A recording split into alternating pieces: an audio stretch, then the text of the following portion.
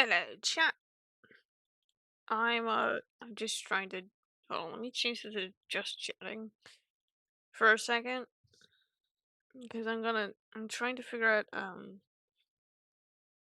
apparently this is going through a lot of updates because there's a couple of bugs, and I'm trying to make sure I have the most recent update of this game so it doesn't bug out on me.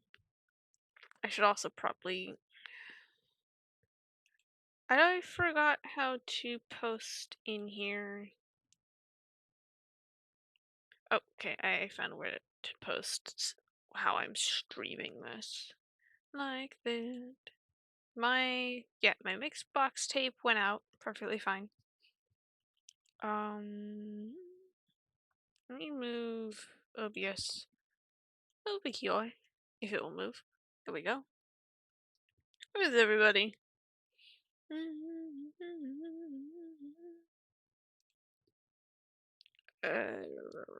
What is my Twitch page again?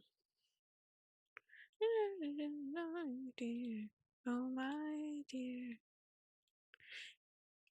Who made OBS automatically come up with music? Why did they do that? What is my channel? My channel, I will say, to preface, I'm playing Ghost of Gunsmoke, which is a fan-made visual novel of Trigun. There's only one route out, which is the Vash route. The Vash route is apparently 4+ hours long in content. And I don't know if that's all the routes together, or it's just that long. We're going to see. It is 9:30 at night. We're gonna see how long this takes me to play. Or we see if I have to pause. Yeah. I got Twitch Prime stuff, hold on. I don't have Prime actually. Channel. There's my channel page. Do I sound good?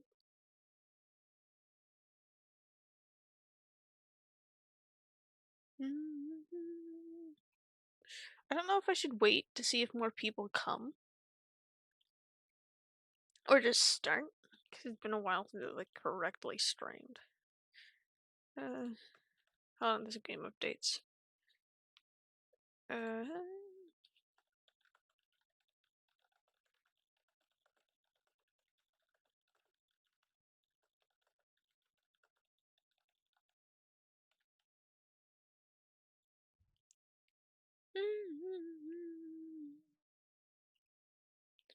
I'm just gonna post it here cheekily.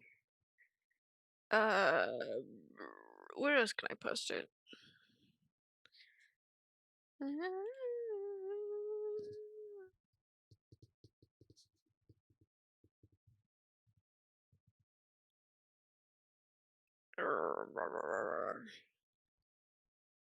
It says I got 2 people watching. Let me see what else that I can figure out about this game before I start it. If I remember correctly, this should be fully voice acted. Like, now it should have full voice lines of all the characters, and I think it's only Hen, who is the main character that you play, that doesn't have a voice, because that's supposed to be you. But I think Vash has a voice, or whoever we're gonna meet in the route will have, like the shepherd and stuff. It's been a while since I played, and I do not know if other people know what happened last time. Sorry,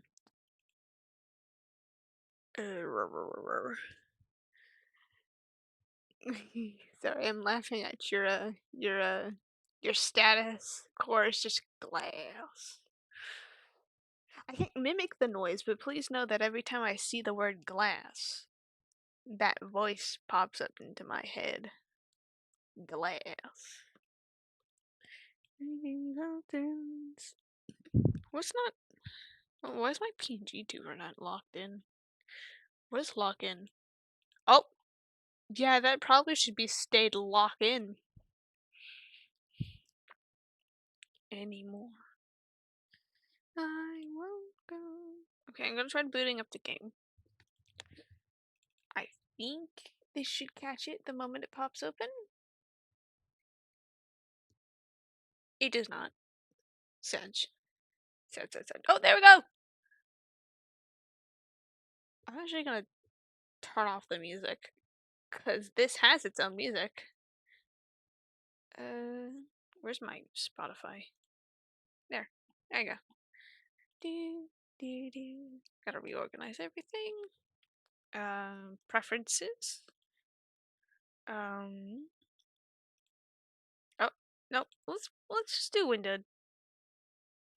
Music down. I'm gonna turn the voices up because I have a hard time hearing voices at time. I need my subtitles, man. I think it comes with subtitles. I also like that the little selection screen is plushy Vash. It's plushy Vash. Look at it. Good. So it's got no saved. I don't remember if this was animated the first time. I don't think the opening screen was animated the first time, if I remember correctly.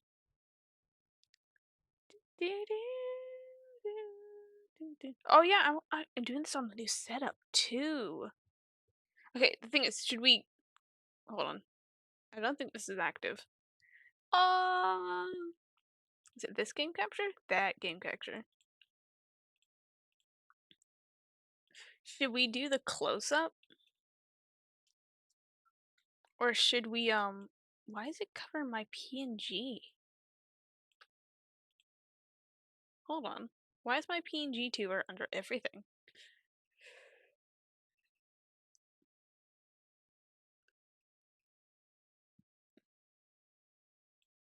Alright, there we go. Fine. Should we do the lock-in mode? I think this is supposed to be made without a PNG, that's why. Do we do the close-up lock-in mode? Or just the normal gaming mode?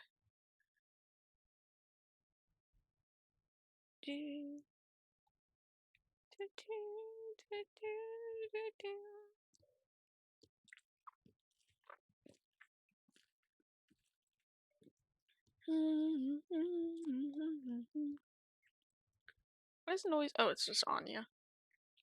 My dog. Let me put things away. Actually, I'm gonna full screen this, and I'm just going to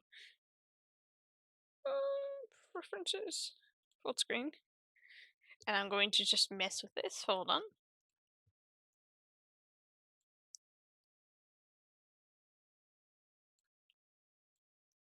It's not a stream if it does not live up to the scuff tab.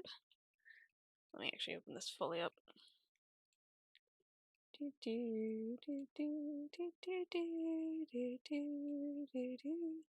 I know I'm supposed to be doing like the streaming stuff up here, but I totally remembered that this came out today. I literally came home from work, laid on the bed with the kittens, and went, oh my god, it's the 25th. It's that one.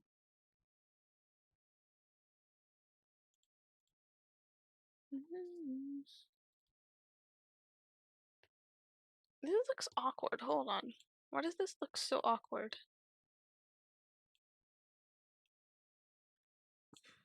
I don't mean to stall.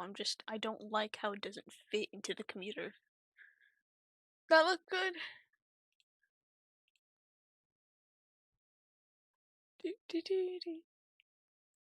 Vash rude. Luckily this time, like I said before, I don't think I need to voice act this part. Like I just gotta read what Hen says.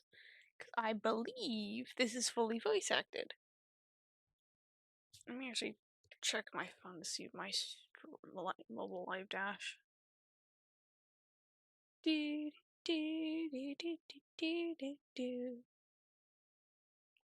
looks good so far. Okay.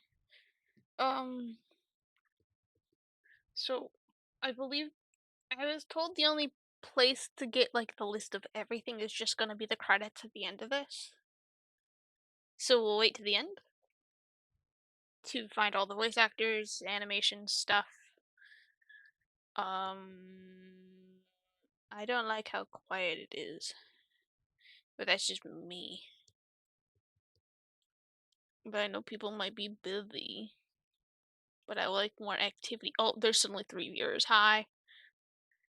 My thing might be acting funny, and that's why I'm not seeing a lot of people. But hello, I'm kind of stalling. Not because I'm nervous, just because I haven't properly streamed in a while. I mean, I streamed Repo not too long ago, but that was very impromptu and not like set up correctly. Like my first start of actually doing it correctly again, because I got work and such. Oh, that reminds me. I finally got a part-time position. PRN's out the door. Part-time position, and it's thankfully supposed to be the same hours, so it shouldn't clash too much with anything else I do in life. Possibly more night shifts though. So might be fewer not streamers, streams. I know words. I'm just gonna hit play. People will join when they want to join.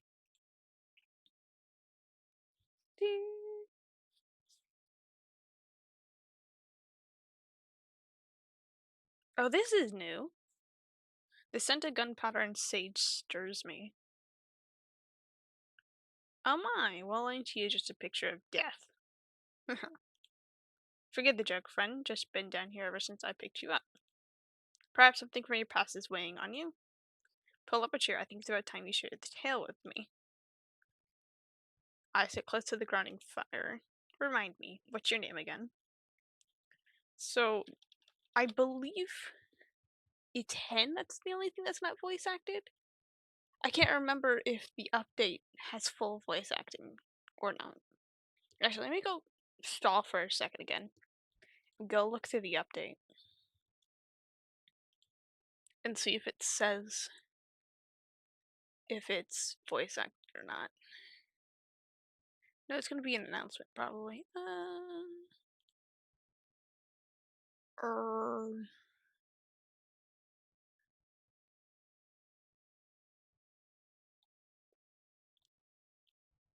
that's gosh, that's a while. So some housekeeping notes. The achievement menu is temporarily disabled, making it smaller in the future once the other routes go up. Make sure they adjust the sound settings and preference before you jump into the game. We did that. We might have to go back and fix that. But it does sound like there is voice acting for everybody. So we're gonna just put Parasite. Oh, it probably helps if I'm clicked into the game. Parasite. And your pronouns. He, him. You were traveling with someone else for a while, weren't you? Terrence. What did you name him, Terrence? Terrence is Pixel. Because that's what it was named last. So we're just bringing back Pixel.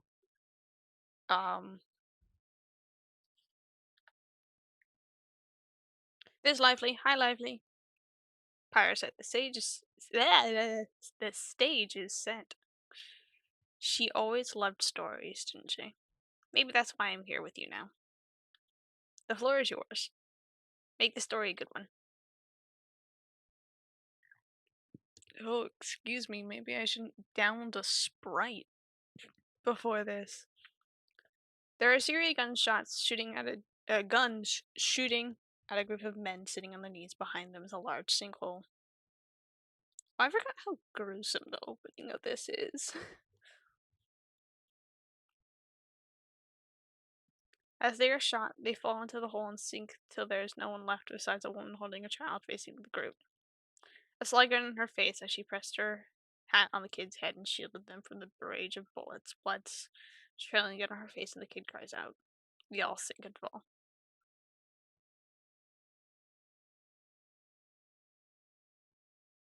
Ghost of Gunsmoke! So I think the beginning is very much like the demo. Oh, we're We're gonna go turn down the preferences.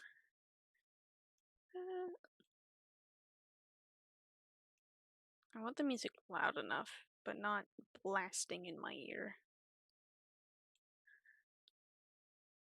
Return. There you go. My focus snaps back suddenly to the miles of desert ahead. Same old sand and same old annoying worms. Walking through the dunes of no man's land is exactly thrilling. It's easy for the mind to wander, allow festering memories to creep back into my brain. I use my arm to block the midday rays from my line of sight. Something else had been in my mind before. What was it? My stomach growls. Oh, food. Am I heard? My little thing's bouncing. Yes, I am heard. Oh wait, the game's not heard. Hold on. I forgot to put. It's still. There we go. Let me bump this up so people can hear the game. Luckily, I did that before anybody started voice acting.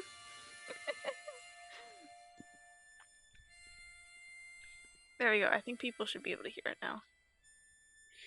We love the scuff tab. We do. Let me just turn off Spotify. It's not playing right now, anyways.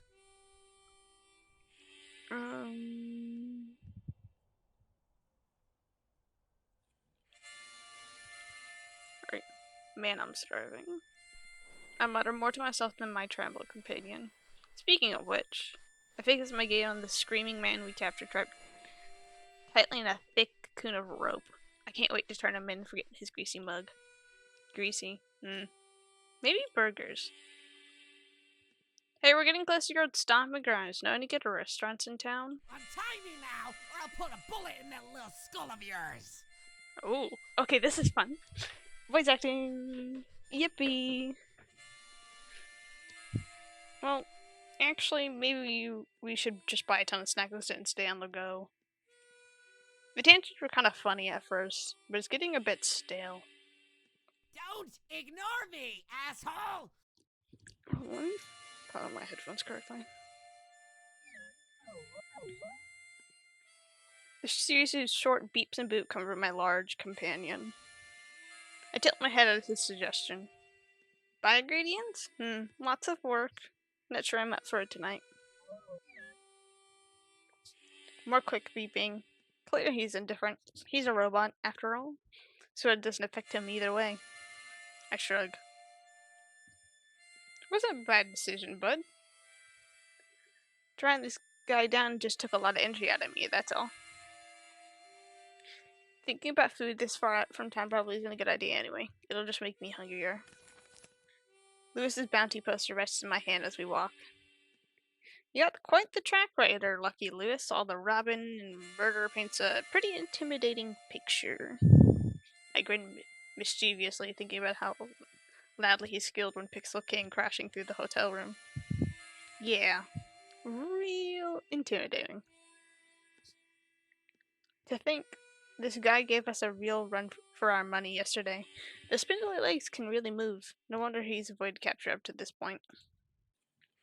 Wanted alive for 500,000 double dollars. He's starting to look more like a shiny check in the mirage of a desert heat. It'd be good to pay for an actual meal instead of finding another new twist on roasted worm kebab or cream of worm stew for the second week in a row. His disdain for me is all too apparent, so he shifts his attention to the large, imposing bot next to me. Looks like he wants to bargain with the big man himself. I watch with mild curiosity. Lewis is exactly silver-tongued. Hey, big guy, let me go and I'll pay you double whatever the hell they're paying you. Okay, so it just defaults to gender-neutral pronouns for the voice acting. Hi, Pickle! Are you ready to be giant robot again? You can join VC too, if you wanna. Hold on. Hello! Yippee! Your giant robot time. I'm also in the podcast booth if anybody wants to bug me. it's oddly quiet in the house, and I don't like it. For having basically a full house of people in the house. He's got voice acting, Pickle, and it's not bad. So far, at least. I know it could be better, though. Do your story quest dialogue. I need to get back into Genshin. I'll do that another time, though.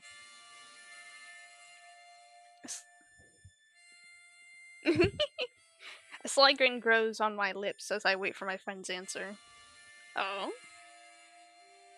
Pixel's always been pretty scary looking. He unnerves regular folk and thugs alike with his large, misshapen body and strange low growls. Sure, he beeps and boops around me. Yes, it's you! But when we're around other people, he's dead silent. When he gets like that, he kinda reminds me of a guard dog. Before Lewis can try and sweeten the deal, the massive robot halts his rigid movements, leers at him over his shoulder, and lets a growl echo from his chest cavity.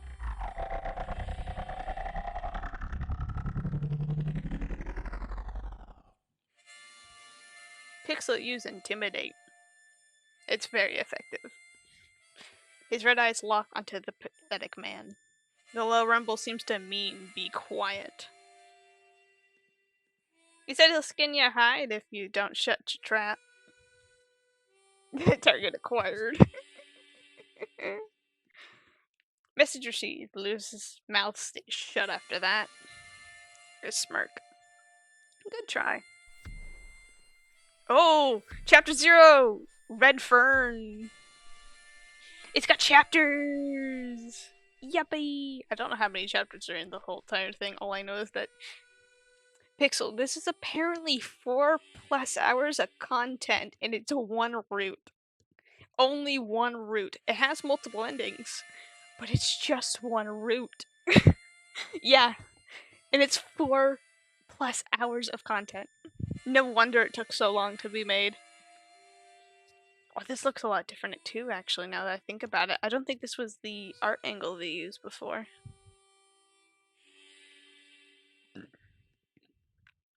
The town slowly peeks over the horizon.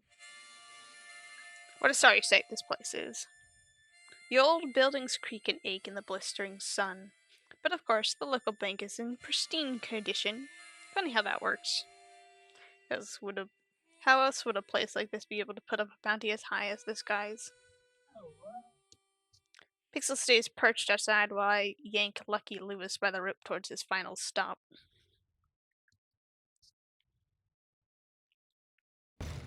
Oh, this looks different too. I think it's more detailed. Tears stain the sunburned mess of a man, and I throw him in front of the sheriff. Good morning. Lewis tries to slink his way over to the officer and away from me. I'm begging you, just arrest me already. But enough about him. My undivided attention shifts to the surprised sheriff. The man looks over the wanted poster, his hand slowly scratching his thin head of hair. Well, this is definitely Lewis. Hey, let's book him. A few other officers come into the room and drag Lewis away. The officer waits me over to his desk. Payday. Ah! Well done. Apparently there's an alarm going on my phone. I eagerly follow and begin to anticipate a newfound wealth. 500,000 double dollars is nothing to sneeze at in this shithole economy. This is gonna pay for any new mechanical bits, bobs, grocery, a better gun cleaning kit, the damages to the hotel. A different officer approaches with an envelope and hands it to the sheriff, who throws it unceremoniously to the end of his desk. Sorry, I thought I saw something. Yippee! You're already to Natlan? I thought you were still in... What was it? I thought you were still in... What was it? You're all over, bro. Looks a bit thin. Huh? He raises a brow at me. gosh, I don't know what that word is. Excuse me, what now?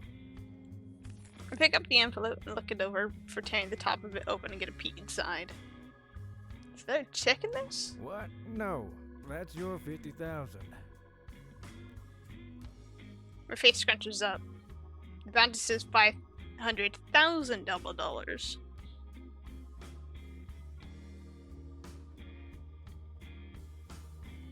Why isn't there a structured order to Genshin? That's weird. You just go all over? I don't like that. I like jumping from place to place in the correct order.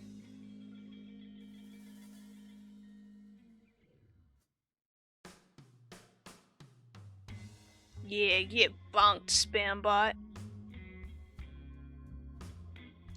Sorry, a bot got bonked. It did.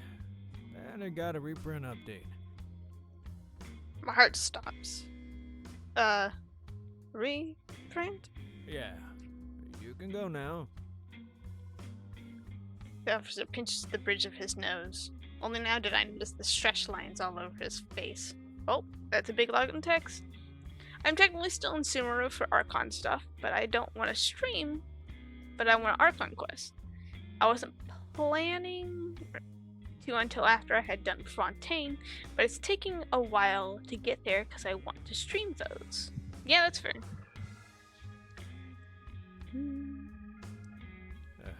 Trust me, it's a pain in the ass for us too, kid. July City Military Police wants certain bounties to be prioritized over others, so they're making us lower the bounty on scumbags with, lesser offenses. Mainly because I ASVP.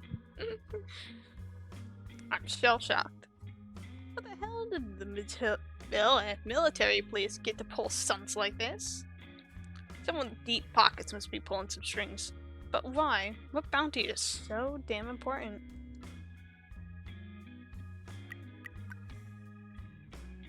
It takes every fiber of my being to bite my tongue on the issue. Not like it's his fault, I guess. How long would it be able to last on a measly 50,000 double dollars? We'd probably only make it on a kind of budget for a few months before we'd be scrapping worms' guts off the sand again. Blanket time. Well, who got the VIP treatment then? Vash the Stampede. I groan. Are you serious?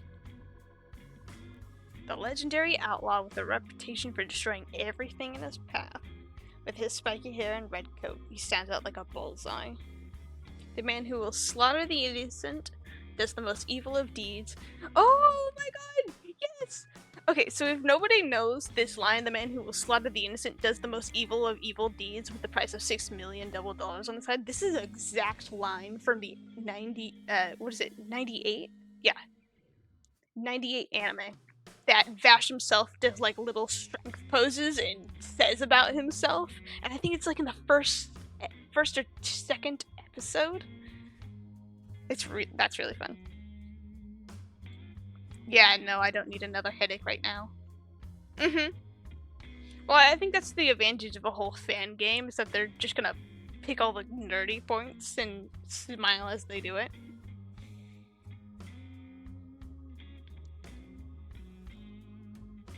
Can you get out of here? I don't need a bounty hunter lurking around. As you're into.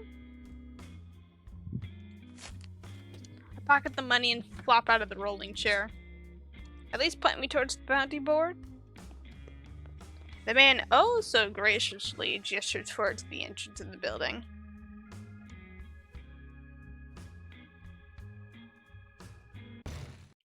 One of them's a cat. No, get out of the way, me! One of them was... what's his name? There's a black cat in the anime, and I can't remember for the life of me what he's called. I need to, like, actually commit and watch the anime, but I've been decided to try to watch all of One Piece, and that is a feat in itself. Anyway. I slink out of the station and kick the door open half-casually and rendezvous with Pixel.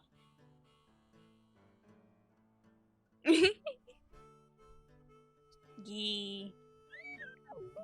Pixel makes a series of excited electronic trills. My body makes contact with his back. Looks like we've been left out to dry this time, bud. Because of a certain humanoid typhoon. Hello, weep. His feet sink into the sand. Hey, I don't like it either. Blame the oh so great city of July and whatever rich asshole wants him. They really have it out for this guy. It's weep boop. You go boop, you go beep, and you go whoop. And then you make threatening noises because you're scary.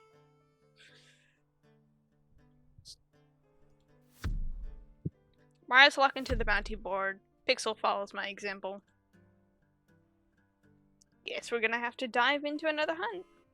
Anxiety hits my gut as I read the new printed wanted posters. Jeez.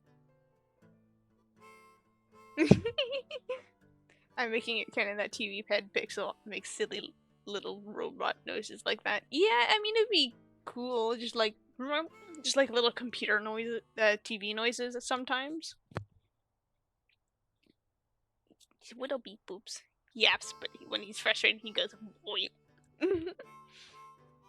Jeez, they basically took a few zeros off the end of all of these.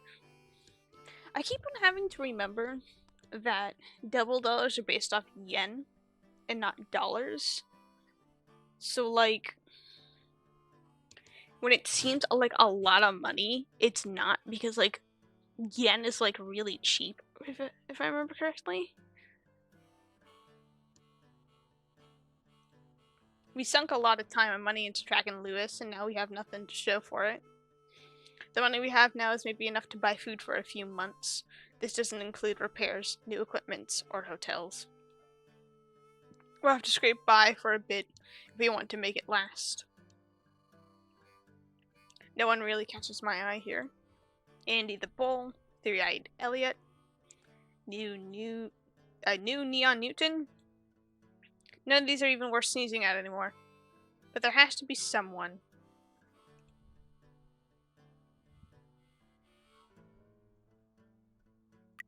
Oh! Okay, so these are clearly different routes. This is the cat from the anime, I think. It's like this little black cat. Oh, there's a clown. Marriott the Clown. There's a lot of Vash, which makes sense.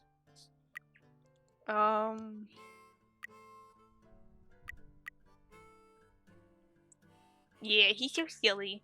The one line that I remember when it comes to what's his name? Hold on, I'm gonna search him up. Who is the black cat? From Trigun.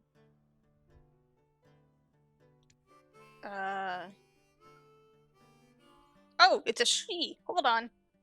Her name is Kiro Niko-sama, which means Lord Black Cat. The cat is a female and was created for one of your Night Towel's first mangas. Okay, so she is lost. I am very glad to see her too.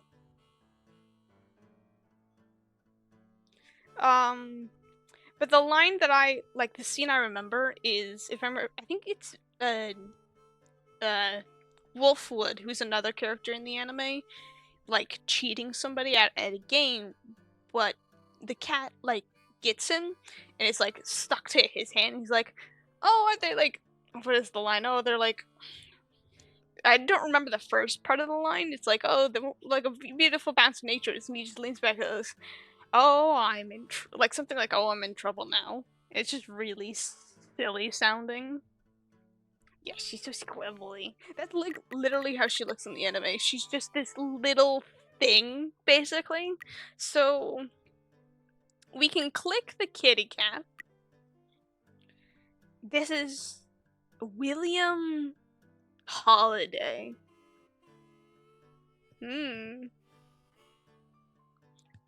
Click her? But there's Vash. You want me to click her?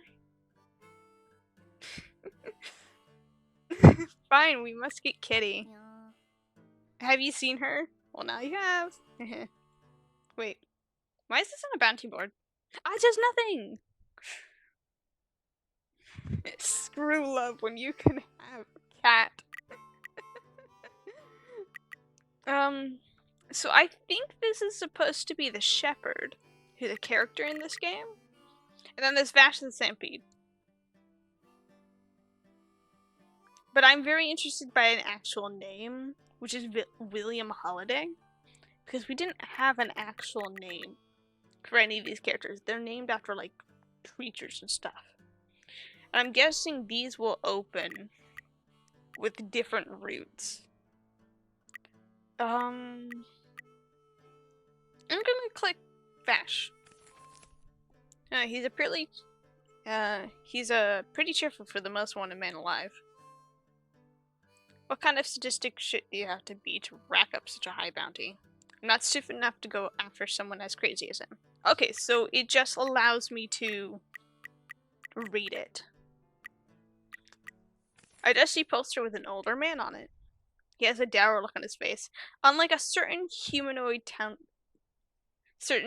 typhoons. Is this what you see on the board? So it seems this is the only thing I can go for the board. So yes, this is what I see on the board. Oh, that's what happens when you pick like Vash's good route options. You get little hearts like that. My eyes stay frozen on a certain name, a certain face, certain wrinkles, a certain dull eyes. Him. I don't even bother reading the name. I don't have to. I know him, just by a different name. The Shepherd. After years of staying under the radar, that scumbag coward piece of shit finally has a bounty on his head. Isn't nearly as high as some of the others on the board. Only 40,000 double dollars. I have realized that I'm going to actually actively curse a lot more than I naturally do because I'm reading it. Because I don't usually curse. This is kind of like just my thing usually. To not curse. Unless I get really mad or excited. Like that matters anymore. I rip Shepard's wanting poster off the wall and read the small blurb of information scribbled on the bottom. Last known location. He had been here only a day ago.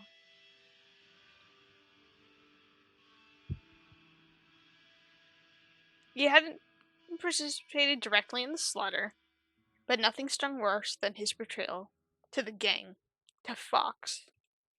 Without another word, I quickly approached Pixel and pressed a button on his chest. Opening it up reveals a small assortment of items in front of me. I dig into the small lockbox near the back of the storage area. In my grip is a photo faded and tattered by the passage of time. Depicted are a number of different men and women standing together in front of an assortment of motorcycles and cars.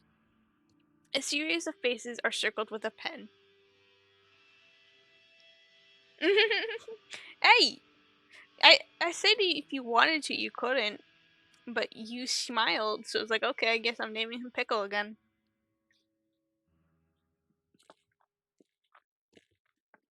It's just unofficial red and blue duo stuff, okay? I get it too. Cause, Mismatch duo, yeah. Cause, like, I get it too, cause I guess it's my dead name, now that I think about it, that's weird, because in real life I use it, and I only use my, like, actual chosen name online with you guys. But, like, I guess my dead name is the name of a couple of characters and singers that I know. So my head always snaps to it and it's weird. My name also sounds like an actual word. So I tend to snap my head to that too. A series of faces are circled with a pen. A different colored pen had added X on top of many of these circles. Sorry, I'm talking a lot, so my throat's not happy with me. 4 remained without an X. I'm sorry, dude. I run my thumb over the visage of an older-looking man. His posture is relaxed, with his head resting on the shoulder of a lone child. I'm going to tear him apart for what he did. Why are you staring at me? Why are you staring?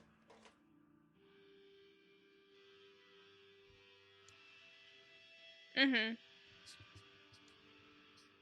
I stuff the photo back into its box, slam it closed, and shove it back into Pixel's chest cavity. You always stare.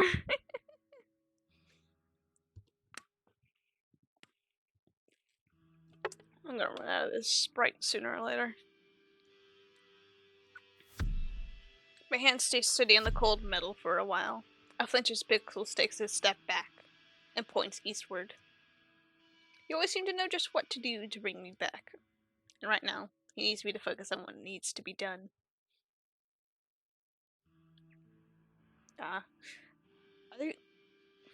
I didn't know that Venti was like on the banner. So when what was it, Void suggested, it's like, Ballad. I like Ballad, and then I went to go play Genshin and I'm like, oh my god, it's Venti. I want Venti. I suck at playing bow characters, but I want Venti. He's Spider-Man, isn't he? He's basically Spider-Man with a sword.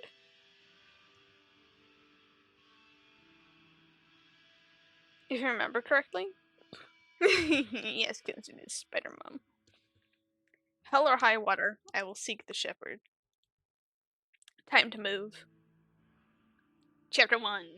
The Shepherd. The prologue wasn't that hard. Or that short. I'm on mobile, can you tell? Yeah, that happens to me too, except just any keyboard. After about a day of traveling, we arrive in a new town. If our sources aren't trying to bullshit us, he's somewhere around here. My mind wanders back to the time with my gang. I remember pulling away from him and then when he grabbed my arm. I wanted to help Fox. She was the one who took me in after all. Well, it was more than that, really. The few years I got to spend with her were the best years of my life. I do shockingly better on the keyboard, but I think it's just practice from Minecraft chat. Yeah. Shepard insists that saving Fox at this point was a lost cause. That the Jackal was gunning for her. He probably said some other things too, but none of it meant a thing. Coward. He knew what was going to happen and didn't say anything to stop it. His loyalty meant nothing. His care meant nothing. He never cared. Liar. What did he get from after he left? Not that it mattered. It shouldn't matter. It would be easier to focus on what he did and... Worm. I grin as it lands on my map. My stomach turns at the thought of another bug-based stew. Actually, I wonder what kind of worm it is, because the Vash art style of the character is very much Stampede. So I'm wondering if it's that kind of bug, that kind of worm, which are kind of like almost dragonfly-like creatures. Maybe I can pull up a picture of what a worm looks like. Hold on.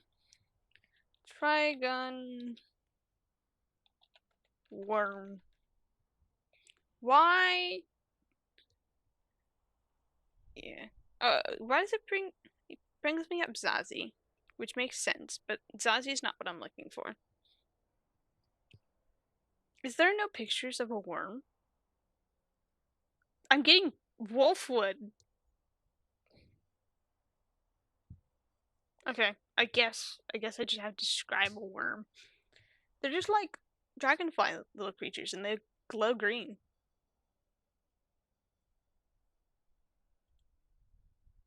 Alright. The disturbance is enough to make me take notice of the gloomy looking town ahead. I can barely remember the trek here. Time always flies faster when I think about the past for far too long. The memories of my many desert travels with Pickles just gets brushed over. That's called zoning out, dear. Or mild out of daydreaming, I think. I don't know. I do this a lot. Just my brain blanks, and I don't remember doing things.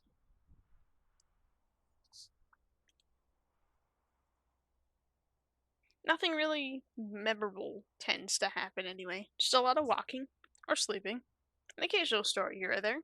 That's all. Apparently, Shepard is somewhere in the small town named Little Augustine. He's an avid drinker, from what I remember. That is enough of a hint. That's enough of a hint to know where to start my search. Time to scoop out the local bar. Oh wait, I remember. We're gonna get a fully voice acted Vash this time, instead of just a couple of lines. This is gonna be good. The town itself, if you can call it that, is fairly small.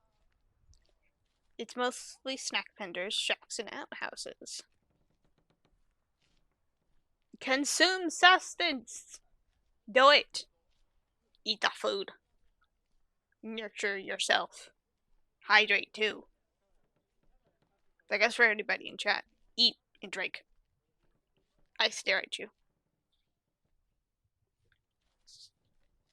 But there's a pretty lively looking bar sitting off somewhere in the middle of this dull assortment. It's definitely a pit stop town, and no plant, even fewer reasons for people to settle here. Pixel, I don't think you know what. You've never watched Trigun, right? I can't remember who has and hasn't watched Trigun.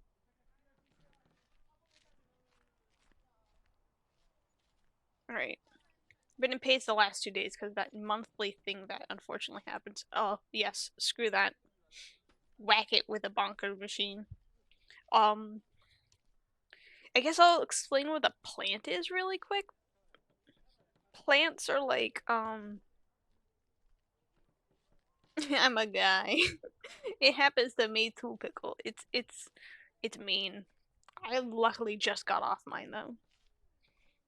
I think I'm still getting migraines from it though, because I tend to get a lot of migraines when I'm on that week.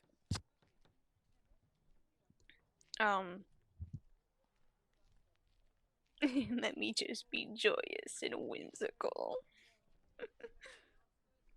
But yeah. Plants are like, honestly, I prefer 98's version of plants, but Stampede's version of what they look like, really. And not stuck downstairs with a heating pad on my stomach. Just take care of yourself, dude. And do your best.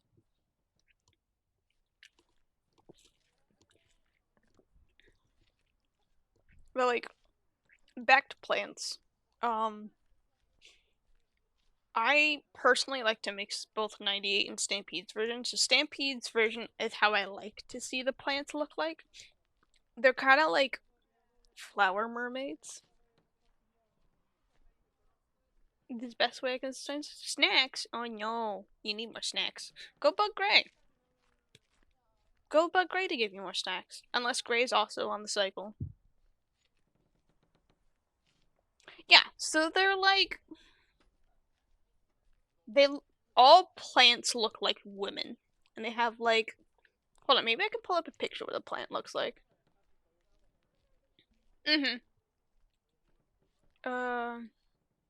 Nope, turn off OBS music. I don't know why you're turning on. Plant. So, hold on, I'm gonna pull up 2 pictures. I might have to save both of these pictures. Hold on. Plant. Trigun. And what's a good picture of the OG plant design? I might actually like a lot more. Hold on. Yay, freedom. Hold on. I might like what's a good picture of a plant that's not a horrifying position?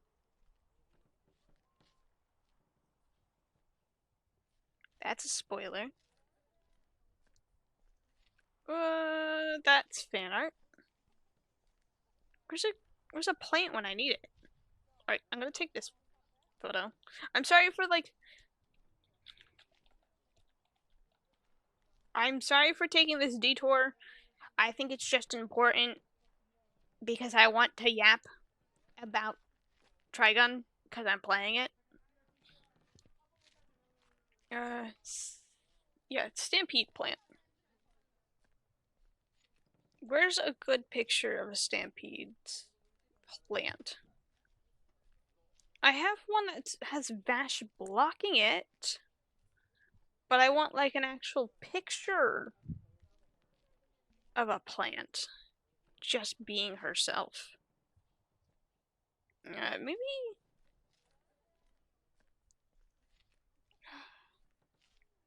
I don't know how else to explain it, that they're like flower mermaids. And the whole point of them is that they can generate, like, depending on the plant, they can generate minerals and materials. Some can generate water, food, like rocks and stuff. That's like their whole purpose. And some can generate energy. And basically, the humans of Gunsmoke, which is the planet they're on, use plants to power cities. But they're like living creatures and such. I'm just going to pull up the picture where it's like young Vash, like connecting to one of them. And I think it's the closest I'm going to get. I'm going to get for it. So if you give me a second, we're adding a picture. Plant one. Browse. Where's my pictures? Where's my downloaded pictures? How do I know it's a saved picture?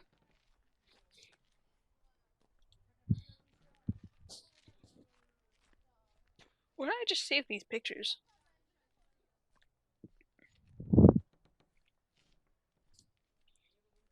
They have names. This PC. No. Where did I save these pictures to? Hold on. They're not in my pictures unless they're in my photos. They are not in my photos. What are you making a face for? Something happened? You'll find out, I believe in you. Save pictures? No. It says it's gonna find more than JPEGs. Those are PNG files. Where did I save these things?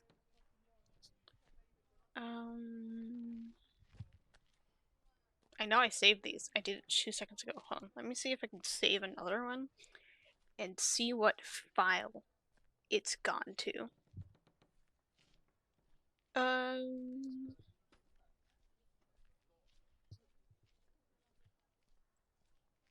Save image. Why is it in my Minecraft skins? It's in my Minecraft skins. Alright, so this is what the plant kind of looks like when it's open. It's like a lady, and she's got like frills that to me look like a flower. If that makes sense. This is very blurry. But I can't find anything better. You know what they look like? What is it? Butterfly fish. No, that's not what a butterfly fish is all. Like, it looks like a fish fins that have, like, shape of butterfly wings. Let me open up another picture. Plant 2. This is what the plants look like when they're in their bulb shape. They're like little bulbs, and they're really like people hidden in these bulb shapes. Anya, what are you doing? I hear you panting over there. And then, hold on, let me add a third picture. Yeah, it's really cool. And it's strange looking, but cool. But like in Stampede, they're in just like normal, like, They're just in like normal like tubing. Uh, but in the anime, they're in these kind of things, and they look really cool. They're like giant light bulbs machines, and these are like plants where they store plants and they use them to like fuel stuff and such, and they look really cool. So I like to imagine this is the system that they're contained in, but these are what they look like, if that makes sense. Well, let me just start deleting things. Now I have too many just Vash the Stampede stuff. But like, yeah, this is what their like system look like, and I like it. Alright, now back to the game. Because the game needs to be done. Because there's too many hours to just be sidetracked. Before stepping inside, I slightly nudged Pixel. I need you to disappear for a bit, bud. He's too big not to draw attention. Pixel's presence usually brings a sense of unease to regular folks. Shepard would probably book it. Pixel doesn't seem to mind. He heaves himself over to the alleyway nearby, careful to stay in the shadows and dim his lights. You're too big, though, Pickle. Corners of my mouth and my lips pull into a small smile. He slowly lumbers past me, keeping his full weight from one foot to the other. Despite his size, he always reminded me of a turtle when he tried to sneak around. Alrighty, time to steady your mind, Parasite. Time to hunt. I push open the doors. Oh! It looks better rendered. It wasn't this rendered last time, if I remember correctly.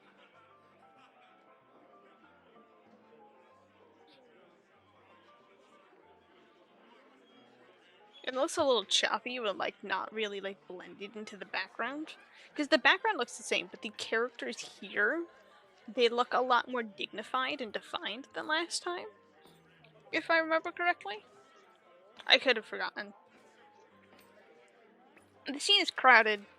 People happily singing to songs that they don't know the words to. A waitress trying her best to push past a group of men without spilling anything on her tray. And a few people chatting away. I spot an open bar stool next to a very drunk man in a red coat, laughing with the barkeep. While he's trying to stumble his way through a bad joke, I wave down the barkeep for some water. He's more than happy to excuse himself from the weird man. As the barkeep walks over to me, I place Shepard's water poster on the table. He narrows his gaze at me. You seen this guy around? A lot of people come in and out of here. Come on, leathery skin, ugly mug. You can't miss him. I pushed on the topic, and the barkeep's eyes stay steady on mine. Either he's uncomfortable, or he knows something. And he has to know something. I stare him down. Excuse me. It's our boy! It's our boy! A soft voice cut through my plans, and I'm suddenly faced with a spiky-haired blonde, a wide, toothy grin on his face. He's sporting a pair of big, nerdy-looking sunglasses that awkward slide down his bridge of his nose when he laughs.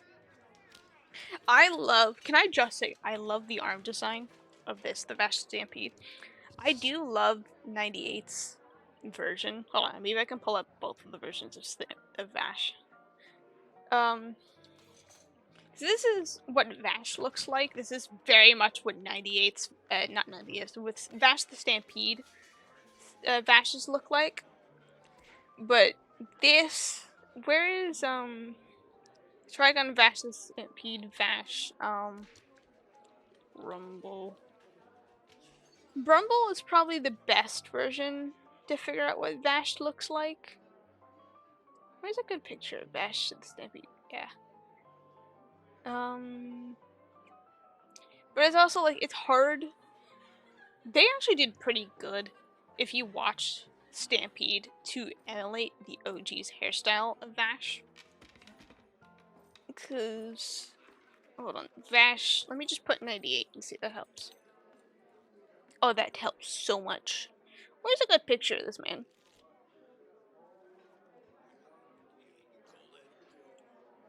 Where's a full body of... You know what? We're gonna just take this silly little picture. Vash 98.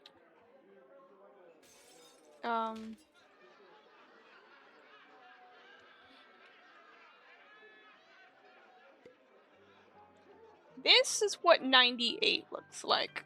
At least his more silly version of what 98 looks like. Spiky hair, pure red coat with black mechanical arms in black glove arm. I love how his cloak works, especially in many scenes in the anime. It exaggerate how flowing his cloak is, like a bunch of like waving smoke in the like. You can tell in '98 why he might have been seen as a typhoon because his coat kind of flowed like wind in a way when he moved around and such. But I will always support this arm because he's a goofy man. That is the basis of Vash the Stampede. He has so much money on his head for supposedly destroying an entire city full of people in both anime and the new one. The new one, he's completely known for destroying everything. The city, everything. The anime, he hurt non-living material, but the people survived, but since they had no home anymore, they kind of hurt themselves and blamed it on Vash. So he's believed to be this big killer, murderer, guy. In reality, he's the goofiest and most lighthearted man. He is literally known. He's a pacifist. He does not fight. In both the anime and the new one, he purely avoids fighting and complains about it. Like, why should we fight? But I also think the manga is really cool because in the manga, there's a scene where he proves a point. Basically, he does not shoot bandits that bust into a bar area to basically attack him. He shoots them with a toy gun that has like little suckers.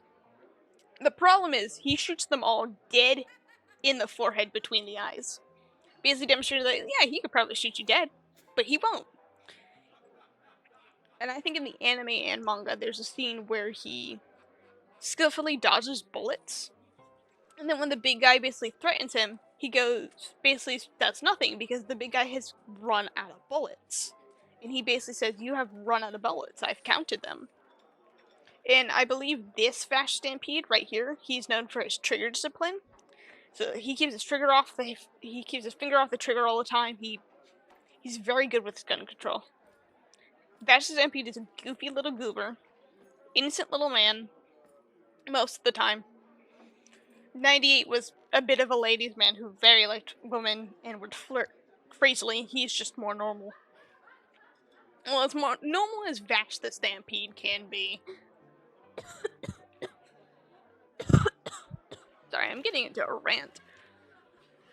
But he's known to be a very good gunsman. Oh no, he'd happily be your friend in both 98 and Stampede would happily be your friend, happily talk to you, and do like goofy little things with you. The reason why he's believed to be a mass murderer is because his twin brother is the mass murderer and looks almost exactly like him. So he's mistaken to be his brother, whose name is Knives.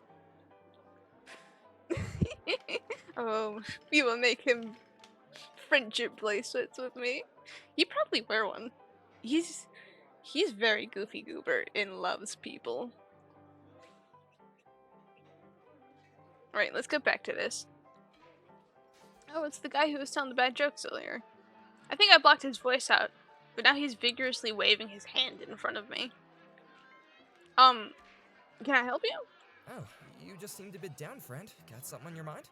This voice, whoever voices Vash, does sound a lot like Johnny. So if I remember correctly, both Vash 98 and Stampede are played by the same actor, except Vash the Stampede 98 was actually his first ever role, if I remember correctly. and then he was reprised to be Vash again in Stampede. What's his name again? Vash the Stampede. English VA. Johnny Young Bush. So he's a lot of people. So yeah, he is the original voice of Vash in the 98 Trigun anime. He returned the role for Trigun Stampede anime, which premiered in 2023, which is this one's based off of. He was also involved in the 2010 film Trigun Badlands Rumble.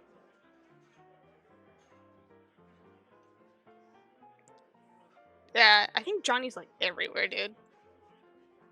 What do you mean he was Soba? He's Soba in One Piece. Oh my god, what's his fucking name? He's Mr. Sociopath in Durara. I don't remember his name. But he's like a lot of people. He's have you ever, this is probably gonna reveal something about me. You ever watch Danganronpa or know the games? I don't really know much anime or just traditional media in general. What is with you and Ice? Ice barely knows anything, and apparently neither do you.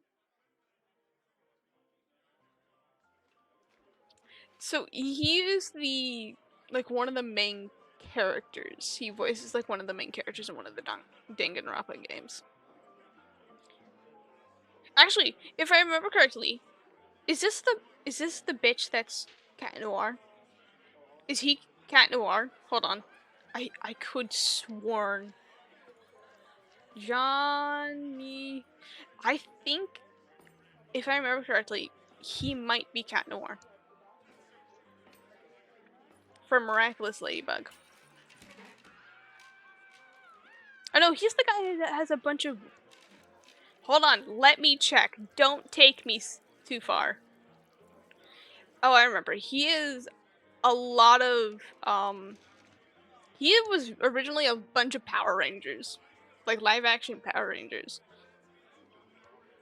So he's an actor, musician, singer, and martial artist. He is Vash the Stampede. Hold on.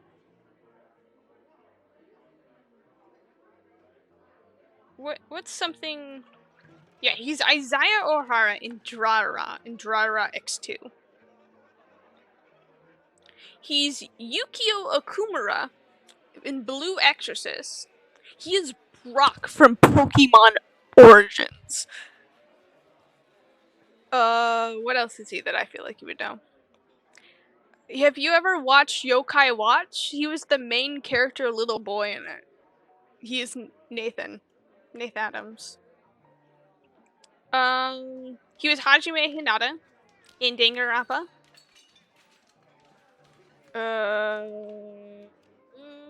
What else do I feel like you would have watched that he is in? He might have not. No, I don't think this is the guy that's, no, this isn't the guy that's Cat Noir.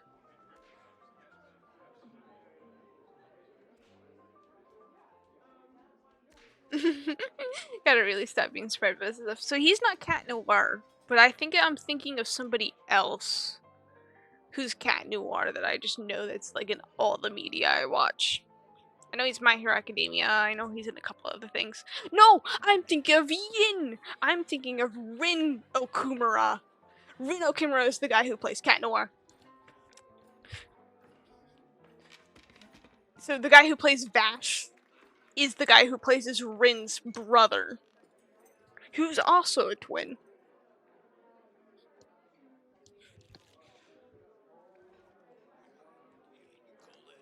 The drunk seems to mean well, but it's concerning how quickly he picked up on my sour mood. I need to calm down, blend in a bit more.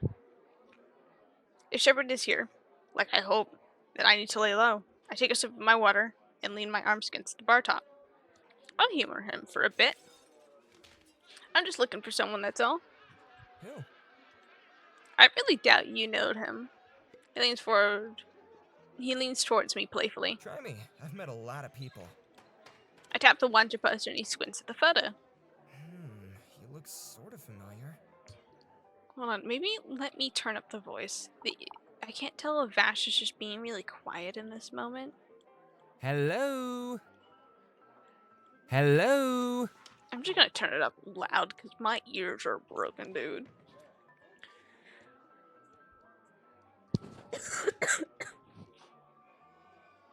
Oh, really now?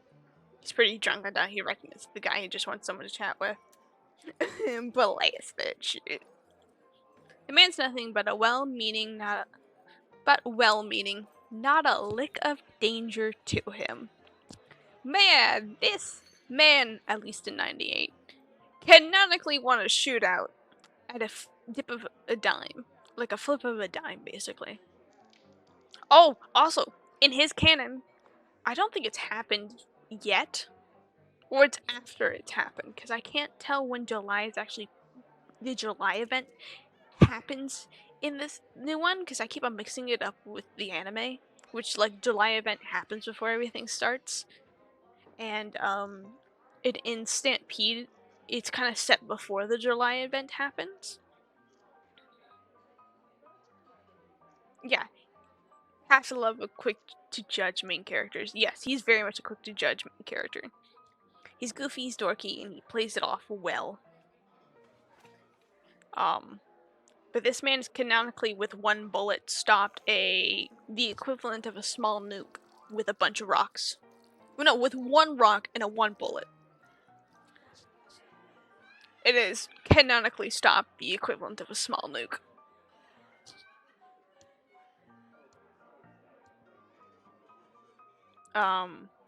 This man also canonically has the power to turn his bad arm here into an angel gun that has the power to basically essentially Death Star a planet. If I remember correctly. Yeah. And his brother can control a bunch of sharp knives. This is what happens when you have half plants. No, they're completely plants. They just evolved to be very human. That's what I remember. They are actually plants. They're the only male plants, from what I can tell, that are not genetically produced. Because knives produced...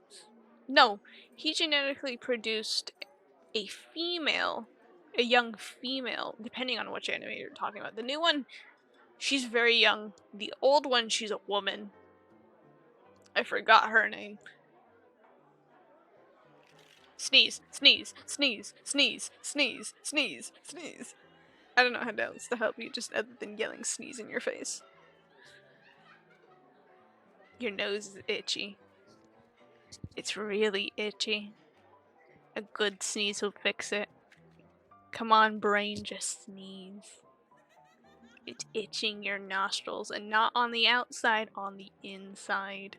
You're getting sleepy. Alright, back to what I'm doing. He used to be part of the Redfern gang. Ever heard of them? I'm ready to challenge this nerd. No, he knows this one. There's a beat of silence that hangs in the air before his eyes flash bright with recognition of the name. I have actually.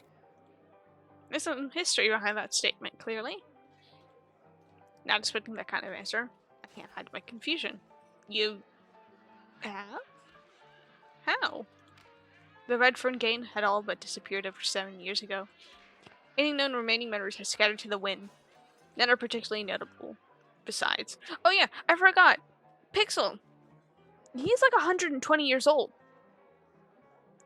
He's like a century years old. And he's been this for most of his life, just looking like this. And he keeps on wandering, pretending to be just a random guy. There is one point in this anime... Would wait. Would what? Would what, Pixel? Would what?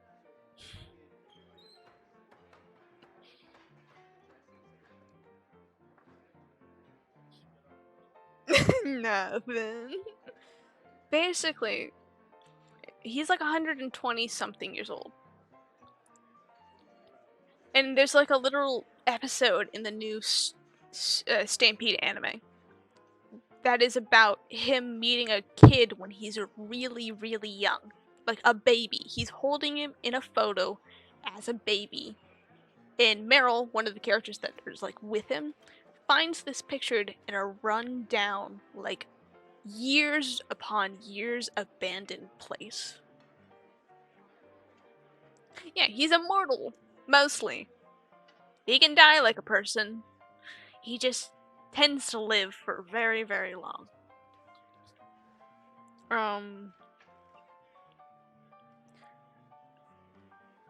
Maybe I could talk about Wolfwood. I don't know if we see Wolfwood in here, or we would have to wait for a Wolfwood route. Wolfwood is, a genetically modified kid.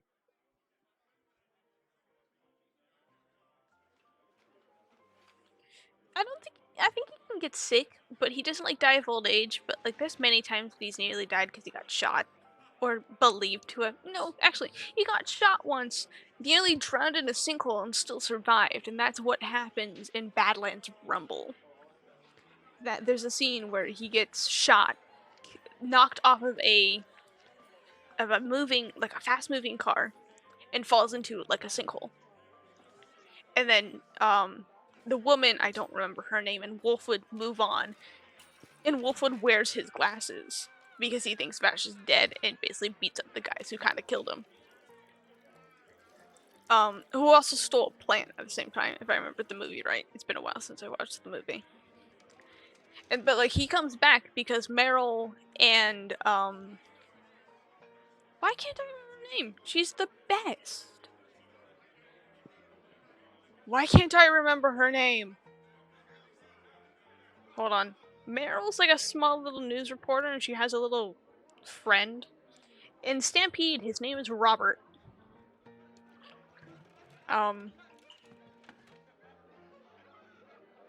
Meryl Trigun. Yeah, Meryl Strife. What's her name? Millie! Millie Thompson! Millie Thompson is the greatest. She's this big buff woman with a machine gun. And she's just oblivious most of the time. And she's very innocent talking. But she carries around a giant machine gun like nothing's wrong. And she hides it in her skirt. And I think I haven't watched a lot of the anime, which is very much a crime, but I wanted to watch One Piece really bad. In 98, like, one of her big, like, comedic factors is that the strap of the machine gun keeps on breaking and falling on people, usually men who are being annoying.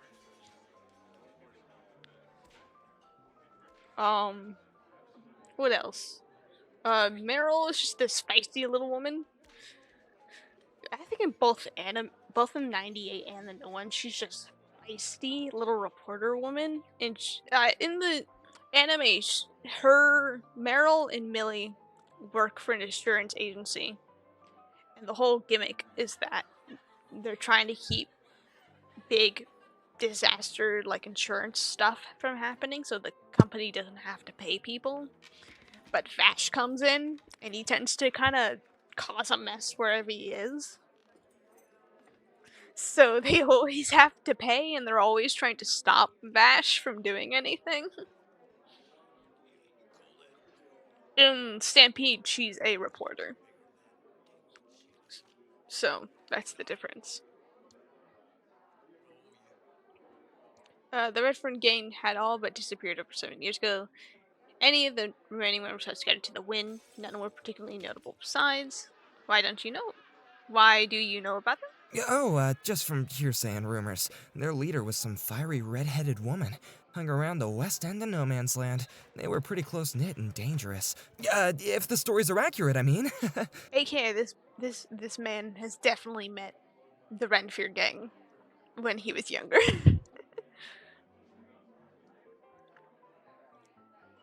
Confusion riddles both of our faces. We stare at each other in awkward silence. Poor guy, just probably want to show off his knowledge. Also, Hen's very oblivious, if you can tell. He smiles softly to try to ward off the tension. You okay? Didn't mean to push any buttons, friend. The urge to probe the man is for more information is strong. I lean forward and squint at him. He leans back, his already red cheeks burning even hotter. He looks a bit. He looks to be around the same age as me. No, he isn't. His bright red coat and glasses don't really indicate where he's from either.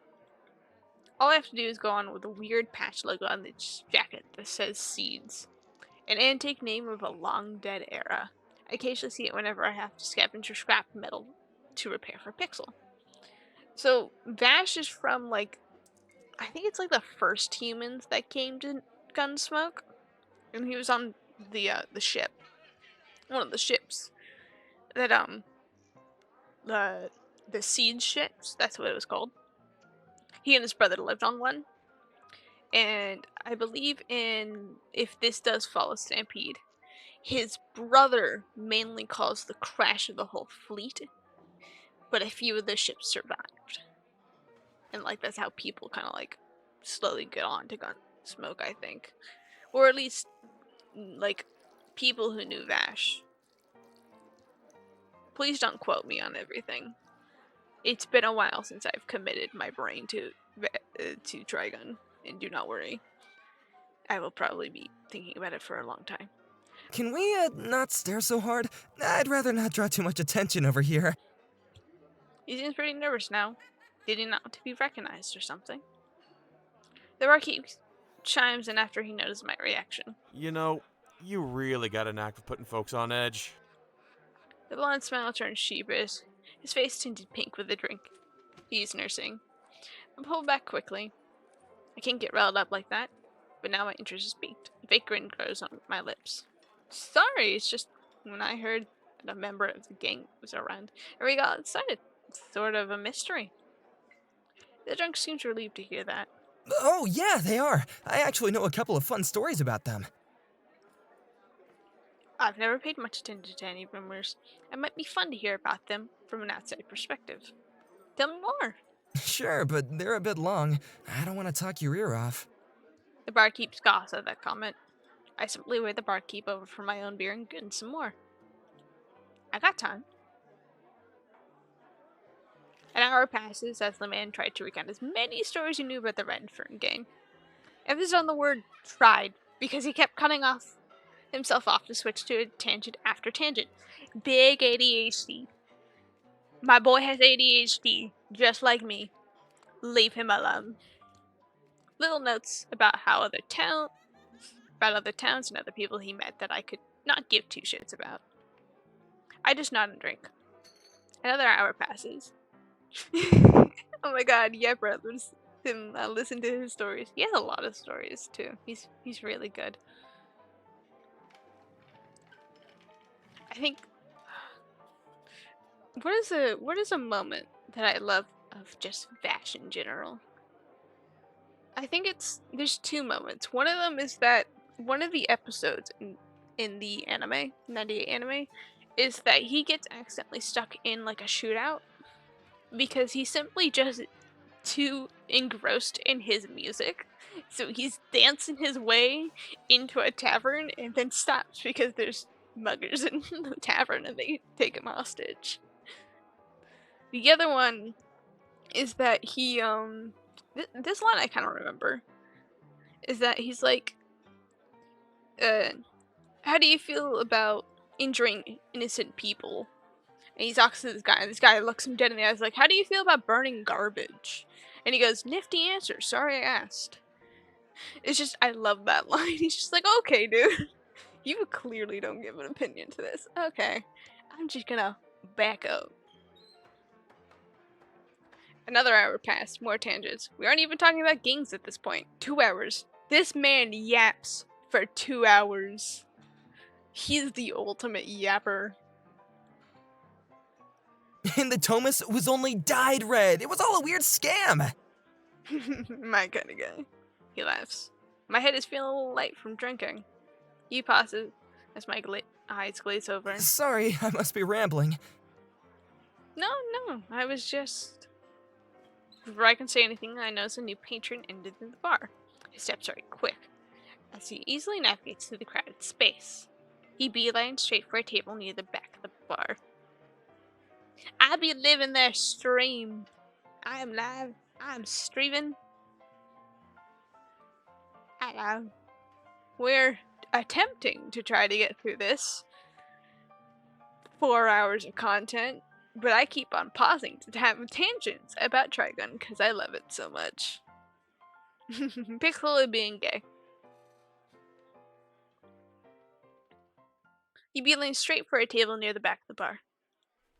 The handoff is swift. A letter practically flies from his hand across the lone table towards another man.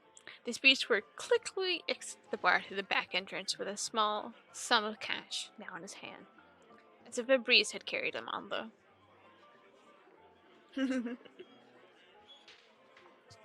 Ah, yes. You come into my stream to Gamba.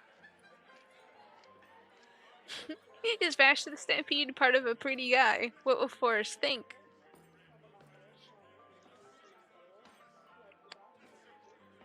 Maybe. Also, when it comes to the Gamba, I'm so confused. I know, I never said that you didn't think Forrest was a pretty guy. I'm just teasing and saying what would Forrest think.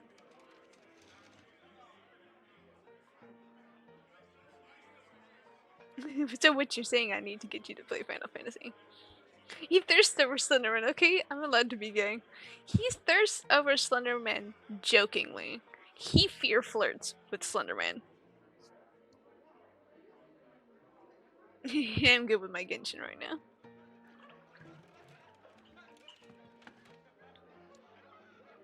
Daily, do you know what Trigun is? 'Cause that's the visual novel I'm playing is based off of. It's still flirting though, shrug. At the Summer Cthulhu, seriously though, just saying. I don't, but I've heard of it. Alright. I might yap occasionally, so please do, please don't mind. Also with the slots, for some reason, I don't think anybody else does this. I think Ice is the only one who syncs when they do slots, and I can't tell why. Because like you're doing slots right now, you don't sync, but when Ice slots in my thing, they sync.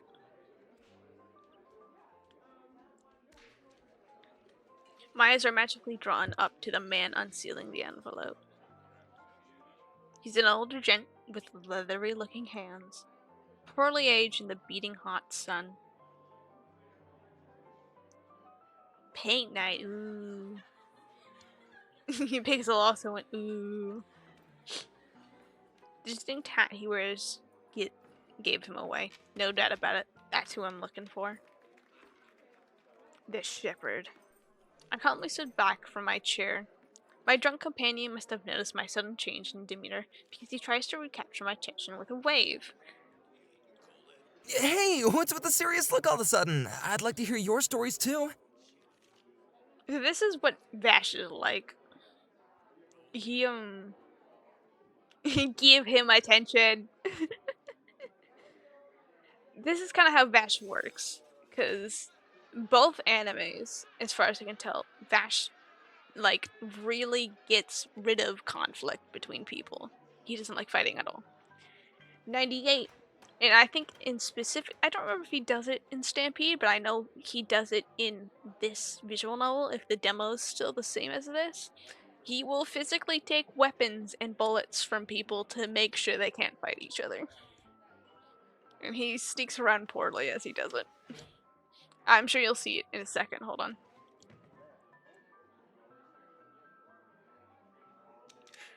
Oh no, he's a great gunslinger. He just hates fighting.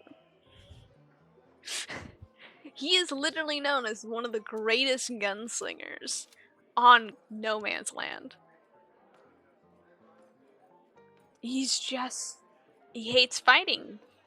There's literally a part in the 98 anime that I think defines him the best is when he gets into this fight with his brother when they're very young. Essentially, there's a spider and a butterfly, and the butterfly's stuck in the web. Vash really doesn't want either to hurt, so he's trying to find a way. I don't know, Pickle. It's up to you. But like he tries to find a way to save both of them, but his brother just easily grabs the spider and kills it, which incites an argument that Vash wanted to save both the spider and the butterfly. But Knives, his brother, jumps in and says,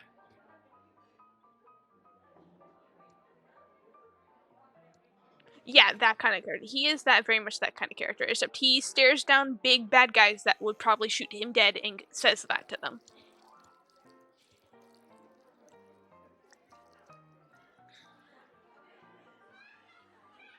Mm-hmm.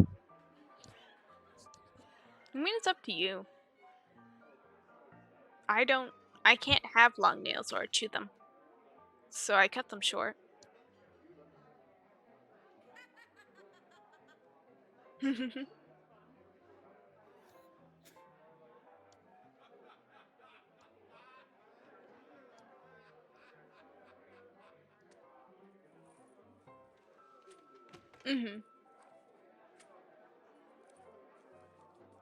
I like nervous groom. Is that a thing? Because like every time I go into the bathroom, I take my tweezers and check if I need to be plucking hairs from my eyebrows.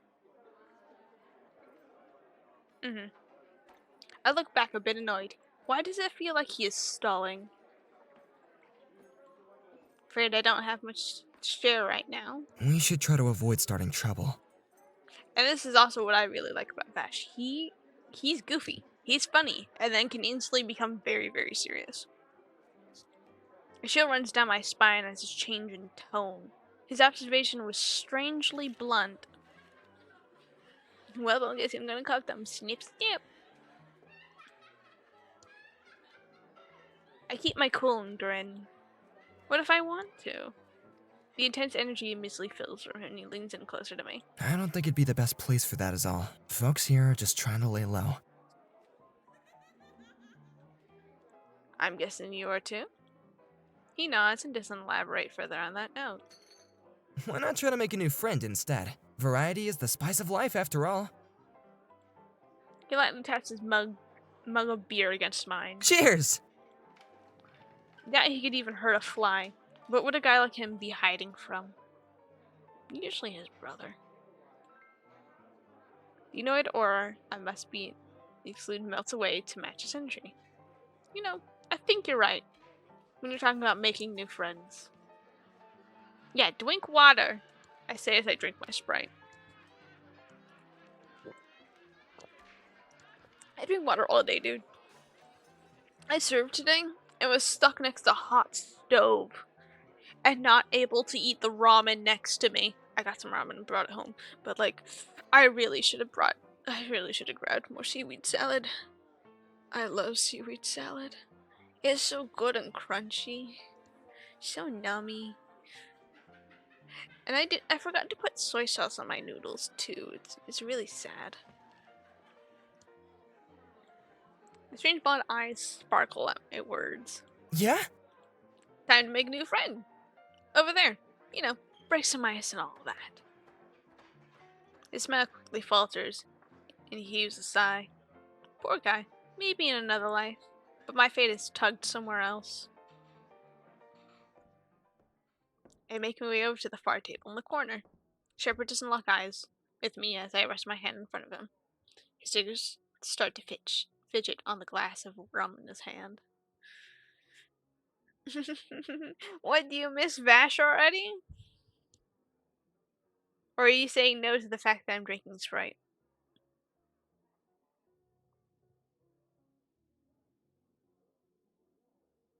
Bring it back. He seems to start to fidget on the glass of rum in his hand. Something I can help you with? Oh, that's a deep voice. I did not imagine that for Shepard.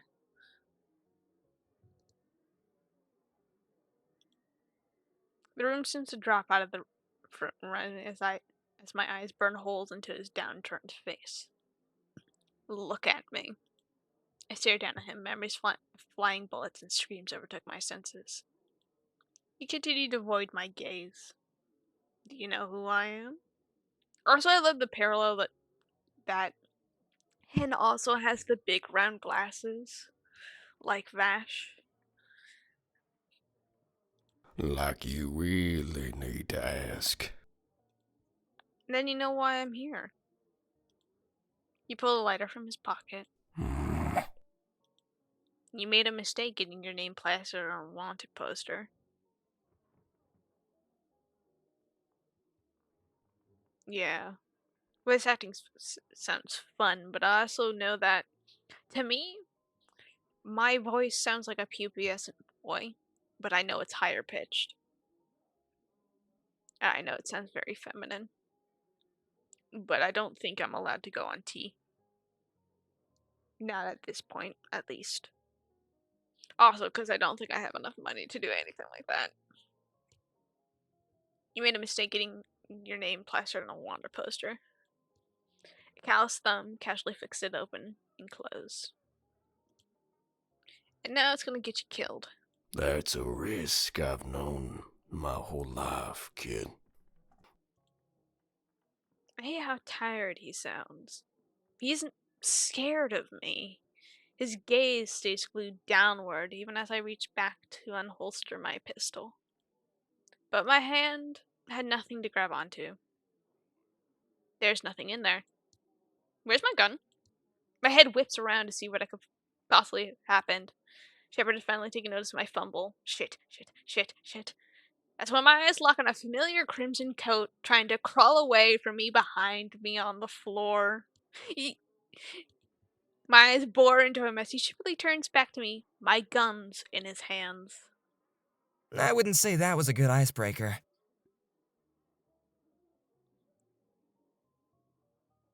Kins. Sounds pretty in between, like androgynous? Is that what you're saying? But I get it, mine sounds too feminine to me as well. He's back and crawling on the floor like a little bug he is. Actually, there's a can I don't know if I can pull up GIFs. There's a GIF pixel of 98 Vash crawling across the floor like a little skittery bug as he gets shoot with bullets. And it just shows how goofy it is. Send it to me right now. Hold on. Don't pull out the Glock, I'm finding it. I'm pretty that is TikTok, that is not Discord. Hold on. I'm pretty sure I can find it easy.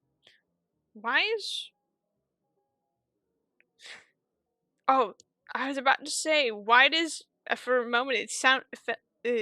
for reason on my phone, it made it look like when I was talking about Hubba Bubba and the kittens, that was your like, your status. Like, why do you have Hubba Bubba in your status?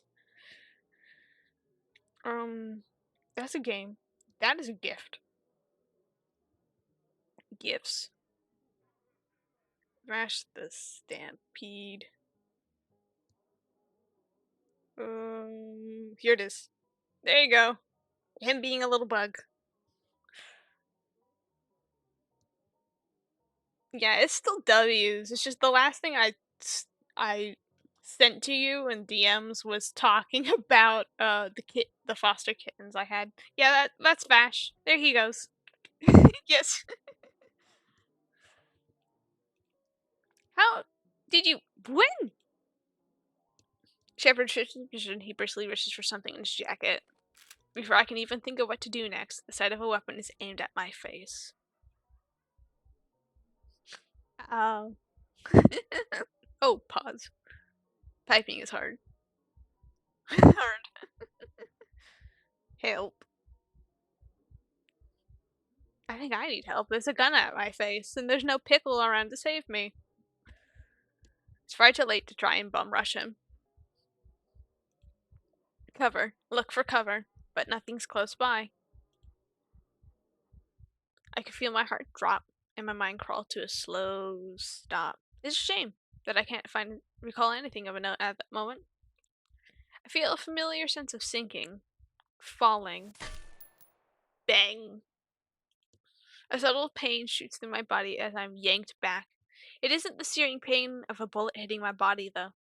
It's more like being squeezed against something warm. Oh! They have more art! They have more art, Pickle! Look! Look!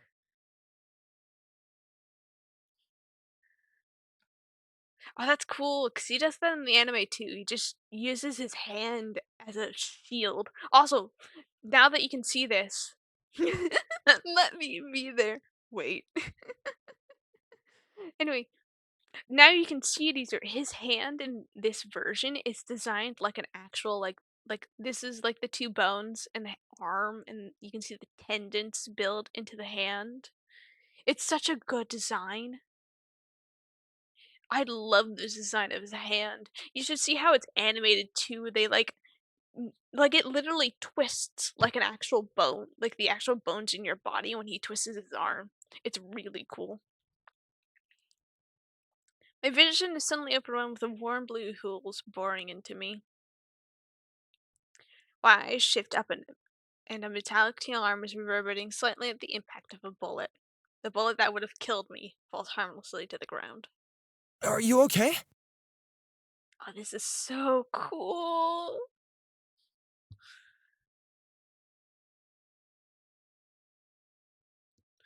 Oh, whoever did the art, bless you, bless you. I can already tell you have won the heart of one. I will now. I will be now. Don't worry, Vash.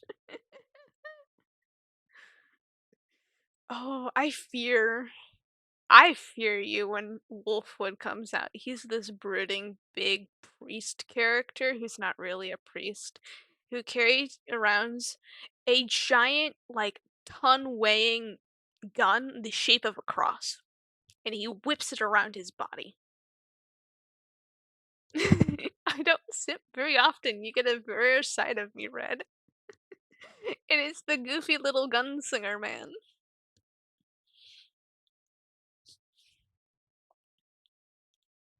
I can only stare back as his other hand pulls me closer into his chest. He's shielding me from further gunshots. My type, goofy guys. Everyone in the bar starts shuffling around. Gunmen are drawing their own weapons. Reckless grins growing on their faces. Regular patrons and staffs are running for the hills too. And ensuing chaos, I see Shepard tear through the crowd and blend into the chaos. Who shot first? Well, whoever shot first ain't getting me. Me neither. People are shooting left and right, crashing and breaking through furniture. By the time the normal patrons safely leave, the bar is absolutely tarnished and brewing with drunk idiots looking for any excuse to punch someone. I notice that the blonde has stayed put. Is he crazy? These guys will tear him apart. Perfect.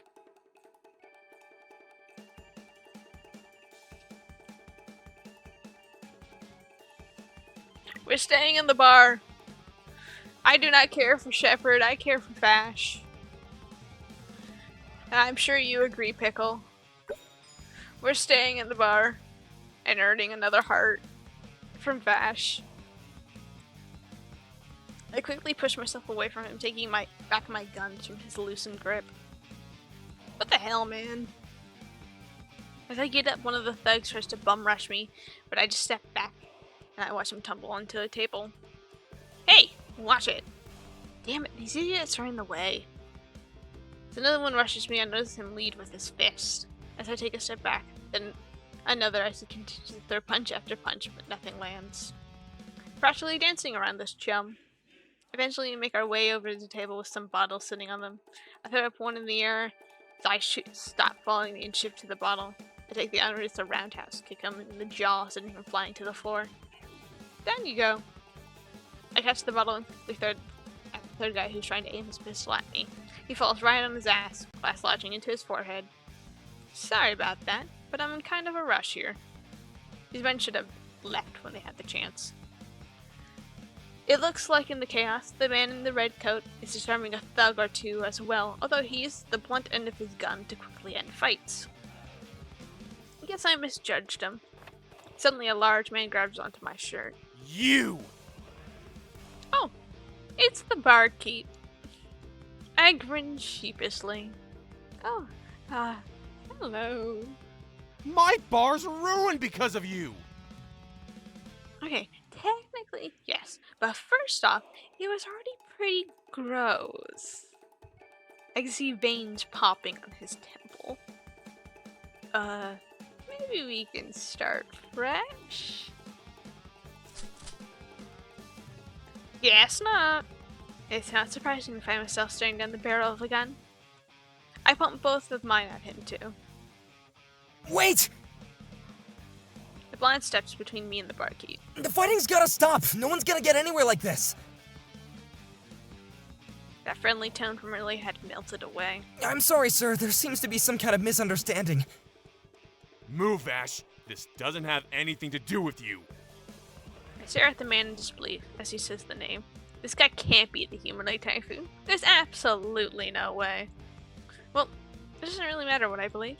The man apparently named Vash tries to gently push the barrel of the gun to the side with his prosthetic-like hand. I think my new friend here is in shock after getting shot at by the man at the back of the bar. I bet you'll apologize, but we gotta stop pointing fingers first, yeah? Come on, Peter, please. This guy's off his rocker. To my surprise, though, the man lowers his weapon, muttering a curse or two under his breath. Well, I'm not really a fan of apologies. Words ain't gonna fix this room up, that's for sure. The glare lands on me, and I blink at him like a deer in headlights. Okay, kid, listen up. You're staying and you're cleaning. Yeah, I don't really clean. My eyes veer back to Vash, who finally relaxes his posture and smiles at me. You prefer I start shooting too? Where? I think, yeah, give up. Because we're gonna clean the bar. No! No. Vash and I answer in unison. Our postures were both stiff. A broom hurled at my face and smacks me hard on the nose. Vash's face is left unscathed with a simple rag thrown his way. He fumbles his catch. You both started all the chaos in here, so now you're both gonna fix it up.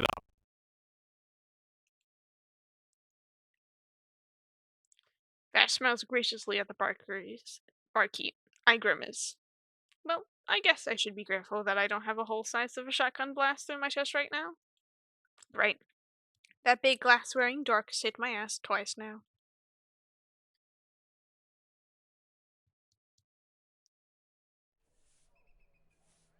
Vash starts cleaning the mess of broken bottles at the front of the place while I casually sweep the floor in the back, clearing any debris. When my broom brushes up against a piece of white paper, I pause and pick it up. It's the letter Shepard got earlier. Please arrive at the Capitol Crest in 2 months' time. I'll wait for you at the chapel. Yes? You're sitting? It looks like you're sitting to me. You're hovering a little bit, but you're sitting.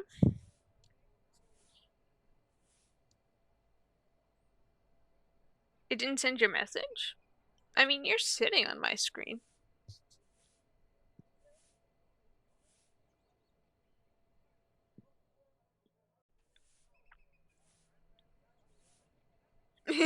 Genshin has been lightly forgotten in the favor of this, by the way. It didn't send that. That's weird. Oh, it didn't send that message. I don't know. Twitch might be going through it. I did have for a moment what sounded like an audio glitch. So maybe something happened.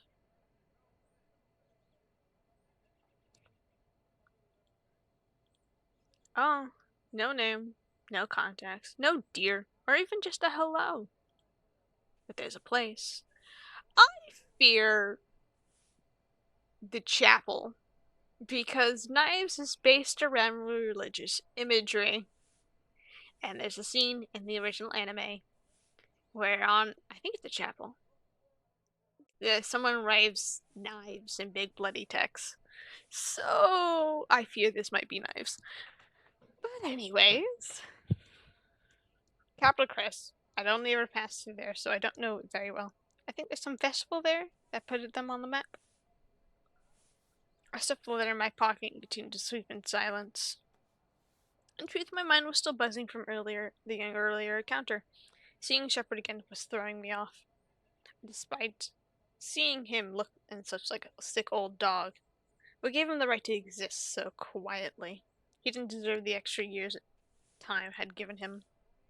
My fist clenches tightly again around the handle of the broomstick. So, are you a bounty hunter? I snap back to the president with the sound of Vash's soft voice. His hand is half-heartedly wrapped, ripping a random array of wanted posters off the floor as he waits for an answer. Before he can grab another, my hand reaches it first, and I rip it off myself. The poster's damaged, but it's still legible at the bottom. Vash the Stampede, wanted alive, 6 billion double dollars, it reads. The man on the posters also had a dorky smile on his mug like the one in front of me, although it faltered in his eyes. Yes, sir. And you must be the walking disaster I keep hearing so much about. Considering why every other goon's head is worth breadcrumbs now. That long line to zero across the paper captures my attention, and Vash freezes up. You should get them to take a better picture. It's not exactly intimidating. I didn't watch for his reaction as I stuffed the wanted poster in my pocket and continued to clean. You're not interested? Of course I am. His bounty's enough for me to retire 20 times over, but you're wanted by the July military police, right? Yeah? July is in the opposite direction where I need to go. I state in a plain as day, hunting the rest of the Renfield gang will always take priority. Always. Money's just a means to get to that goal. My broom slightly hits the back of Vash's leg. He makes a yelp sound and I grin. Pretty jumpy for the most dangerous man on the planet. Then again, maybe those jumpy reflexes are the reason he's still alive. Thanks, by the way. He blinks at me. What for? He's just a guy. For saving me. Twice now. A blush creeps a blush creeps up his face. Oh, What's with that look? I'm not used to thanking people in the first place. The least he do is accept it and never acknowledge it ever again. Like a normal person. What? An annoyingly wide smile grows on his face. I guess I'm just not used to getting thanked. You didn't have to do that. Yep, definitely off his rocker.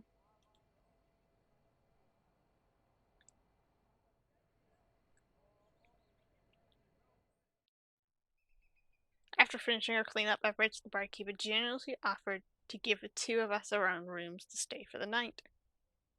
He's so silly. Hi, Lively. Yes, that is Vash the Stampede, Lively. And Pickle very much likes Vash for some reason. This is a unofficial visual novel of Trigun, specifically Trigun Stampede, if I think so correctly. They have just released a Vash route, and I am attempting to do it.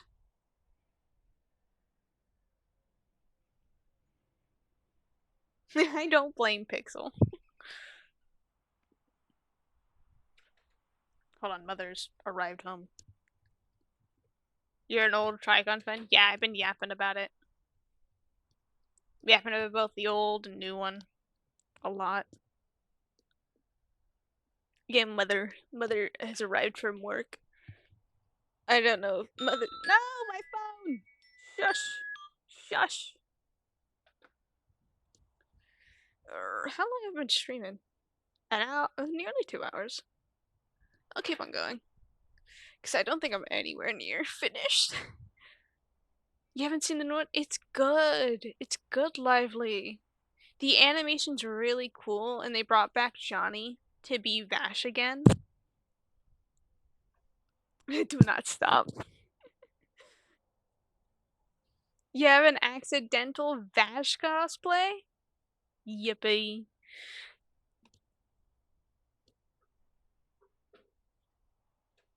Yo. Yeah, so Johnny plays Vash again in Trigun Stampede. They brought the guy who plays Shoto Todoroki from My Hero Academia to play Wolfwood. I don't know who else Meryl's actor voice acts. Hold on. Meryl, Trigun, Stampede, voice actor. I know nothing about this world. I just know men equal. Sarah Roach. Sarah Roach is the American voice actor. She also plays. Who's someone I know that she also plays?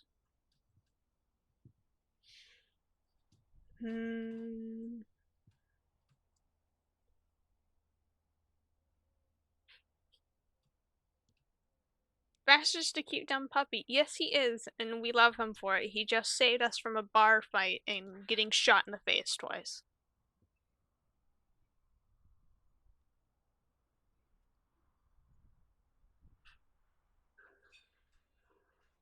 Um, we cleaned up the bar after we caused a gunfight, and now we're going to rooms. This is still what the demo has shown, so I know this much of this plot so far. There's been a little changes. They did a cheeky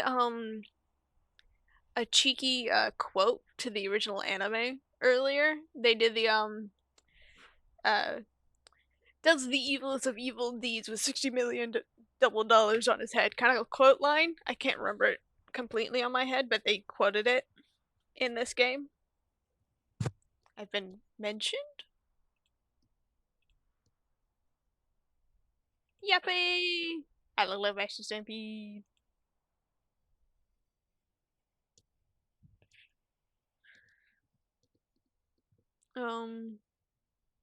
The art's really cool, and it's all fully voice acted. Like, even the NPCs, most of the NPCs have little voices. It is made by Aquaberry, mainly, and her cast.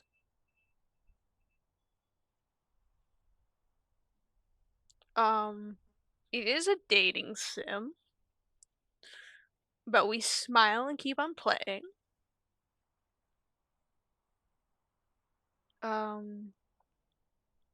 They only have the Vash route out right now, but when it's finished, I believe you can date Vash, Wolfwood, Meryl, Millie. I read I own so many dating sims. So yeah, I don't judge.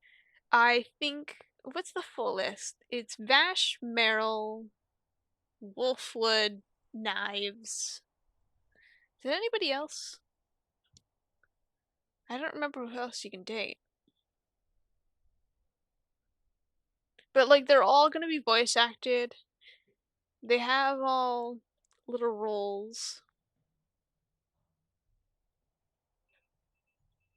Like there's 2 routes earlier that we couldn't choose because there was nobody there yet.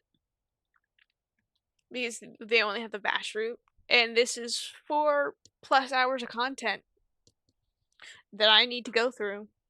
And I don't know if that's to go through every route or just the average route. Because there's different route endings depending on how well you do. Because some options bring little hearts to Vash, some don't. And we have successfully hit all of the heart options so far. Kicking your feet. After finishing our cleanup efforts, the barkeep has generally offered to give the 2 of us our own rooms to stay in for the night. Hidden behind the bar is a small motel. Honestly, I'm surprised the man even offered to let us stay longer than necessary. Sounds like he was keeping sounds like he's a secret softie. Before I exit the bar, my hand wanders into my pocket to feel for the cash from Lewis's bounty.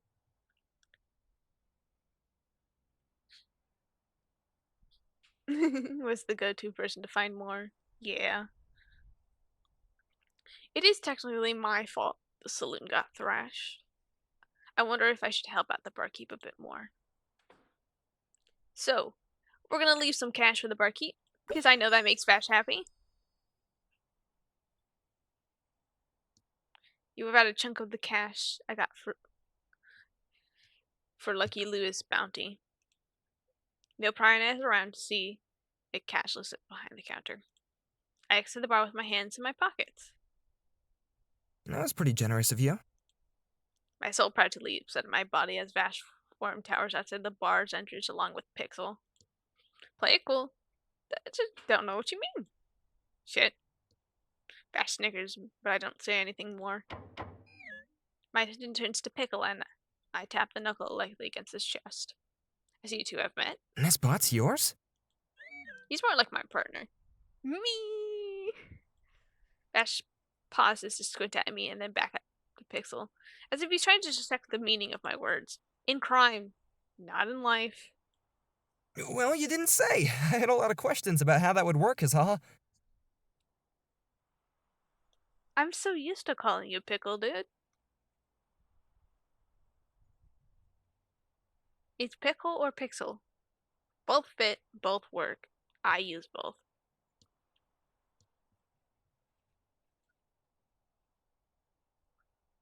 Ooh, I didn't know.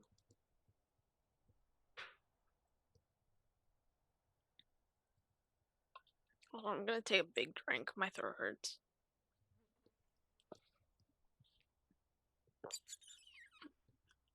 My Sprite is stale now. Annoyance stings my features as I walk off towards the motel.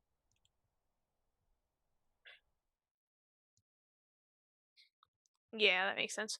Oh, look at this! That's the entire map of the whole place! That's so cool. They do that in the anime too. Every time you start a new episode in the new one, they'll like show you where you are on the map of Gunsmoke.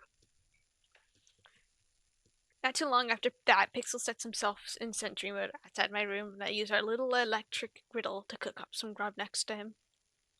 Motels aren't really my usual style, so I have to at least keep it traditional and eat under the stars with Pixel. He boops. I play with a skewer of meat, twisting it back and forth mindlessly. His non-stop noises force me to stop. I refuse to look at him. He seems to be suggesting that I share our food with the strange man. Not gonna happen, big guy. Pixel trills.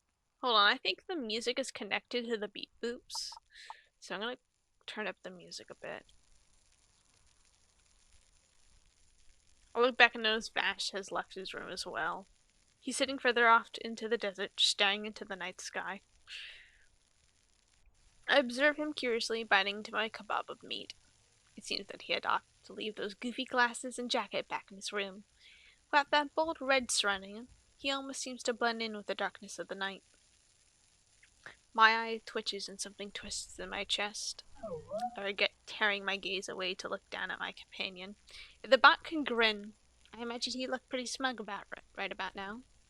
Shut up, he's being weird. I can stare at somebody for being weird. It's still hard for me to wrap my head around him being the Vash the Stampede. He couldn't be the real deal. He was a gunman, yes, but no, he was the humanoid typhoon. Fox wouldn't lie. She nearly caught the actual man close to 20 years ago. Whoever this blonde guy was, he definitely wasn't that old. This was just some weird cowboy playing dress up. But he almost took a bullet for me twice. Why was anyone's guess, but it was eating at me that he went out of his way like that. For a stranger like me.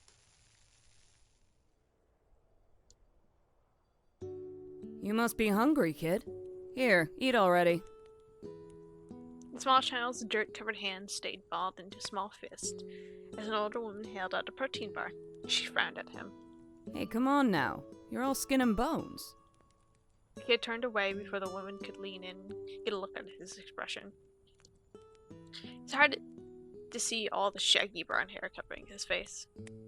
The silence between them was punctuated by the cackling of several small campfires. A lot of people were chatting over each other further away. But not over in Fox's corner of the camp.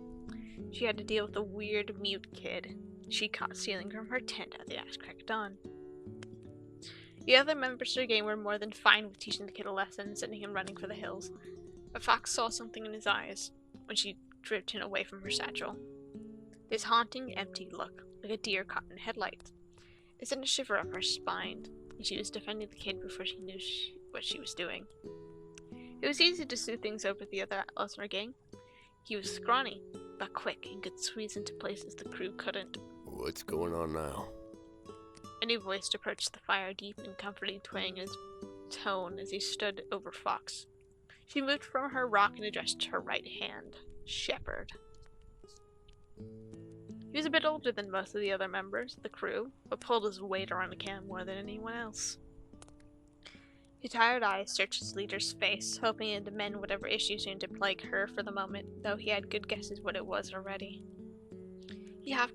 Fox hopped before limply distributing her protein bar at the kid. Kid's not eating. The kid flinched at the quick gesture, still apprehensive of his surroundings. Shepard's tired eyes paused on the kid, avoiding his intense gaze. Very slowly, he knelt down on one knee in front of the kid and pulled out a small pocket knife and flicked the blade up silently. The kid flinched back, Fox observed intently. He looked at Fox, his features were tingling with uncertainty. She simply offered a smile back. Shepard's hands danced with the small knife, playing around before moving it to hold the end of the blade, pushing the hilt towards the kid. Here. His voice was barely above a whisper. Oh, he's got little flowers on his cuff. They look like forget-me-nots. And he's got a cat! He's got the cat carved onto his thing. Look. Yeah, but they look like forget-me-nots or something. But I also just really like forget-me-nots, so I might just think of that, honestly. Very, very slowly, the kid let out his hand firmly gripped the handle. Shepard let go and then looked away to pull out a piece of dried meat from his pack. Yeah, the small details are always fun, and I fear I don't see them too often as I'm reading. Like, she has little claws. She's got little clawed fingers, like a fox.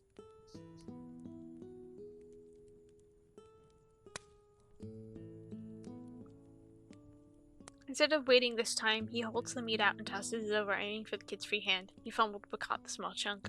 Dried Thomas meat is a bit hard to tear with your hands. You need to cut it into thin strips. He motions the gestures with pushing the knife away from his body. Like that. Got it. But he's got little soft peppers in his face as well. It shows a little bit of age to him. Confused, the kid imitated the gesture with the knife, pressing it into the meat and trying to cut it through it. He harshly pushed on it, managed to slice a misshapen hunk of meat, and landed onto the sand. He seemed proud of his show of force and reached down to grab his snack, but it was quickly snatched up by the shepherd, the small, shocked gasp he made out him chortle. He started chewing on the dirty piece before tossing the kid's hair and standing back up. Slice it a bit thinner next time. You'll get better at it. He instructed the kid before looking back over at Fox. He seemed to be puffing his chest out a bit after seeing her look of disbelief. You never told me you were good with kids. I'm not. You're just really bad at it. Shepherd walked away to join a different group, while Fox sat back and watched the kid as he sat on the ground across from her, intently trying to cut another piece of the jerky. Fox bit into the protein bar. Huh. Hey, be gentle.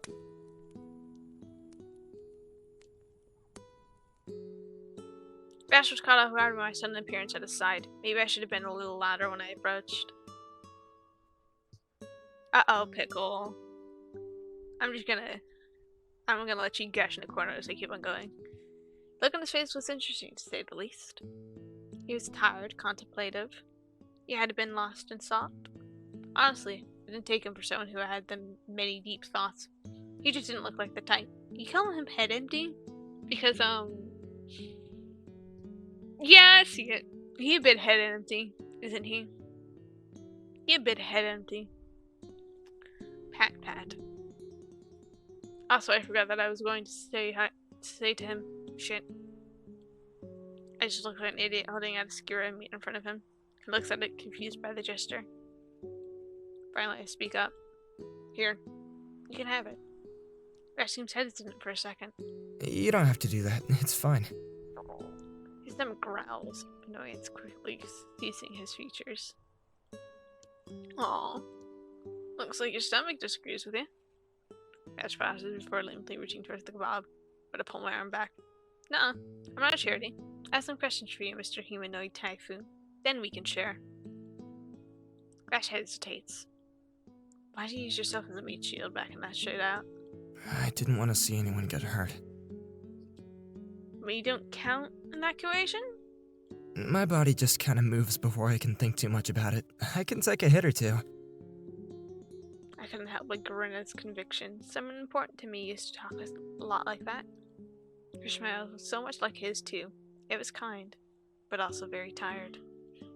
I'll hold out the sharp stick at Vash for a second, with a cold stare before it melts into something a bit warmer. My grip on the screw reverses, and I hold the base of the stick out to him.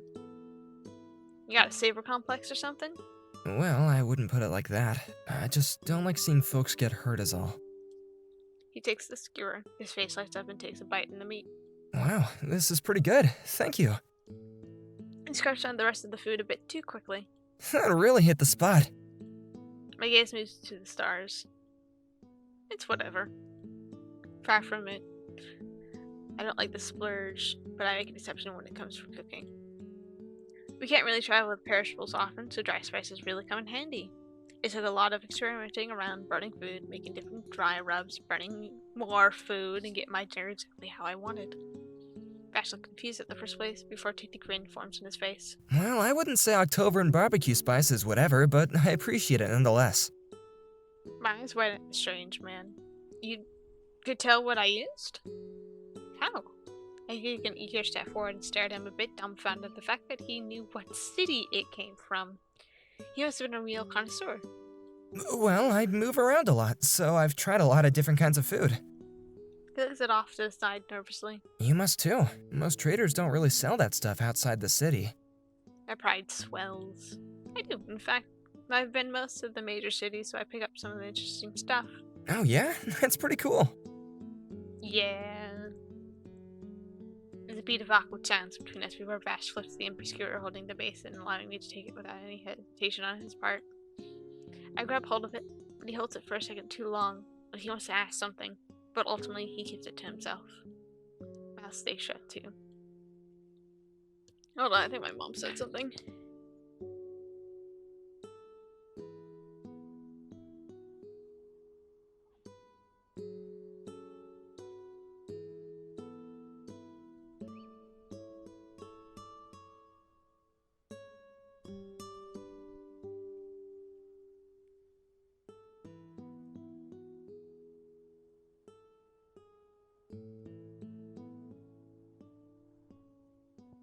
Alright, I'm back.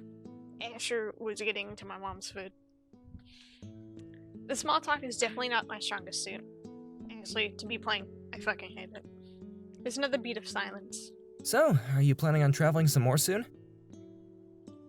He finally pipes up to break the steady silence. He must have felt just as awkward. I raise a brow. I am. What about you? He nods. I am too. Almost instinctively, we pull out a letter from our pockets. He holds the folded piece of paper carefully, as not to crease to damage it too much. I crushed mine like it's tissue earlier, so it's a little worse for wear, but still legible. Capital Crest. Capital Crest. We stare at each other in silence. Oh, great. Wait, really? That's great! You'll really like it there. They have this festival there once a year that you can't miss. We're not going for sightseeing. What? He's patting over it. I'm only going so I can get that guy from the bar. Oh. His features seem to stiffen at my words. I don't need to upset him further, but he might as well know. Are you after his bounty? I pause for a beat. He doesn't need to know the full truth. I nod. He frowns. His gaze shifts to the sand. I'm not going to stop looking. No number of near-death saves from you is going to change that. His brow furrows. He won't look up. Why does the reaction bother me? Come on, just look at me. Give up on this. As if he heard my thought, his bright blue eyes locked back onto mine. Can I make an offer? Well, wasn't expecting that response. I patiently wait for his reply. I'd humor him this one last time. Let me help you. Come with us, please, Vash, please. Huh? I'm serious. We're headed to the same place. I'll offer my skills to you, and in return, I'll help you catch this guy and turn him in. An interesting proposition, but... And how do you benefit? You don't have your own business to take care of? I tilt my head at his own letter. Conflict stews in his eyes before he shakes his head. I can do both. Handling this peacefully is possible. It has to be. What? This man. The thing is, like, I feel like I'm like, oh, this man, so oblivious. I think like this. I'm like, where's the most peaceful option I can think of? How do I make this not a problem? The determination on his face is strangely enduring. Maybe I should let him help out, and it would keep him from interfering again, stopping the hunt altogether. Peace isn't going to be an option next time. I get a hold of Shepard, but Vash doesn't necessarily need to know that. Okay, we'll go together. A gentle smile forms on his lips. Thank you. Besides, I definitely have some more questions for you to answer. Something Vash had said earlier caught my attention. He'd done a lot of traveling here too. There had been a spark of recognition when the gang's name was mentioned back in town. I mean, the Renfield gang wasn't exactly small back in their heyday. Maybe he knows about some of the members. That's a decent enough reason to keep him close by. About what? I stick my hands in my pocket and start walking away. I don't need to elaborate for him. Vash hurriedly sprints after my retreating form. Hold on, you gotta let me know what it is or I can't help you. I have a whole trick to ask you, so it can wait. Right now, I'm tired. I store all of my cooking materials inside of Pixel's storage as we approach the motel once again.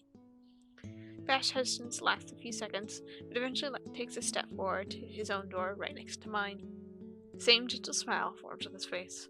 Okay, sounds like a deal. Usually I'm pretty good at reading people's faces. It's not hard to pick up on someone's true intentions when they look into your eyes. But his...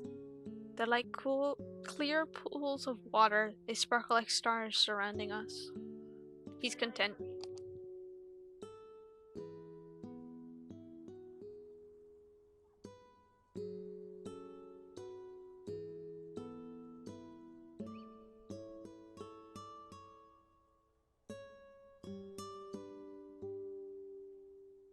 Sorry, Mother was saying goodnight to me.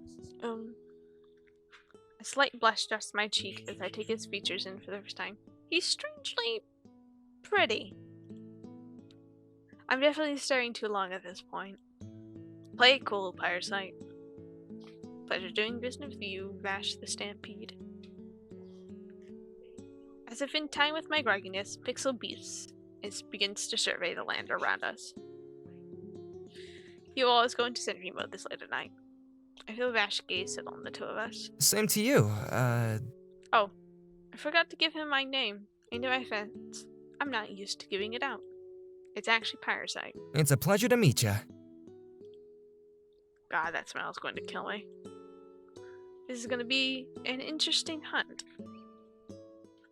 I wonder if the dream sequences are voiced too.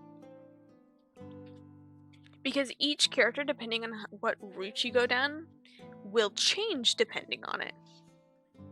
So I'm pretty sure we will get the Vash Roots version right now. Am I dreaming? What is this place? During certain milestones in the story, Parasite will dream about people they come across through his life. How the person appears depends on how Parasite sees them in his head. Here you'll gain insight into how your route is going. I find myself sitting outside a strange-looking tent. The camp is strewn with all kinds of strange knickknacks and baubles. I should use the word baubles more often. That's a fun word. A wonderful soft humming fills the room as a figure cloaked in red exits the tent. Neither of us speak a word, as they sit across me on a large rug by the fire pit. This lanky figure, who towers over me, reaches down and picks up a dusty box sitting between us. The box is the only thing that feels familiar here. I'm so sorry. I'm just talking so much. Inside sits a tarot deck. The designs on the back is intricate and decorated. I'm not dying. I'm fine. My nose is very stuffy, oddly though. I hope I'm not disrupting your sleep too much. I didn't know a better way to contact you. Oh, that's a little weird. Look at him. He's an angel like oh my god, the back of the cloak. It's guns. It's guns. And roses. No. What is that flower? It's Rem's flower. Oh, it's like his practical mother's flowers, like hydrangeas or something.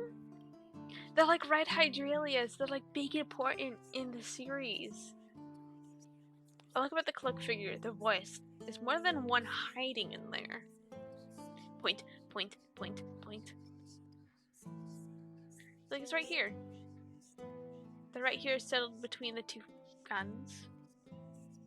His whole design is that he looks like an angel, basically. Because,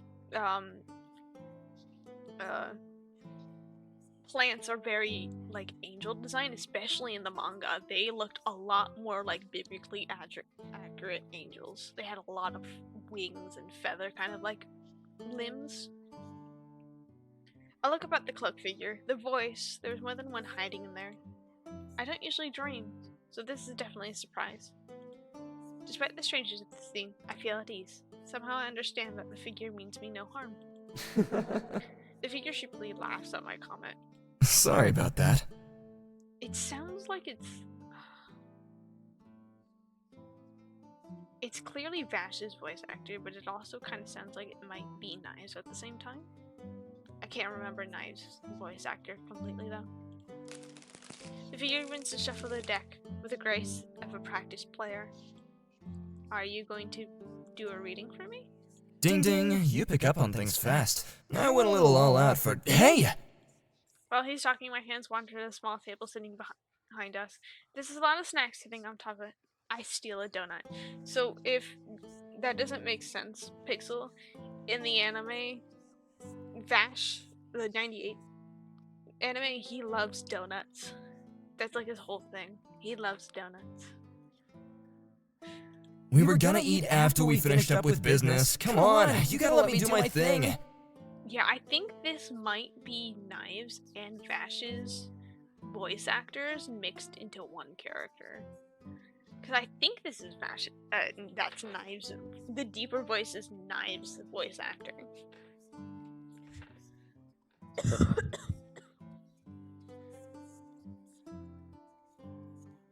Please?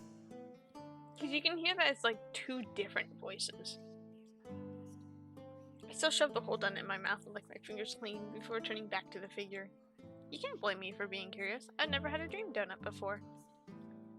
Well, did you like it? It tasted like a cloud. Hand me one then too, would ya? I toss my gracious host a donut from the table and watch as they perfectly anticipate its landing destination. Strange. Before he had used a mostly human-like hand to grab the deck. Now observing the other arm, I noticed it looked to be made of black bramble, twisting into muscle-like structure. Dangerous to touch, but beautiful. The figure moves the donut into his hood and hums as they eat. Okay, enough fooling around. We really have to do this. Oh, yeah, Tarot.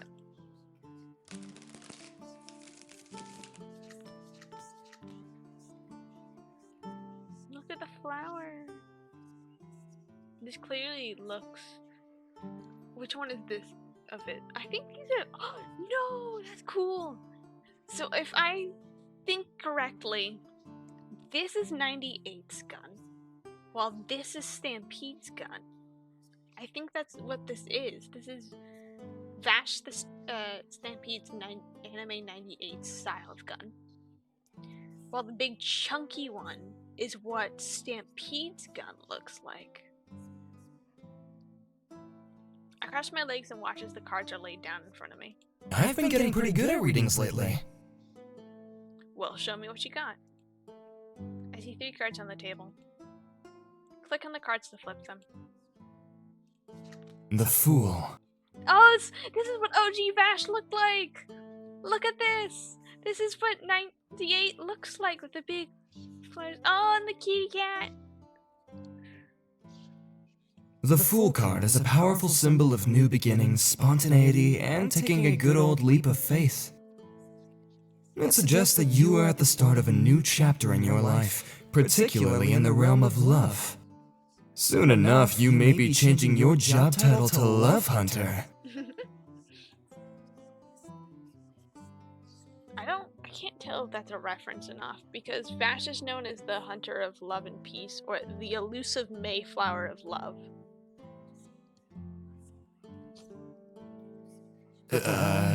Embrace the sense of adventure and openness that comes with this card, and be willing to take risks in the matter of the heart. Monk. The Lovers. Oh, that's what the plant looks like. That is what a plant looks like. And then this is these are like Vash's new parents. I forgot their name. This is Claude or something. But basically, I forgot to point it out. The letter that Vash got earlier is supposed to be from them. The letter is from them. Yes, Asher, I'm sorry. My cat Asher has jumped up on the desk and is demanding pets. Yes, you love your aggressive love. And I know, it's midnight, and I'm still streaming. The Lovers card represents deep emotional connections, partnerships, and choice. Pets. This card signifies a significant relationship on the horizon. Remember, love is not just about deep passion, but also about compromise and being true to your values. How cute. Are you rolling your eyes at me? Bonk. The Star. So I think this might be young Vash, or this might be the 3rd plant. So there's 3 plants, but one of them was experimented on and like torn apart, which is kind of why Knives is really against humans, because he found one of his fellow plants basically dissected to figure out why he came out more human. Oh, she. I think it was a she. The Star card is a symbol of hope, inspiration, and healing. In the context of new beginnings, your new pursuits are guided by a sense of hope and optimism. This card encourages you to seek out your desires. Trust that it will bring you love and peace. Love and peace! That's kind of like Vash's whole thing. And then he does this cute little thing where he, it's kind of like a peace sign, but you curl your pointer and make it middle finger into like a little heart shape. He made a little peace sign and crossed his index and middle finger. That's exactly what I'm talking about. I tried to imitate the hand movement back at him. Love and peace doesn't sound so bad, I guess. This tarot reading is signaling a new romantic journey. It's saying I should be hopeful and open to new change. This reading is strangely optimistic. I can feel my cheeks getting a bit warm the more I try to read into it. Romance wasn't really something I considered for myself. I would have to just say it wasn't in the cards for me. But they literally were in this time. Figure nods vigorously. Very interesting. Very interesting indeed, my friend. So, what was the point of this? Why show me my future? Well, it's not your absolute future. You're the conductor of your train of fate. I just figured it could help ease your mind a bit to know what may lie ahead of you on the path you chose. I grinned callously at his optimism. Do you really think I can change my fate? I know so. The warmth and sincerity in his voice stirs me. No one's ever insisted I could do more. Is it possible to be more than just a ghost of the past? I sigh and my eyes shift down the cards I had chosen. Is this going to be a recurring thing with us? Oh, Ice! Hello! Hi, bye. This is going to be a recurring thing with us. I just showed the cards back to him. He requested the leg matching my old relaxed stance. He tilts his head. Would you like it to be? Suddenly my head feels extremely light. I'm being pulled away by an overwhelming force. I think you're gonna wake up pretty soon. These dreams would benefit me, really. It's nothing to do with Shepard. Why did this figure want me to look into possible futures? Why did they want me to look forward? And why did this encounter make me feel so...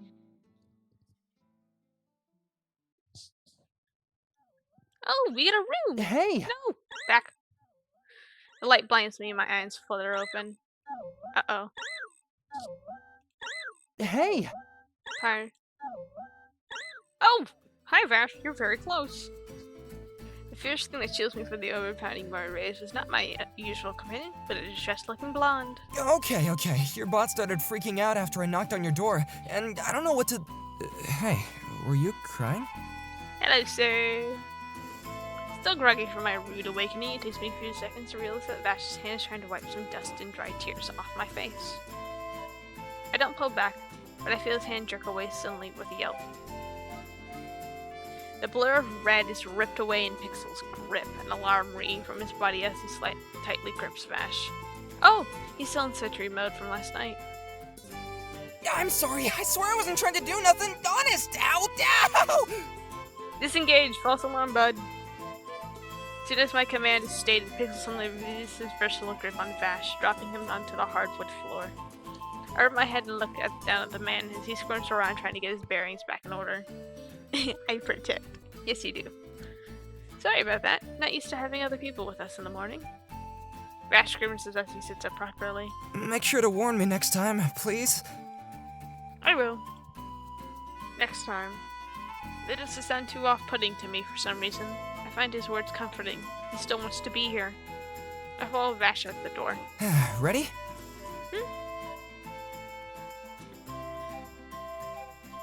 Look at this! I look up to see Vash extending his hand out to me once again. We better get moving on to the next town before it gets too hot to travel on foot. I think we're not too far out. His smell is warm and comforting. It reminds me of a strange dream I can't remember what I dreamed was about anymore. Yeah. Maybe it'll come back to me after we eat. I stop staring at the doe-eyed man and finally follow after him. Yeah, let's get going. Chapter 2, I think. It's hard to believe that I've been traveling with Vash for about a week now. Honestly, I expected things to be pretty difficult with an extra person around. But it wasn't at all that bad. At least he was entertaining to watch, constantly trying to multitask while we talked. He'd pull out his headphones, listen to his little pocket radio, fetch out some snacks from his duffel bag. He had a hard time sitting still. ADHD. He just is ADHD. I wonder what's going on in the head of his. Pixel suddenly stops dead in tracks, and my face collides right into his large metal backside. Fuck. Maybe I should be paying attention too. He is the ADHD. He brought it to everyone. Don't run into me. I mutter a series of quiet curses from my nose and Vash snaps out of this daydream. Hey, you okay? I'm fine. My face burns hot. Why did we stop, bud? This makes a short series of boops and beeps before pointing to a large metal in two different directions. Looks like we have a couple of pit stops out from coming up here. Occasionally along your journey, there will be different places to explore with your companions. Each place has a fun activity you can do with Vash. That way you can get to know each other a bit better. Once you pick a place to stop, you can't go back and do the other option. Well, I guess unless you have a lot of save files. Choose wisely. Watch an outdoor movie or go food shopping. Which one? Which one should we do? Should we go shopping food? Or should we watch an outdoor movie? Shopping? Okay, shopping. Vash and I decided to stop at a town at an outdoor market. Now that I have extra person with me, I need a bigger butt. I need to budget better. Spoil him. He does like his food. When we get to the market, it's bustling like crazy, and an endless stream of people are flooding each stand. The different aromas are mixing in the air, making my mouth water. Damn, I'm so hungry I could eat a Thomas bird. But we're lacking in funds, so maybe a leg will do for now. Well, looks like we're gonna need to pick carefully. We only have enough to split something. Damn it. Why are you so broke, Blondie? I can only take bodyguard jobs here and there. Give me a break. Maybe I should go to the line and turn you in for the bounty overall. At least then I could order a whole meal for myself. Let's just pick something already. My stomach's in a knot.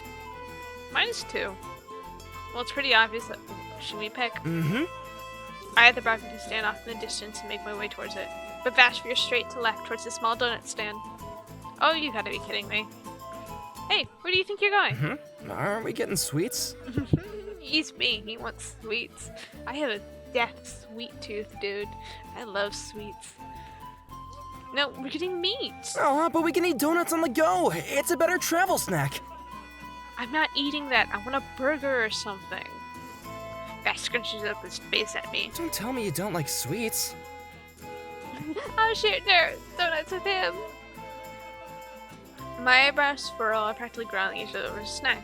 I don't hate them, I just never really buy them, that's all. My eyes on the sky stares at him for answers. Have you tried one before? No. Wait, really? People are staring now. Stop yelling. It's not that big of a deal. Well, why not try one? There's too many choices. I don't know wasting my money on something I might not like. Then let me pick for us. If you don't like it, then I'll find a way to pay you back. Try a donut! We eating donuts! Fine. Vash face lights up and I hand him our money. You won't regret this. I am already. He has a smug little grin on his face, and I would punch his shoulder, but the tall blonde has already jogged towards the little donut stand. Pink frosting donut with sprinkles, please. The woman at the stand handed him a bag with a donut. Looks like she snuck something else in there for him. He looks inside and grins at whatever it is before running back to me. Get ready for your life to change. We break the donut in half. Ah, salut, mon chéri. He's so happy he's speaking gibberish now. Are these things really that good? The donut is pretty good. Even though it's fried, the donut isn't greasy, and the sugary pink frosting is actually pretty nice too. Maybe they'll consider picking them up again. The woman stuck some donut holes in there, so we have something to munch on after too. Vash noticed my excitement and grins at me, smug about his victory. But before he can speak, I shove one of the donuts full in his mouth. Don't talk with your mouth full. Yippee! Look at it! He's the definition of joy and whimsy. He's lost in a sugary bliss and forgets all about glutting. Yippee! We got a heart!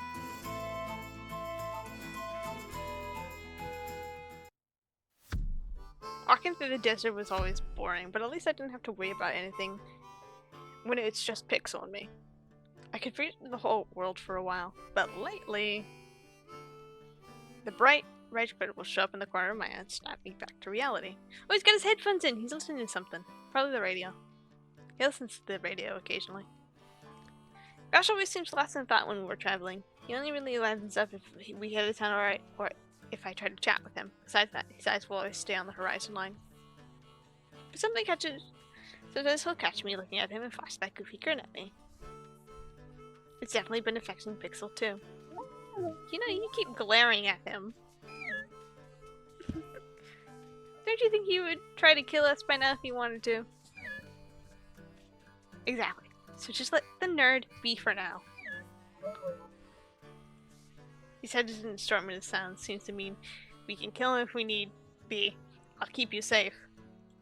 I snort. I know, bud. Ash takes off his headphones. Huh? Well, I don't think my partner likes you very much. Did I do something to make him upset? Well, I'm just guessing here, but maybe it's the fact that you're supposedly a legendary gunman. Distraction incarnate, the walking disaster. He still sees me like that. Harsh. Can I do anything to help him feel better? No, I love you, don't worry, Vash. You wanna do something for him? I mean, we're gonna be traveling together for a while, so... You're really too damn nice, you know that. And what's wrong with being nice? It's going to get you killed one of these days. I'm surprised it hasn't already. Well, it's a good thing I'm with you then, huh? I groan. Mysterious my ass. He's just another idiot with a gun, same as everybody else on the planet. I stop suddenly noticing where exactly we're on the map. It's a small town not too far away from us. I can see some solid buildings in the distance from here. Huh? What's wrong? Need a break? The plan was to keep walking through the desert for the next few days, but maybe it's time to take a detour and visit a certain someone. They might be able to help. Hello?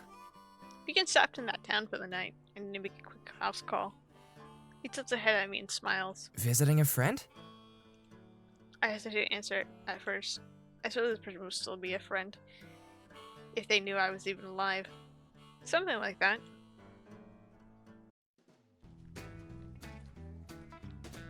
We made our way through the town of Little Nevada. I notice how lively the place seems to be now. It's completely bustling with people and all sorts of little shops. Lots changed in 7 years. I'm hearing a bit in the town went through some renovations. The town's council took a big gamble and spent their little budget on a plant. Weird though, I don't see a facility. So where's the plant? We walk through the town square and I can see Vash's face light up. Oh, here's an idea. How about we stop at one of these restaurants for dinner? Martha's already watering at the thought of having a juicy burger. We had enough money for that, right? Sure, but I have some business to take care of her first. Not planning to start another bar fight, right? I don't know. Beating up those drunks was pretty fun. Sometimes I can't tell when you're joking. The tattoo is already weird enough. The shape of a woman covering a log robe. One hand was outstretched while the others held it over her heart, made out of metal instead of concrete with the doorway at the center. It felt like it was meant to be inside of a church, not a center of town square. But what really caught me eye was the truck parked next to it. That definitely does not look like it belongs here. Probably some bandits. Might need to keep an eye out for whoever owns this eyesore. The owner definitely has a unique sense of style. We make our way through the square slowly, Vash keeping distracted by all the people walking around. So, did you grow up around here? Nope, just back through it a lot. By yourself? I was with people sometimes. I don't have to look at him and notice he's pouting. You know, I might be able to help out more if we're on the same page. Honestly, I can't blame him for trying to pry this time. I've been weirdly vague, and this place is a detour from our route. I guess I'm fresh out of excuses. I'm here to see a certain someone. I thought we had something special. I'm hurt. I roll my eyes, but can stop from my grin. Not like that. She's an old informant for an empire that runs a gun shop here. Now can you stop asking me so many questions? Besides a bit more fake pouting, Vash finally lets the topic go. I shove my hands in my pocket and walk a long-seen pixel after that. How you doing, bud? Whistle beeps at me, perfectly fine watching Vash test my patience. Double-crossing Rorot, you're supposed to be on my side. What a strange group we must look like to these people. Honestly, I should have just asked Vash and people to hang back outside the town while I took care of things. I know Pixel wouldn't have minded, but Vash, well, he always seemed to be like being around other people. And I wasn't about to leave him alone with all my stuff in my box. I wasn't a moron. He can go mingle like a social butterfly he is while I get more information on Shepard. The letter said something about a chapel. I haven't been to a chapel press enough to know what that would be. But there's someone here who would. Monica. I haven't seen her since before the gang fell apart. I wonder how she's doing nowadays. So the little wooden sign in front of us. Monica's Food Mart. Guess she gave up the gun trade. Good for her. Not for us though. I need an informant. Well, at least you'll get to catch up with a friend. I bet she'll be happy to see you. At the front of the shop, two preteens sprint out of the building, some things tucked under their arms. One of them bumps straight into me and falls on his ass. Clearly, he's more worried about whatever's behind them. Little shoplifters. They're cute. Move! Took a few seconds, but the kid figured his eyes swiped what he was trying to hide. Oh, dear lord, should the child be reading that? I whistle. I looked over the crumpled magazine cover. His friend immediately stopped staring at a little church. Hello. He keeps jumping and trying to reach the magazine, but to no avail. His arms are too short to reach me. I continue to skim through the pages with ease. Hey! Give that back! Well, we can see what they were hiding in. Well, hold on. What's gotten you in such a rush? Stop it! You're a little too young to be looking through this kind of thing. Ooh, this lady sure is flexible. Oh dear lords. I taunt the kid as she tries to fail to push me over. Hey, don't bully the kid. That's when I see a familiar face barge out the door next. You little thieving brats!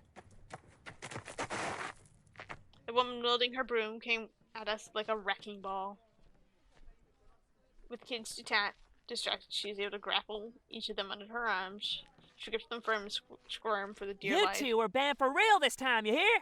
I'm calling up your mothers as soon as you give back what you took. She hasn't changed one bit. Hey, Monica. You should both be ashamed of... Her eyes finally wander up to me in anger. She sees her features immediately turns to shock. What in God's name? She slumps immediately as my grin stays plastered on my lips.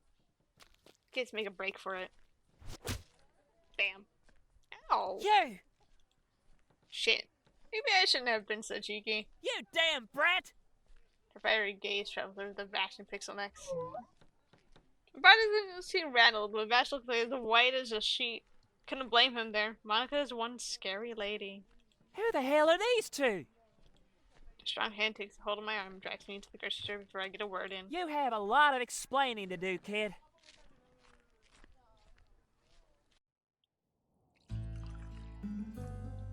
Monica's glass looks like ready to spill over. She's emptied the entire bottle into it. You really shouldn't be drinking it all at once like that. Well, sorry. It's not every day people start coming back from the dead. I'm alive though, aren't I? No, you're not. You died 7 years ago. End of story. It was weird sitting with her again after all these years. She was a friend and informant to Fox. Last time I saw her, I was 16. I didn't know what would be the last time I'd see her. I should have stopped by here sooner, but... The sound of glass slamming against the counter pulls me back to the present. She had every right to be upset at me. I'll let her think I was dead for all these years. I guess I wasn't ready to face her after all the dust had settled. I don't think she'd appreciate the direction I was moving in life. The only reason I'm here now is because she's my best bet at deciphering Shepard's letter. I really am horrible. I gaze lost onto the framed pictures on the wall. Many of them depict Monica with different people. I'm guessing they must be her friends or family. These seem more current. Are these your customers? She's gossiped at me. Friends. Turns out people prefer things like stew mix and meat over pistols and bullets. What, did you get sick of being a gunsmith? She breathes a heavy sigh, shoulders slumping. You've missed a lot, kid. Sorry, Mana. You when she's drunk, she's scary. Don't you call me that. There was only one person who could call me that, and she's dead and gone. Monica whips out another bottle from under her table. I think you had enough. No, not yet. This one's for Esther. My hand managed to slip the glass from her before she could grasp it. To the woman who loved me. I drank the entire glass, pushing a warm liquid close to my throat. Esther Redfern, the Foss. I love the name Esther. Well, you can see why it's now called Redfern Gang. It was her last name. So, who's the blonde? I follow Monica's gate outside the man wandering around the storefront. I asked him to wait out there while I took care of business. That seemed more than fine by him. Now he's proactive about this. Two kids were really after losing their loot to me. They circled back to bother Vash. Poor Vash. Hold on, I realized my mic is really far away from my face. Is that better? Am I more heard?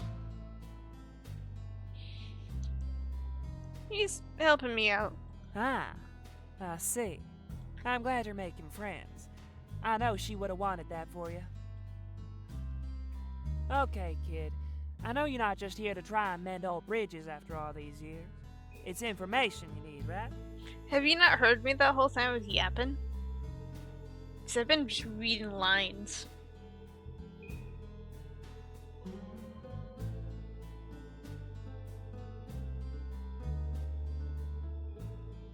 Okay, just quiet. That's good. Okay. Hi, Dinah. Now it's your turn up here. Yeah, it's important. I'm also noticing I'm accidentally developing their accents. The masking is working far too well. I'm starting to develop a soft southern accent the more I'm playing this game. I think at least it sounds like I'm saying some stuff in southern accents. I'm sure it is. I'll help you out this one time as a favor to her. But I don't want you sticking around here too long. Things are a little dicey in town. I don't want you caught up in the middle of it. We're with Vash and Stampede. We're going to get caught in the middle of it. I nod. Alright, then what do you need to know?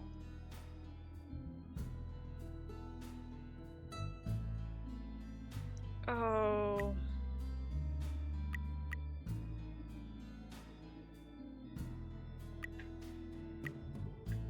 Let me,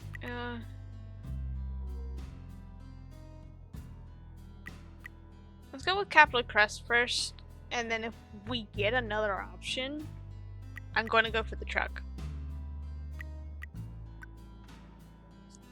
Quickly slid letter towards her in the counter. Can you tell me more about Capital Crest? Her eyes scanned over the letter. I can really read how she feels about it. Well, it's an older city and a fair ways out from here. They throw this big week-long festival there to celebrate the end of the calendar year. I have a few friends who live there. According to the letter, his meeting date would be during that festival. What exactly was he up to? What about the chapel out there? What chapel? Hmm? There's no chapel there. Is there really none? Then chapel must be a code word for somewhere else in the city. I'll have to hunt down more intel once we get there. More work for me. Yay. Alright. What's the weird truck in the square? Oh, that. Monica didn't really hide her displeasure. That truck belongs to some idiot gunslingers that stopped here a few days ago. They said they're a part of some gang. Now they keep harassing our plant engineers about all sorts of things. I fear that might be Knives Crew. Knives Crew tends to do that. Or just anybody, because a lot of people like to steal plants to get money from it.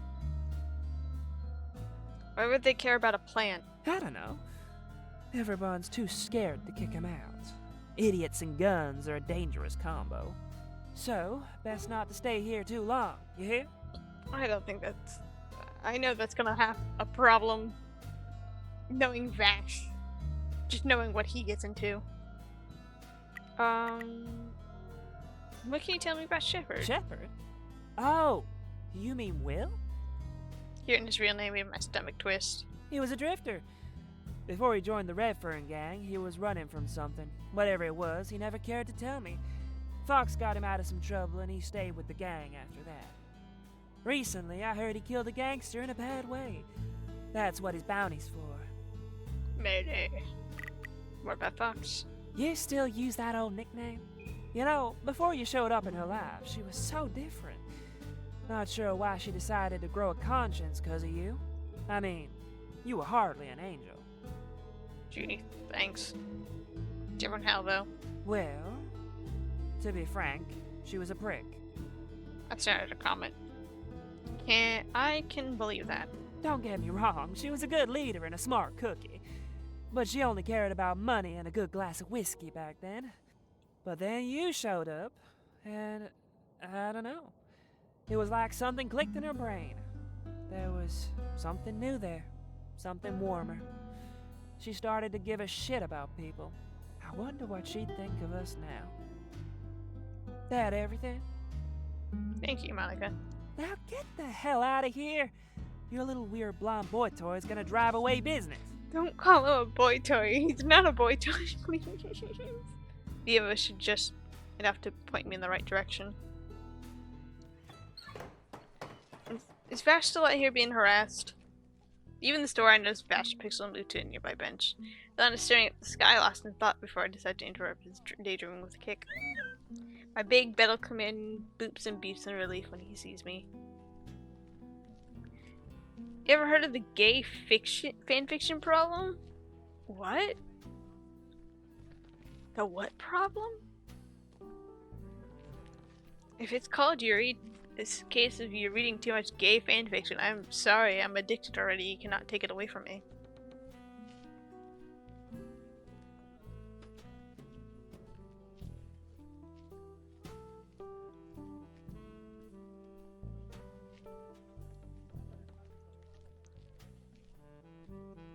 It's in general media. Hold on, we pausing.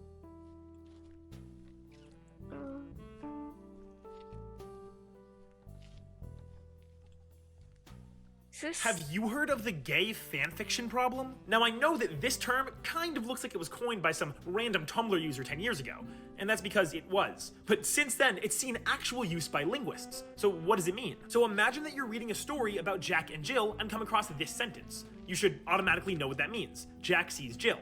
But now imagine you're reading a story about Jack and John and come across this sentence. Does that mean that Jack sees John or John sees Jack? Without more context, it's impossible to tell. This is the gay fanfiction problem, so named because fanfiction will often have lengthy sections in which two characters will interact with each other, with extensive use of pronouns. It's specifically gay fanfiction because English pronouns are gendered, which means this problem doesn't apply to straight fanfiction. So what's the solution? Well, you could always refer to a noun explicitly, but that quickly gets repetitive.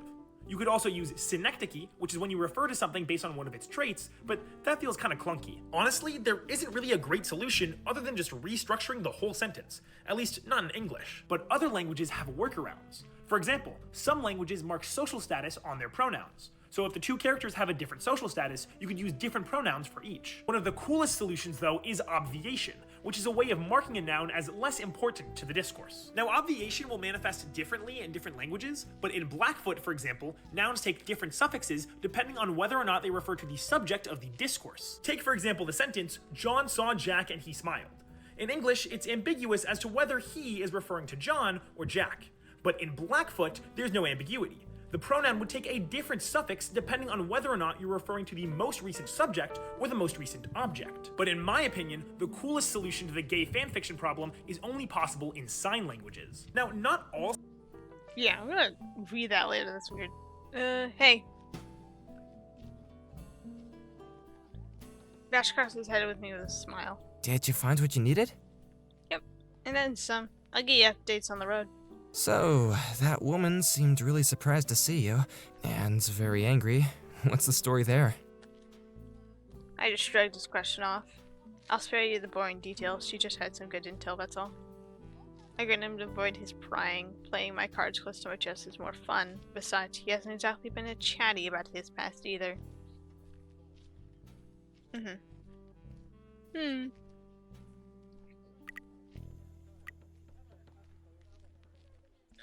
I'm gonna ask more about him.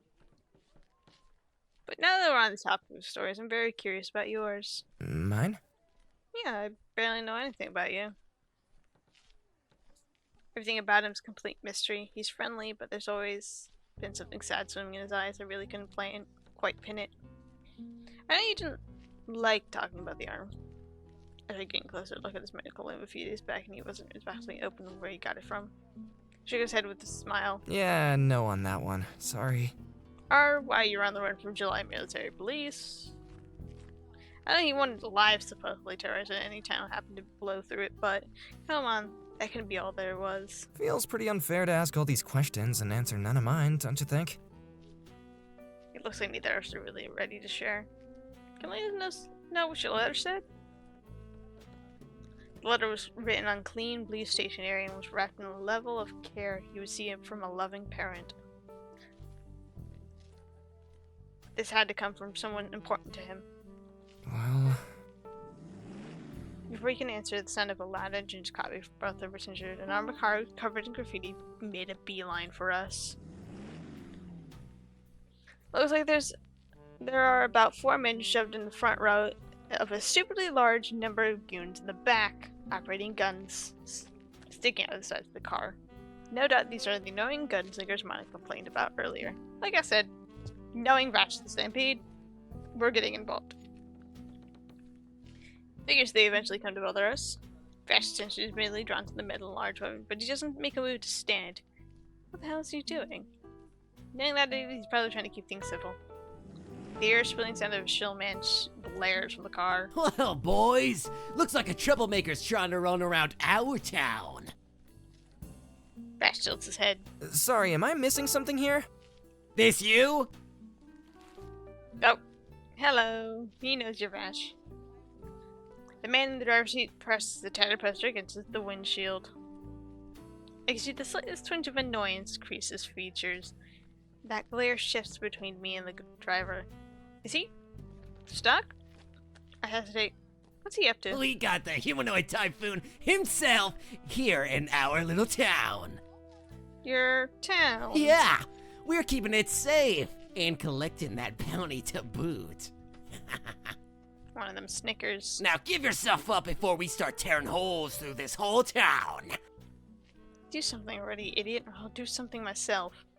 That friendly aura he usually excludes completely melts away. Can't exactly pin on what's going on in the head of his. The way he thinks that. I see his hands heavily raised in surrender. Of course. You're seriously going to let the guy push you around, Vash? You should go. My eyes keep darting between Vash and the three men that exit the car and ran towards Vash. They actually grabbed his arm and slammed him to the floor. Vash is quickly tied up by the other men, without much of a struggle on his part. They didn't just get to do whatever they wanted just because he had guns and could scream really loud. You got a problem, pal? Scram! Their attention turns to me and Pickle. Hey, come on, fellas. There's no need for fighting. The group starts to drag Vash away from the car. I should be relieved that I won't have to worry about him anymore. He was the only going to be a nuisance if I left to stick around. Even my bot could sense the uncertainty. He can yell at me all he wants. I didn't want to move. Pixel was always single-minded when it came to our hunts. Vash wasn't a necessary piece in his eyes, I guess. I wanted to help him, though. I throw a sharp glare at Pixel. A lower, warning growl that rumbles in his chest. Focus up, let's leave. That's what it seemed to mean. I still can't pinpoint why I feel the need to help him out. But I'm fine ignoring the minor details here. All I know is that I'm getting our extra muscle back. We need him, bud. I can't leave him behind. Pixel says nothing. Plus, he has our map. Pixel takes off running towards the action. It's time to save Vash the Stampede.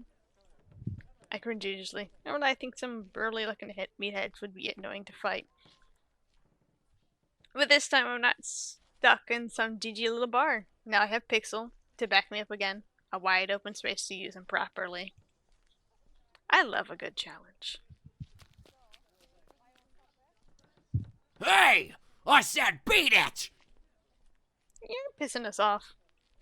The group immediately shifts their eyes onto me like a pack of hungry animals. Oh yeah? What are you and that trash compactor gonna do? I fear that trash compactor is gonna roll like Sonic the Hedgehog and squish everything, dude. I smell up at Pixel, and I click the belts that keep him from makeshift ponchos on his torso.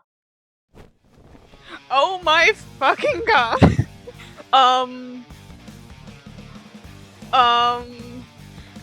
Pickle, you're overpowered. Pickle, you're a death machine.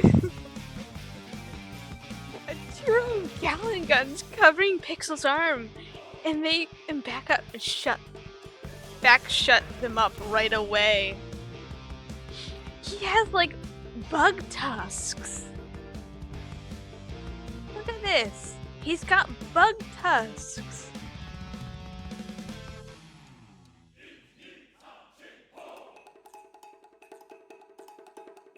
That blonde scruffy guy you got tied up, I need him back. Hey, get out of here now!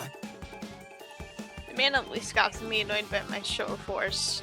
However, my own twin pistols hold them up the men dragging Vash towards the car. I fire a warning shot at my pistol at their feet and force them to step back. Oh no, you don't. The car revs and speeds up to intercept me.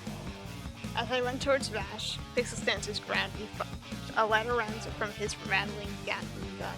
The ground in front of the car. It slams to a complete stop and avoid the fire.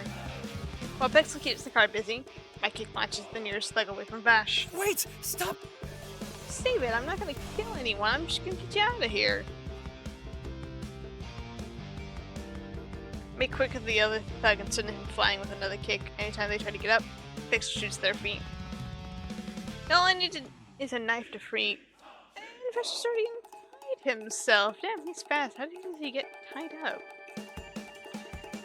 Well, we run back to Pixel. Vash makes a quick word at the man in the back of the car using a gun to fire at the man's hand in the passenger seat. Good thing too, because that man had his handgun aimed at me. His aim was freakishly accurate. We need to get out of here. I can draw their fire while you... You can't be serious. What else can I do? Grit my teeth and we don't have time for team huddle. Storm bullets are flying all around us. That's when we start booking for the open desert train ahead of us. We need to get the hell out of town. Sitting over behind him, Pixel switches to his left gun. The gun opens fire in the car's tires. He's only chased after us after he's sure the car's immobilized. The gunslinger in front of us in the front seat cursing up a storm and having a full meltdown. You want to play with the heavy weapons? Well, get a taste of this! Just when you thought you were in clear, back of the armored car slams open, shutting the metal covering in the back, revealing a large rocket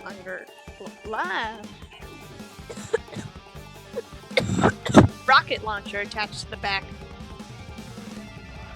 Yeah, rocket launcher. With the press of the button, I could hear the sounds of a large rocket zipping past Pixel and chasing directly after Vash and I. This is on brand for Trigun. It's goofy a little bit, a little cartoony. Vash is able to grab me and pull me aside, the rocket splitting into the sand. The force explosion is insanely powerful, the ground shakes, it sounds more like just the sand is impacted by the rocket.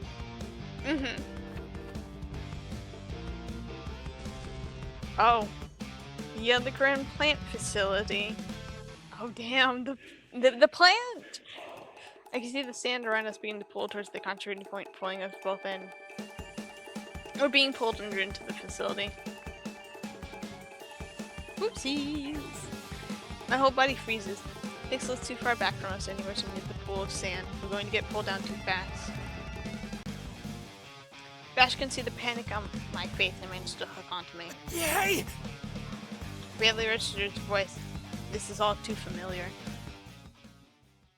Trauma response! That's what's happening here. I was falling again, being held again, helpless. My breathing turned quick, shallow as we were pulled into the sand into the darkness of the plant generator room. I hope the plant's okay. I want her to be okay. The big fall.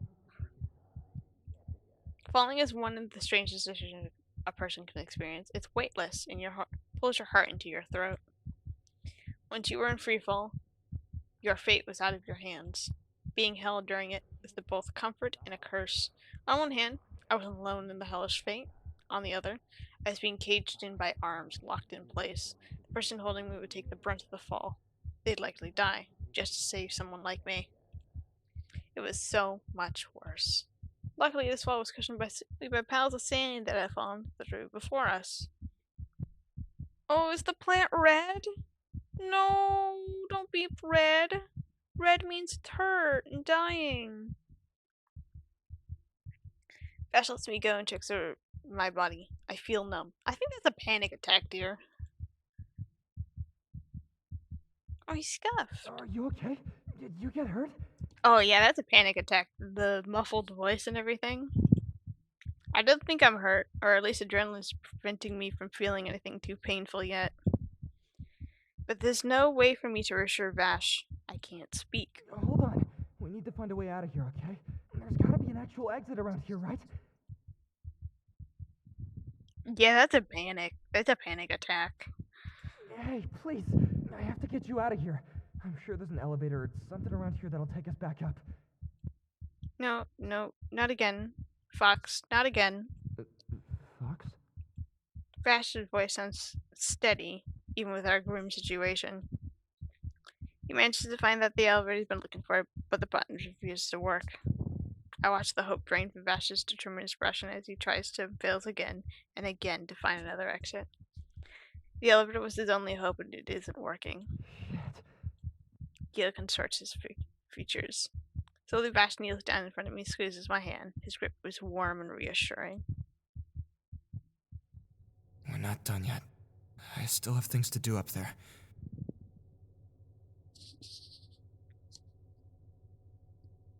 And so do you. We'll get out of here. You and me, okay?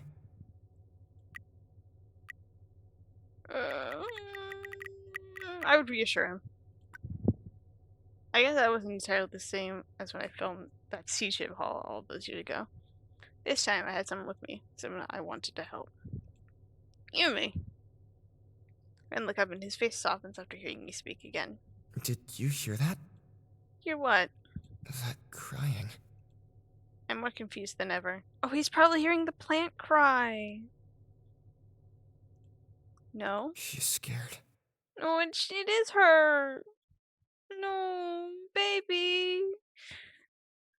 The plants freak me out slightly, but I also feel so much for them. Who? Yeah, she's red. She's her. That's when the red glow of the plant at the end of the room began to fill the room. The plant. Oh, are we gonna see plant marking Vash? Hold on, I think I have too many tabs open. That's why it's bugging out occasionally.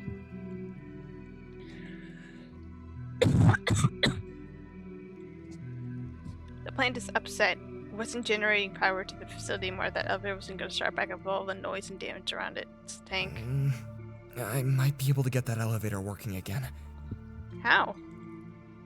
What difference did the plant make? It's not like it could bang on the glass until it starts to start working again. His expression is pained, like he's unsure if I'd approve of what he wants to do. As if it matters right now. I'm very open to anything, if it means getting the hell out of this place. Vash, whatever you're planning, just do it. Instantly he rises his feet and starts walking to the large bulb submerged in the tank. He walked down the thin aisles way slow. His gloved digits pressed lightly against the thick panel of glass. I need your help. I'm sorry. I'm listening to pure awe as his Vash eyes closed and the plant began to bloom. Soft petals unfurl around the small humanoid body inside. I've seen something inhuman, pale, covered in strange patterns and markings. I freeze as the being seems to hiss at Vash, bearing a prison white fang canines. Vash stays motionless, a solemn expression on his face. That's when the plant finally stops showing his fangs and approaches Vash on the other end of the glass. A gentle glow emanates from the plant markings, slowly creeping up in Vash's skin. Vash? We can see Vash. Oh, she's turned blue! She's okay. So blue means she's okay. So, yeah. Oh, that looks very much like the actual scene. Like, look at these little plant markings. They're so pretty. His eyes also do it too, but I don't think they drew it in the scene.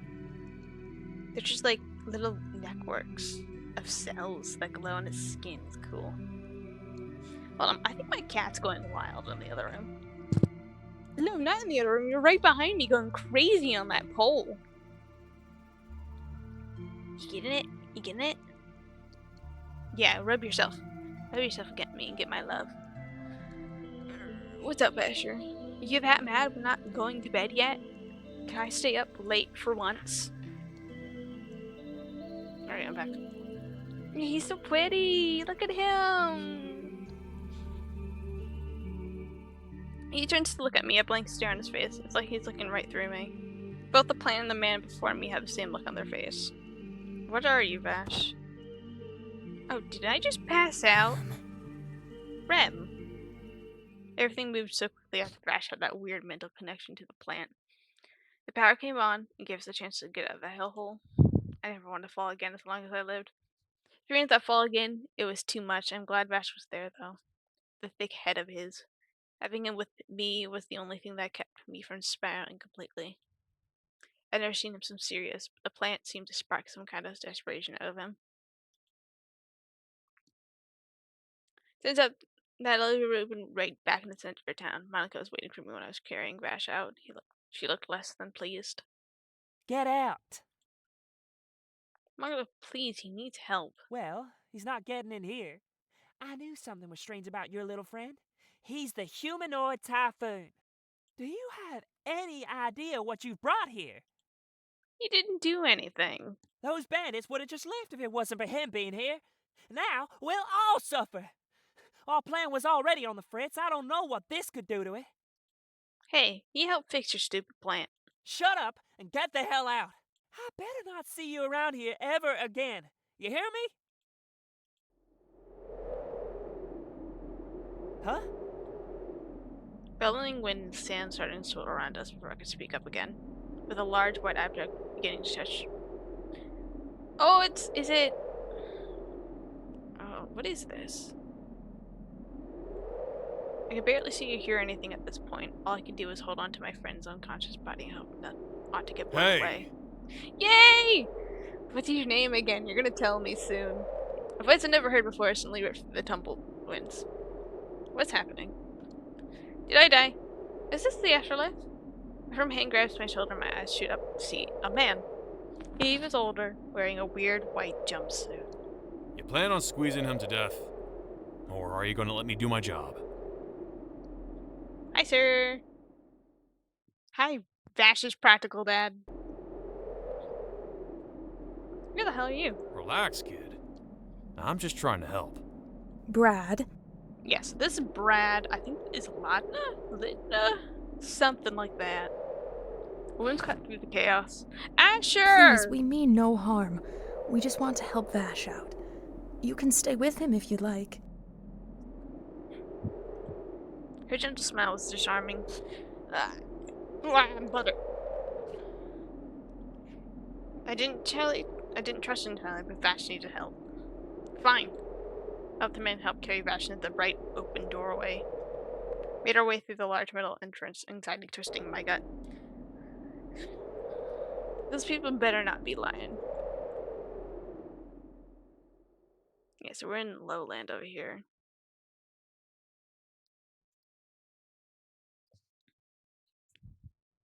Next thing I knew, Vash and I were on board this big-ass ship.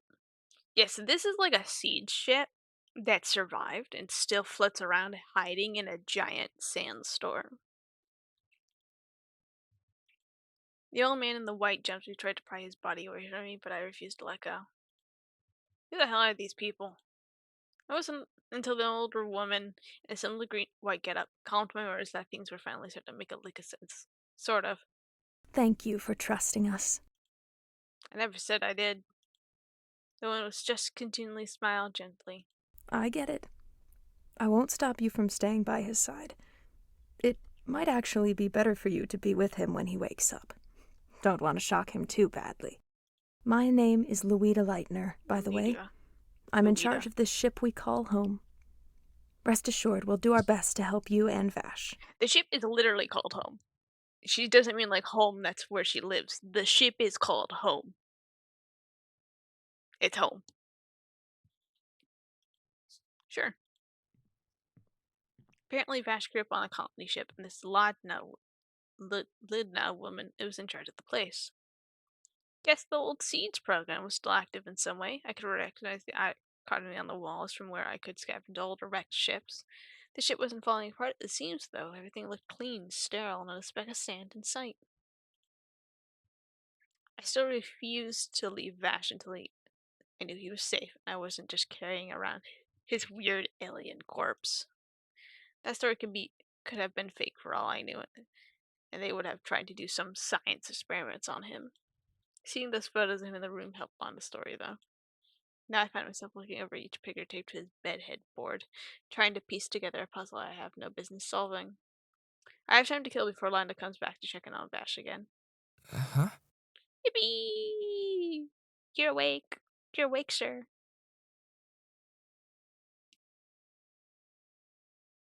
Am I buffering? Or no, it's going down. And it's gone back up. Okay, good. Because I'm in like the thousands of kbps's right now. I don't know if that's good.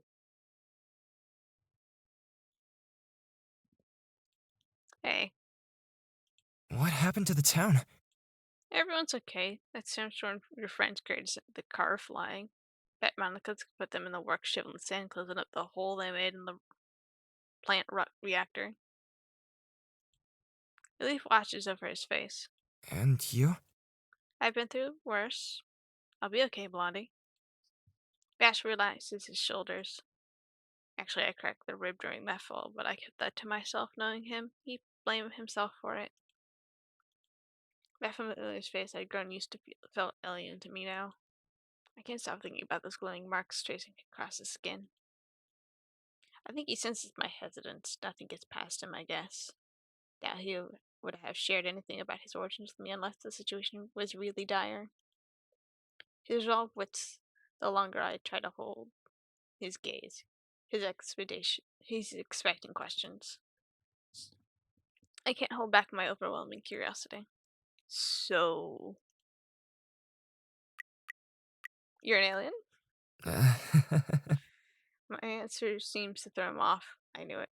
That had to be it. Not an alien, a plant. Oh, I guess that made more sense.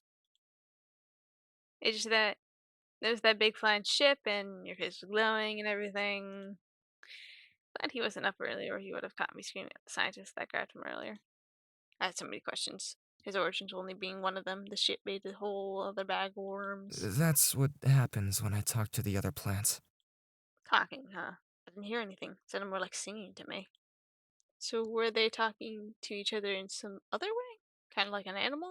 Or maybe something even greater? That's way too crazy sci-fi bullshit for me. It was so alien. I never considered Vash to be a threat, not once. But now there was a part of him that I couldn't find a way to comprehend. Plants are nothing like people. They live in a glass tank and generate all kinds of things for people to use. And yet that flower blossomed into something angelic, and it sang for us. It's okay if you find it weird, you know. I Is it really? It's really weird. Vash words caught in his throat as I cut them off. A sad, knowing grin formed on his face. totally understand.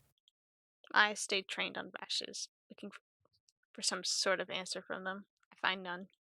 But you know, everything about you is really weird. So it evens out, I think. How come you're not in one of those tanks like the other ones? We were born differently than them. That's all I know. Hold on a second. We? As soon as eye contact finally breaks with mine, the connection is fading, a familiar wall is building back up between us again. He didn't have to say anything for me to start fearing some things. There's someone else, maybe a sibling? It's complicated. A palm brushes down his face. God, he looks tired. He stayed quiet for like that for a long time. Slowly I shook the sit at the edge of the mattress. I don't think he expected me to stay because he finally looks up at me and there's a glint in his eye. He looks so vulnerable sitting in that big bed. Seeing him like that reminds me of that he was still the same guy that I'd been traveling with this whole time. Nothing had changed except for I learned more about him. It was up to me that was going to be a problem. Vash broke the silence with his evaporated side, his hand slowly running through his spiky mess of hair. My twin brother was born the same as me. We're not really talking right now, but I hope one day he'll come around to it. You were close? We were, yeah. You were muttering a name while you were sleeping. Was it his? He shook his head fervently. No, it was for someone else. Should have guessed. It was pretty special then. Her name was Rem. She raised my brother and I, so she was like our mom. His mom, huh? Guess that makes sense. They couldn't be in a tank, then someone had to have raised them.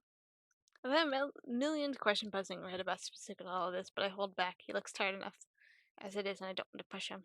I heard you call out too back there. They must have been pretty important to you, too. My whole body stiffens. I suppose I owe him a few answers too, fair enough. I've been playing pretty close to the chest till now.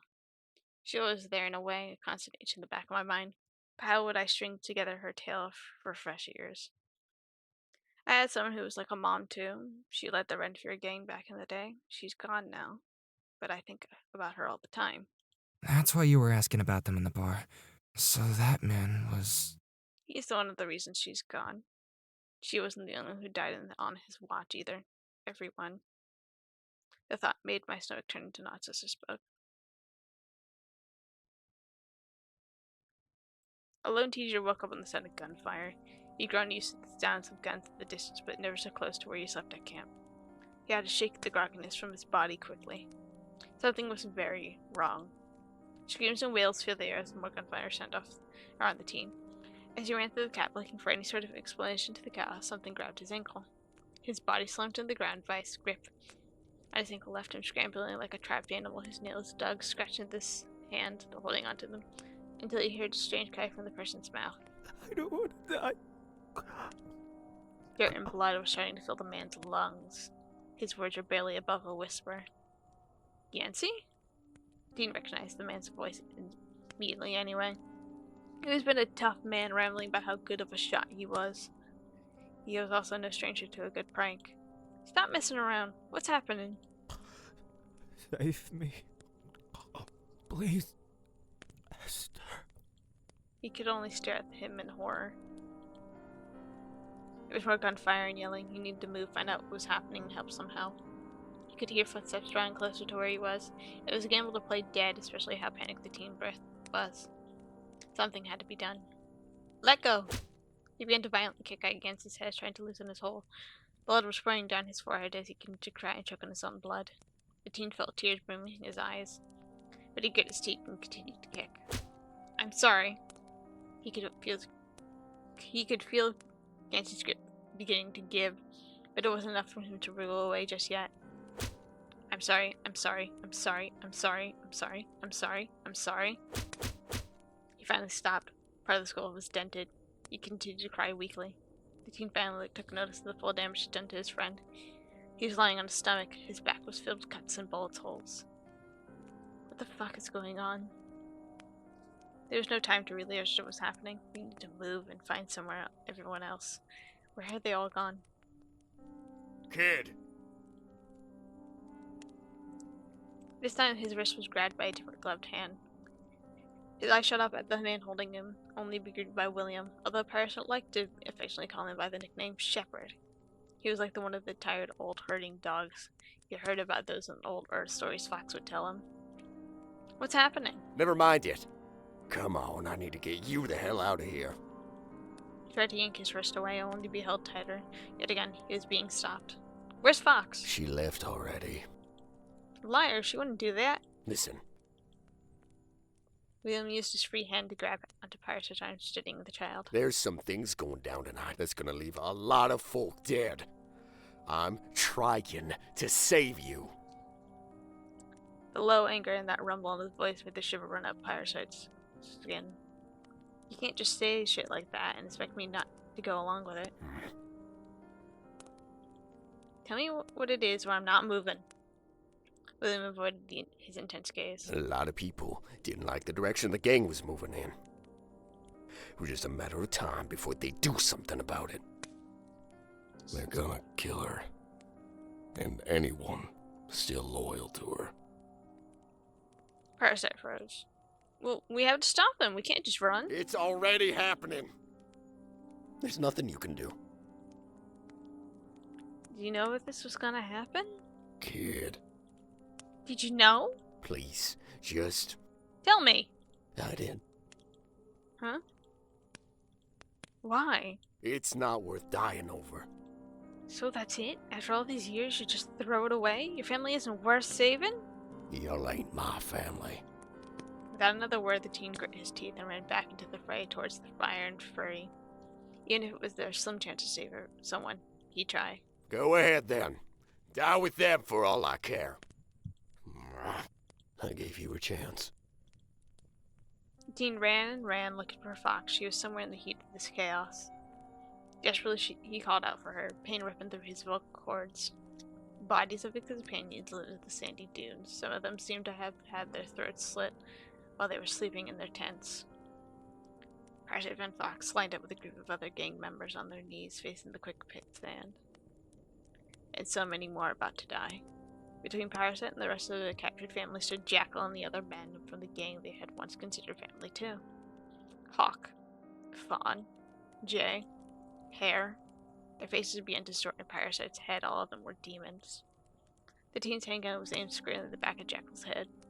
Before he could pull the trigger, someone managed to grab his arm and aim the shot squarely into the sky instead of targeting through his soul. All eyes, both victim and villain alike, were on Parasite now.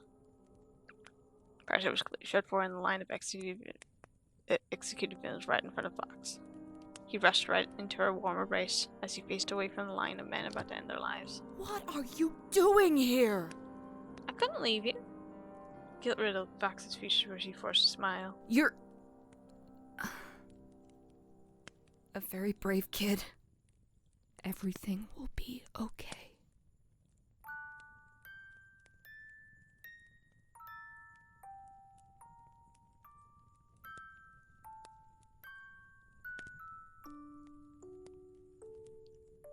There are a series of gunshots shooting at the group of men sitting on their knees. Behind them is a large sinkhole. As they are shot, they fall in the hole and sink till there's no one left beside a woman holding a young teen facing the group. A sly grin on her face as she pushed her hat on the kid's head and shielded him from the barrage of bullets. Blood starts to trail down her face and the teen cries out.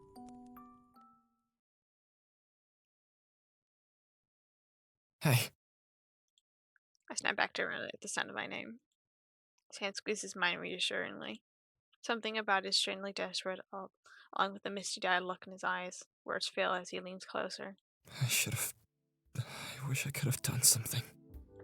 His other hand hovers close to my face as he wants to cradle it, but he ultimately decides against it. Thank God, I don't think my heart could handle such a gentle gesture. Jeez, Vash. I can't help but wonder why his reaction had been so volatile. Maybe he and I had more in common than we thought. Finally, I break the tension, but I don't pull my hand away. No tears, you hear me? I thought you were a vicious you were a vicious outlaw. I'm anything but vicious. And that's when the smile finally goes on his lips again. There he is. Nice to see him acting like his goofy self again. So, you and your Bob put on quite a show earlier. I chuckled quietly. Yeah, well, we had to have a couple aces hidden up our sleeves if we wanted to survive out there. Hey, care to explain the bucket of bolts tearing up my ship downstairs? Uh-oh, Pickle angry. Pickle wondering where we are. My eyes widen at the man crossing his arms impatiently, and my pride swells. Pickle got in here? The crazy lug still found new ways to surprise me. He's always tracking my location. How he managed to get himself in the whole living spaceship was beyond me, though. I didn't program him to do such things like that. My bad, I guess. Before breaking into a full sprint, I noticed Vash waving to me. So, we'll talk later? I grin and nod to him. That's when I book it, and usually with an unusual spring in my step. Even as the weird older man continues to yell after me about the damage. Hello, Vash. Luita. Whoa, slow down there. No need to get up. It's... Oh no, you destroy right now, apparently. I don't want you to reopen any wounds.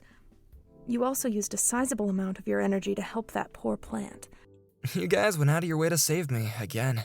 Thank you. I'm just a guy. We were already nearby, but we got an alert about a plant reactor receiving some damage. We came to assess and help where we could. You guys are always so on top of things around here. We're just doing what we can. Is your journey going well? Did you get our letter? I did.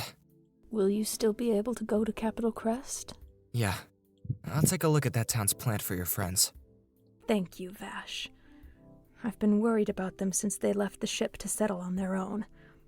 I'm glad they still reach out to us when they need help. By the way, I saw you picked up a new friend. He was very adamant about staying with you since we brought you two aboard. It's been a long time since you've stayed with someone for more than a few days. He seems to care about you a great deal. So, What's his name? Tell me about him. This is the mother going, so who's the new one? It's them. Okay.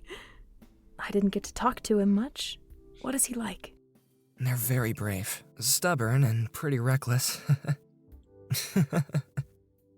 Do you enjoy your time with him?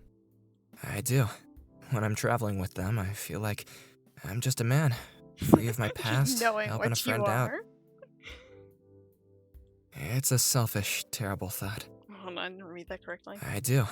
When I'm traveling with them, I feel like I'm just a man, free of my past, helping a friend out. Alright. It's a selfish, terrible thought. There's nothing wrong with flights of fancy, Vash. Sometimes we need that in our lives to keep going. Flights of fancy, you say? We want to keep you here for monitoring for a little while, just until we do some tune-ups on your arm and check your vitals. Be patient till then. We also don't want to impede your journey, so we'll be charting our next course as close to Capital Crest as we can go. Thank you again, Luita. You and your friend should get some rest. We don't want you passing out on us.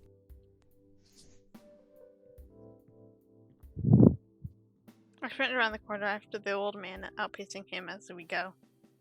There! That's the thing that tore up my hull. Pixel!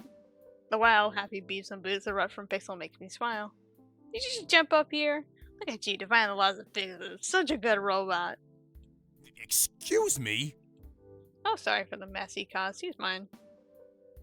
Pixel boops happily. The man sighs and runs a gloved hand through his hair.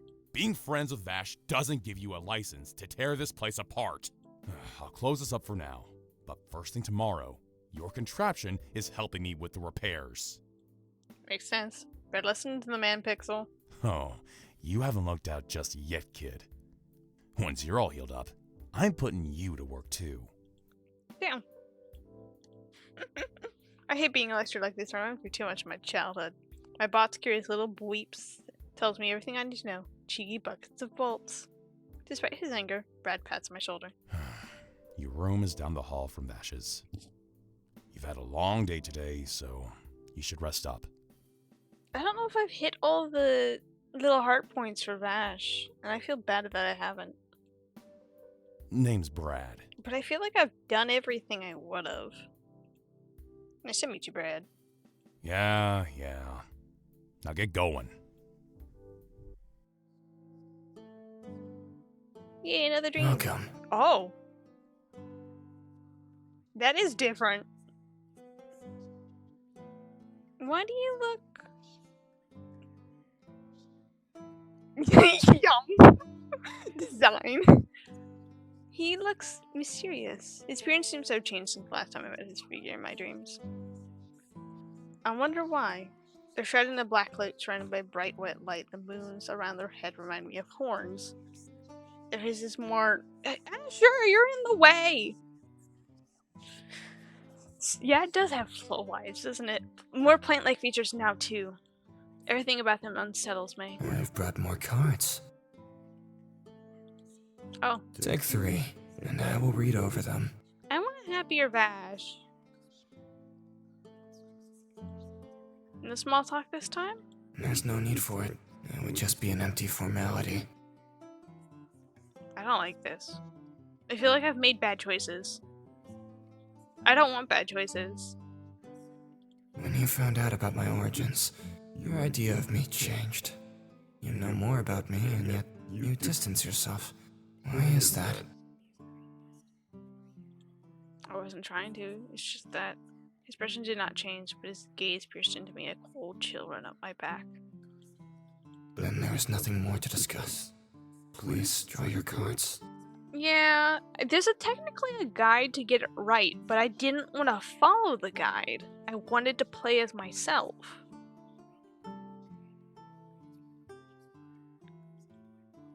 I drew 3 cards and the spread of cards laid out before me. Let's just hope the cards say something good. And like that there's better things to come. Dinah, not you too, honey bun. Off the desk, please. The The Hanged Man. hangman. This card suggests a need for a shift in perspective. Taking a step back and viewing the situation from a different angle is crucial. Patience may be required for clarity.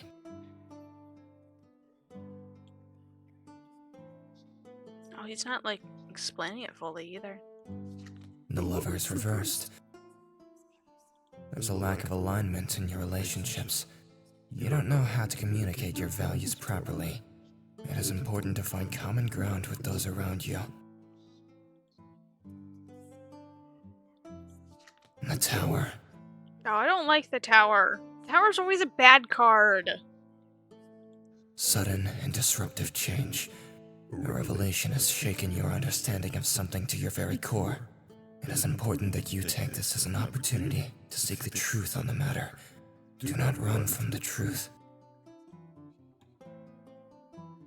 This reading is trying to tell me I need to shift my perception on something. If I want true clarity, I'm going to have to be open to change. The next time we meet, I hope your fears do not get the better of you. It's so gravelly. I don't like this. I miss Happy Vash with a donut. You must leave now. Don't be cruel to me.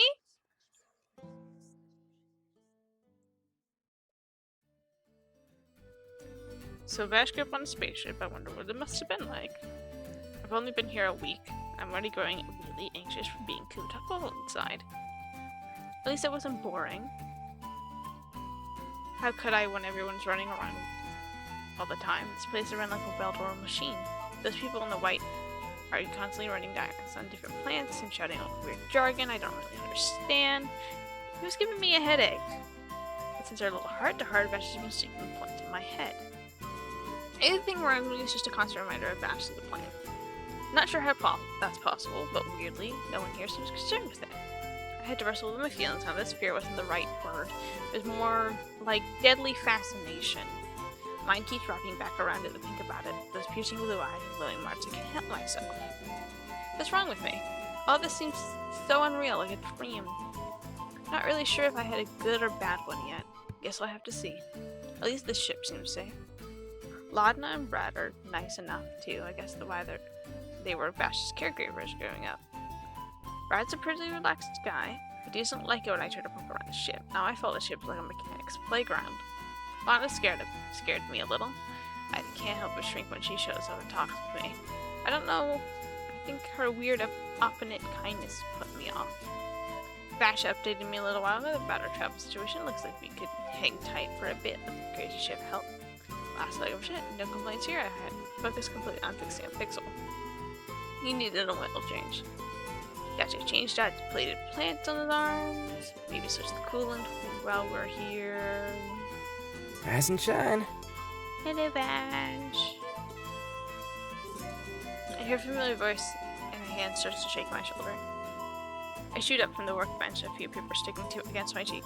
Oh, I guess I passed out. God, what time is it? Why don't you head to bed? This is bad for your back. Rationally peels the paper off my face. I got too much to do, sleep can wait. Seeing that left a bad taste in my mouth. His face scrunched up in annoyance at me. Get up! No more work for you tonight. Vash snatches my blueprint from the table and stomps away. Hey, what the hell? There's another weird thing I've been noticing lately since we got on the ship. Vash has been acting differently. His reaction feels more genuine around me somehow. He challenged my ideas a lot more. When I tried to poke at him, he asked to poke back. Not sure what triggered all this all of a sudden, but I can't say I hate it. Well, I'm not chasing this crazy ass. But without my friends, I couldn't work on Pixel. Guess I have no choice, I gotta find something else to do now. Try to sleep, cook some food, keep working. Let's cook some food! You wanna cook some food? I kinda wanna cook some food. It'd be a nice thing to do, and then we can eat it after. Food. I wonder if this place has a kitchen. Food is a little less than ideal, but I don't think the residents really care. There's more focus on nutrition instead of taste. You can only find a new spin on gray protein bars and sandwiches for so long. I need spice. I went to the halls for a little while, doing my best to avoid anyone. Hello there. Oh, hi, Lodna. My face turns pale. Damn, she was quiet. You're up awfully late. Did you need something? Why did I feel like I was in trouble? Just looking for some food. Oh, I can bring you something if you'd like. I appreciate it, but I like to cook something myself. Well, if that's the case, we have a mess hall on the lower floor. I can show you the way. Okay, really? It's no trouble. Let's get going. Great. I was stuck with Mother Teresa now. Eagerly, I darted into the kitchen to poke around for any available ingredients. What do you plan on making? I need to see what I'm working with first. You guys have any Thomas meat? No, I don't believe so. But we do have synthetic cow meat. Cow? I heard about cows before, but never seen one before. They're all over Earth, from what I was told. What would you cook with cow meat? Well, you could make a burger. You got it. With a bit of assistance from that, I was able to grill up a burger with synthetic meat. May I assist you? Sure, you can chop up some vegetables. The other one nods before moving over the counter and heading to the lettuce. Oh, and a large knife. While I was working on the stovetop with the meat, a faint sound of chopping caught my attention. That the chopping was at a snail pace, maybe even slower than that. Her grip was weak at the hand with the lettuce head slid back and forth across the cutting board. Hold on a sec. You're gonna lose a finger. That's Sorry. right. Have you cooked before? Afraid I only know the basics. And I'm out of practice. I've been so busy that I've only been eating pre-made meals lately. I just thought, since you're traveling with Vash, it might be nice to spend a bit of time with you. Oh. I'll get out of your hair. I think I'm only slowing you down. You ever been looking at a lot or Ron? Being in charge of the entire group of people and all these plants was hard work. Or you only had your A game at all times. Guess I forgot she was human too. I didn't quit just yet. I think you just need a quick refresher. Alright then. Yippee! Making a thing called salad?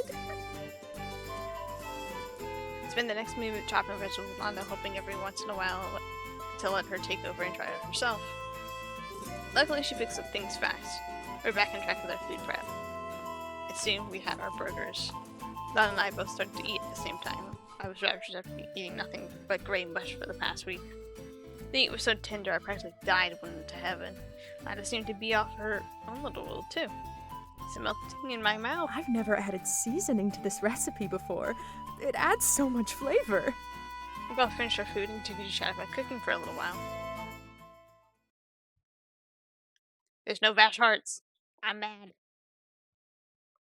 It's weird to relax for so long. I might be losing my edge. This is getting to Vash too. He seems much more at ease since we were.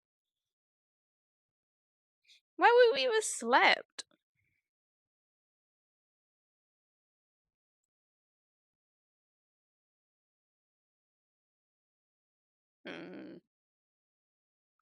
Yeah, I mean, I could go back and try it again.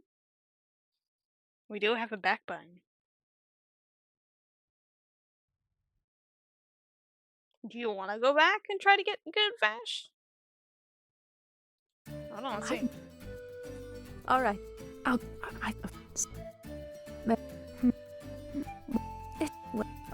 You're... Oh, there we go. Get up! No more work for you tonight.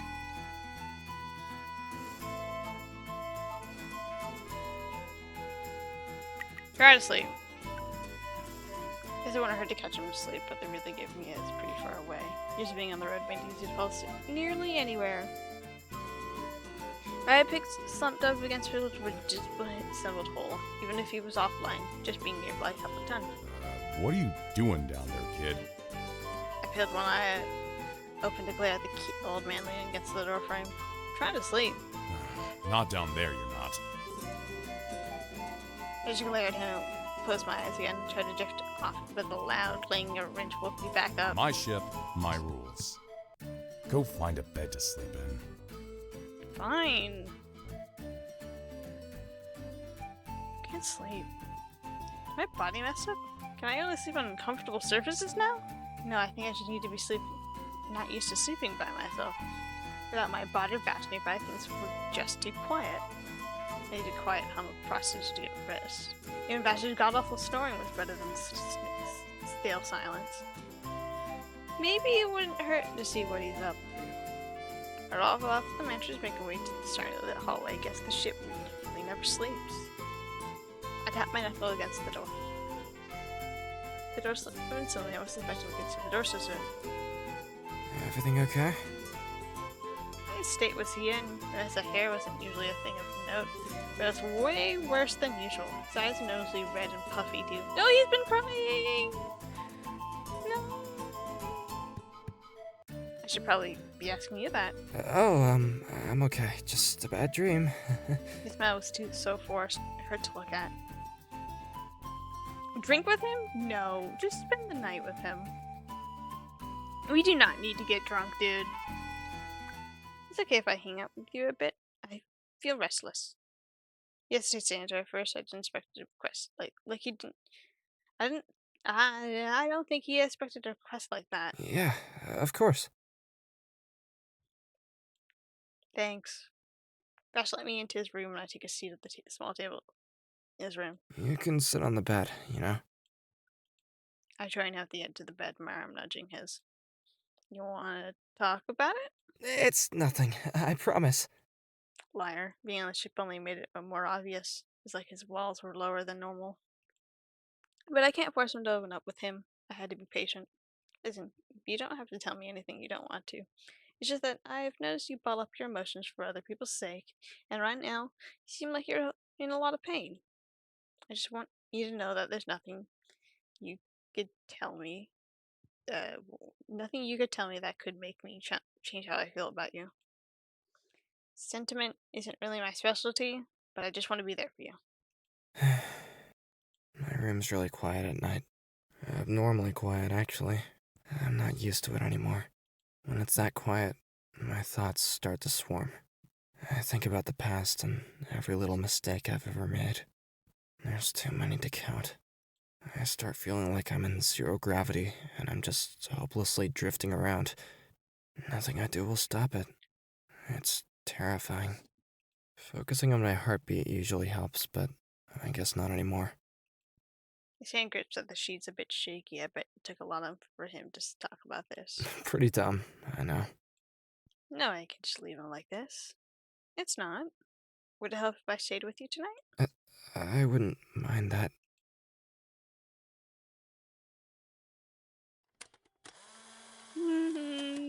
Cuddle. Laid on my half of the bed, drifting in and out of conscious every so often. Eventually, I turned over to make sure Vash had actually fallen asleep.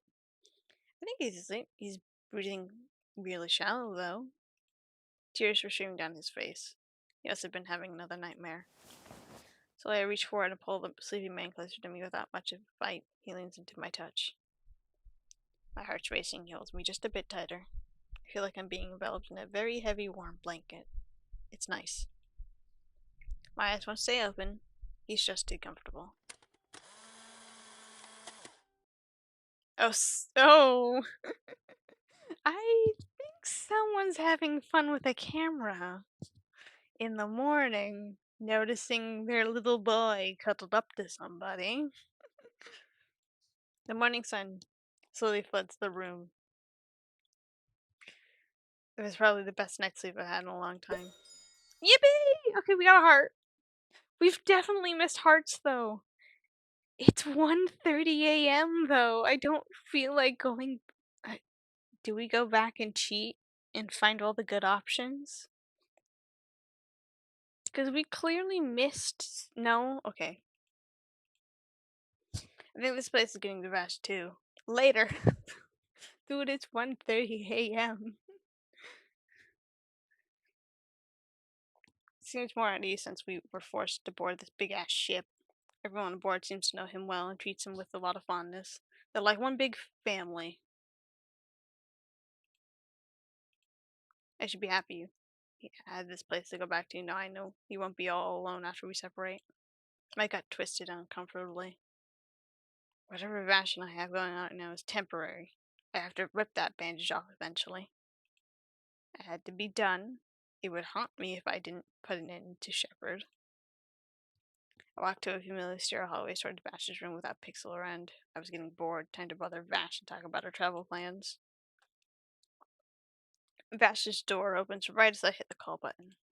Vash, you free to talk about muscles? Wait, no, that's not right. What am I looking at here? Oh, please. Yeah.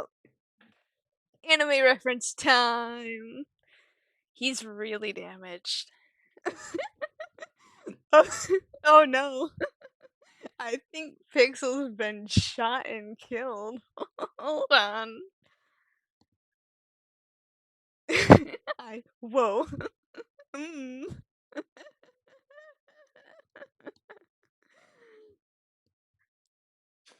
The noise I heard. Yeah, Vash is like really busted up. I stood there wide-eyed at his experience. He was riddled with scars and metal. I was not expecting this. Hold on, I'm gonna save. I should probably go to sleep. I've been streaming for nearly 4 hours now, and I think I'm only halfway through this. I might just leave you here with no. No.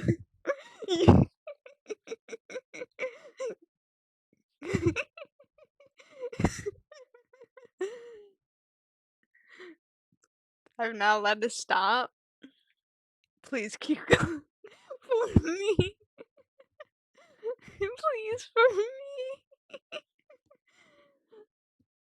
I stood there wide-eyed at his experience. He was riddled with scars and metal. Now that I thought about it, I don't think I've ever seen Vash without a shirt on before. He was always covered from the neck down. Whoa! Knock next time! Can't a guy get some privacy around here? Give me a minute. It wasn't long before Vash started getting self-conscious and slipped his shirt back on. Oh, he's in a What's little up? baggy You hoodie wanted to shirt. talk about something? Oh, he's got little baggy pants too. Yeah. Yeah, I'm drawing a blank. I can't stop looking at all the scars that littered his skin. The amount of pain Vash had to endure because of his pacifism went way past what I thought a single person could handle. Come back, shirtless Vash, please. Maybe he can endure the pain because he's a plant? But that was a pure guess, though. Pretty ugly, huh? Do they hurt? I get little phantom pains here and there, but nothing too bad. You let bandits and other idiots shoot, burn, and hunt you? Why do you sacrifice yourself like that? Honestly, I just don't like leaving anyone in a tight spot. If I can do something to help, I'll always try. Yeah, that sounds about right. That includes you. Unless you want to break your moral code, I don't think there's much you can do for me, Blondie. Maybe he was getting to me, but I wasn't sure I wanted to do with Shepard once I found him. I still hated him. That much hasn't changed, but I need to calm down. So, after you hunt down the rest of the men on your list, what are your plans? Bash question snaps me out of my thoughts. I don't have any. So close to ending it all. It wouldn't be long before Pixel and I could finally rest. Just a few more to kill. Me and Pixel, we're more ghosts than people. Once we finish our business, we'll be gone with the wind. Hey, can I take you somewhere? Where to? He smiles at me. You'll see. What is he planning? Alright, I'll play along. Anything better than talking about this. It's been a long time since I've gotten a surprise that wasn't a gun shoved in my face. As long as we don't have to walk too far. I think ship life is making you go soft. I kicked the back of his leg, making Vash trip a little. Hey, what was that for?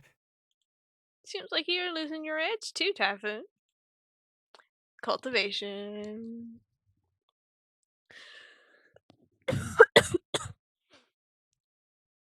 Oh, that's the preference page.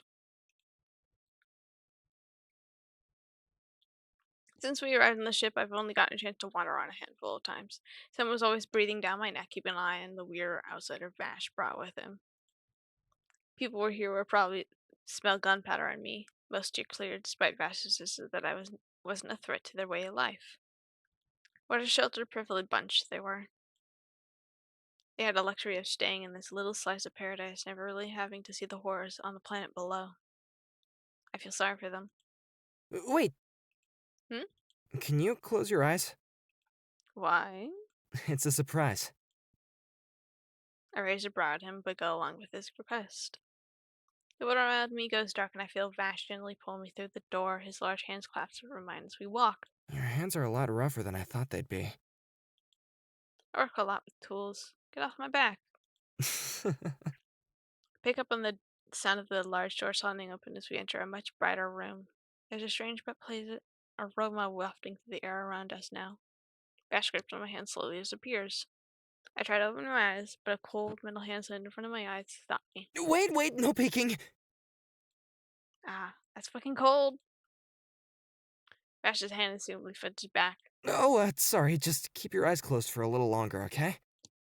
Fine. I blindly follow him. I can't believe I'm going along with this. The city has really broken through a lot of my walls. Okay, you can open them now. It was like being transported into another world. I'm surrounded by a field of blue. What are these things? They're flowers. There must be thousands of them that surround us. Fox had said the word before. Flowers. So this is what she was talking about. They're from Earth, but Luita found a way to grow them here on the ship. There are a lot of different kinds, all different colors and shapes. These ones are called roses. Vash gets down on his knees and encourages me to do the same. Kneeling next to him, I move to touch the stem of the plant. Careful, they have thorns. Here. Gently, Vash hand pulls mine away from the sharp greenery. The petals are the softest part, but you have to be gentle with it, okay? These rough digits caressed over mine, guiding my hand to ease over the blue petals. They feel soft and thin, but even without Vash's command, I would have felt the urge to handle them with care. Can you eat them? I don't think it'll taste very good. So they just show. Vash grins at me fondly. Luita knows a bit more about them than I do. She thinks that one day they can grow around the planet too, not just in this bubble. What do you think? He doesn't answer me for a long while. His eyes soft gaze stayed downturned on the flowers surrounding us. I'd like to believe in her dream. Vash seems at home here, more than any other location on the ship. Meanwhile, I stand out like a sore thumb in this paradise. I'm not fit to be around such pretty things. It's a nice thought. Some red ones would look nice too. Why red?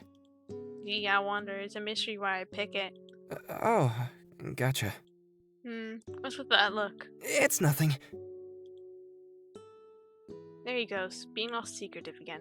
I don't know why I got him all flustered. He wore red all the time, so a red flower would work for him. What's the issue? I'll ask Luita if she can grow some. Maybe some geraniums too. Those were Rem's favorite. Sounds like you like them too. I do. A lot. Maybe once you finish what you need to do, you could come back here. That way, you could see them when they bloom. Oh, no. Allow. Added the permitted term, gay fuckers.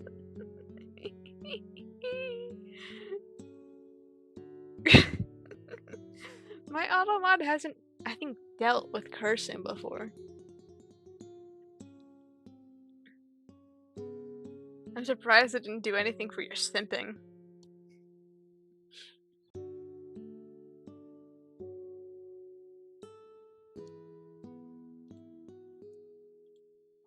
Why does my face feel warm? I'll think about it.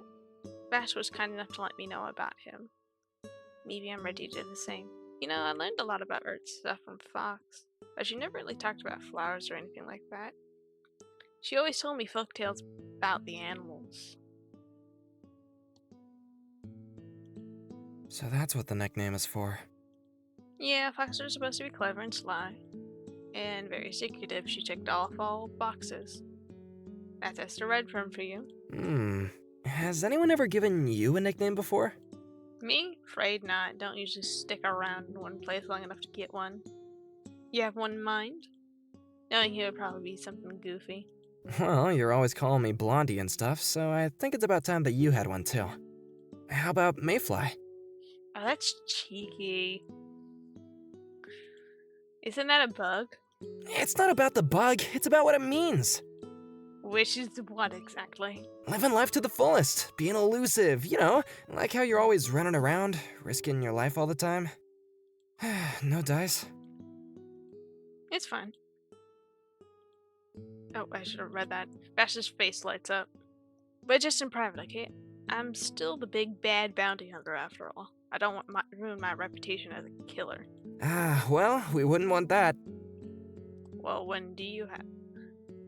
Well, when do you... What I do for a living? That's what you really have? You know, just for the record, you're not as bad as you keep saying you are. You're a good person. You really think so? I know so. Pulling out that fucking line. That's the line that, Actually, before I say that, Pixel, please rate how gay that line is. How gay is that line right there? You're probably a good person, I know so. That was said to Wolfwood in the Stampede anime. No wonder we ship them too. This man didn't even know him for a while too. He just said that he has kind eyes and that he's a good person. He's too good. Way too good.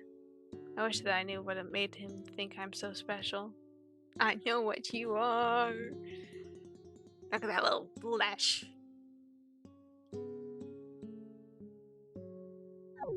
Oh, hi. Hi, Pickle. What you doing up here? The familiar sense of beeps and bloops stopped our conversation. At the entrance of the terrarium was Pickle. Brad must have finished final repair on him. His presence felt weirdly ominous. Part of me wanted to stay here in the garden with Vash, but I knew there was still more to do. A fight to prepare for. We stay in with Vash. My bad, I didn't mean to interrupt your romantic conversation. It's my better judgment. I don't move from my spot next to Vash. The sound of Pickle's beeping slowly disappears back down the hall. My stomach sure as I look back at the innocent confusion riddling his features. I can't hide my smile. That's fine, actually. I like being just here with Vash. Our outlaw time was creeping closer and closer. Once this was all over, I wonder what he plans to do. Here. Vash picks up one of the roses and gently puts it in my hair. You should take a souvenir with you. That way, you'll remember to come back again. That was really smooth. I don't know how you could be such a flirt. Huh? I can see the panic dawning on his face. That's not... I wasn't trying to... Flustering him was really fun. I'll miss doing it. Vash and I stay in the garden for a while. Oh yeah, we're creeping towards Capital Crest. A few hours later. After all this time, I finally get to see Pixel up and about again. Good to see you again, bud. Look at you, all decked out with the new ammo and the new coat of paint, too. Pixel trills halfway at me. You really mess with his old machinery. He's a fascinating bit of old sea technology, and you turn him into your own little Frankenstein monster. Well, he wasn't exactly in the best shape before. Not like he needed to do whatever his job was anymore. He's derived from a special line of bots that were meant to keep maintenance on cryopods. Many of them were destroyed during the Great Fall. How did you find him originally? It's not exactly a fun story. What? You steal him or something? Brad, go on, please. Well, a long time ago, I used to live out in the desert with the Renfear gang. Laudna shifts uncomfortably. One day I accidentally fell into a sinkhole, thought I choked to death on sand, but I ended up free falling into a metal hole. Turns out the sinkhole was formed from a beach at the top of a buried siege ship. Pixel was crying out, I happened to hear. He was barely functional when I found him. He was really tiny back then. Weren't you, bud? I teasingly jab his side. Pixel makes a series of noises and protests. I think he can tell our little story pretty well. Anyway, we were stuck down there with nothing but time, so we decided to help each other out. I repaired him, and he helped me leave the ship. We've been together ever since. That's a very sweet story. Now I'd like to ask you something. Oh? What would you like to know? Esther Renfrew. You ever meet her? When I was talking about Renfrew getting froze up, she grins apologetically. I see where Vash learns to make that apologetic puppy dog face. I have. It was brief, though. I remember her name from the list of passengers. Here. She and her brother had been in cryosleep on the ship. Ooh. Cryo? They woke up around 20 years ago, and then chose to move on from here. I remember saying goodbye to them with Vash before they left. Remembers the Fox's story filled in my head. She said she met Vash 2 years ago. I guess that's one of her many half-truths. Are you all right, dear?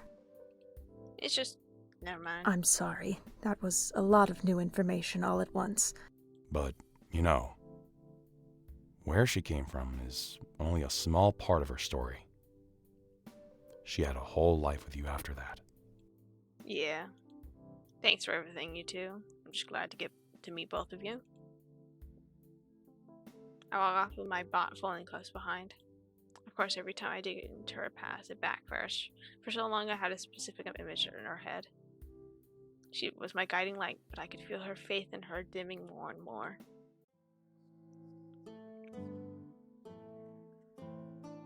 Let's hope.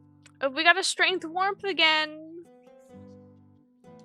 Hopefully this is good. Once again, I arrive at the familiar dream. I continue to have a strange warmth fills my chest as I wait patiently for my host to greet me. Right inside, the hooded figures appears. He looks familiar and yet sits across me again, but this time there isn't a set of cards between us. Hey there. You plan on hiding your face now? Or you traveled softly? Impatient as ever. The figure pulls back a hood and... Oh! It's Vash. Well, don't you look cute? Besides the cloak he wore, he looked like his familiar self. No cards tonight? He shook his head. Afraid not. I just wanted to say goodbye. My heart sinks a bit. I didn't think they would have to leave so soon. But I guess it made sense. You'll have to make some hard decisions soon. Ones that will change the course of your journey forever. I'm excited to see what you choose to do next.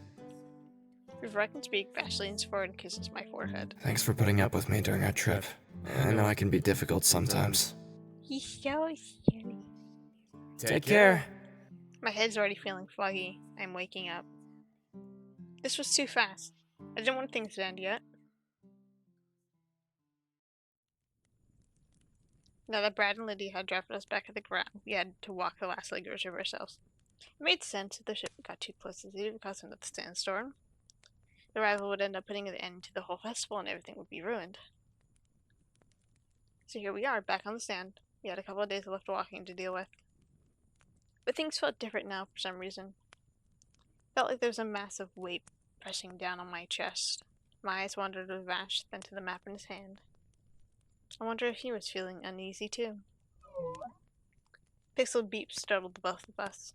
I let punch his metal torso. Yeah, I know. Gotta stay focused. How are you feeling? I said quietly. I really don't know how to describe what's twisting my heart right now. Ready for this hunt to be over? Got something on your mind? It's nothing important.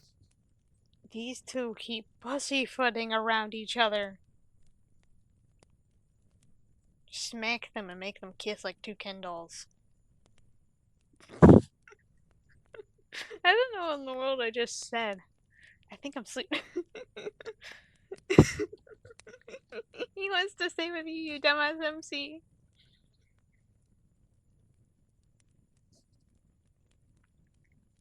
I kick him lightly. Once we're done here, you can go back to wandering around again. I can go back to turning into bounties. Yeah. I'm gonna take a look at our supplies. I watch him quietly walk away, checking over the supplies restored away in his pack. I can feel his walls quickly going back up again.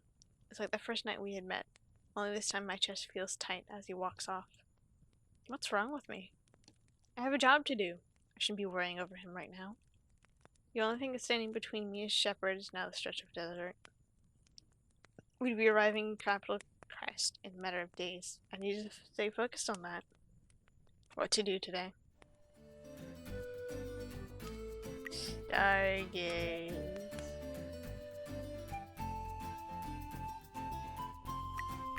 I like stargazing.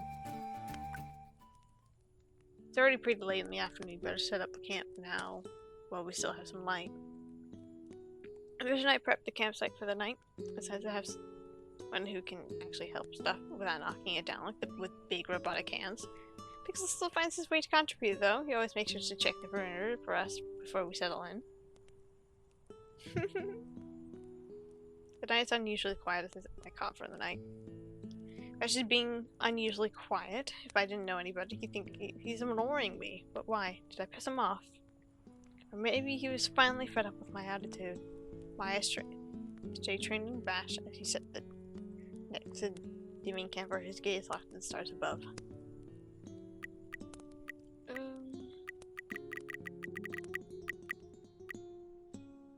I'm weird and enjoy the quiet, but I feel like that's the wrong option.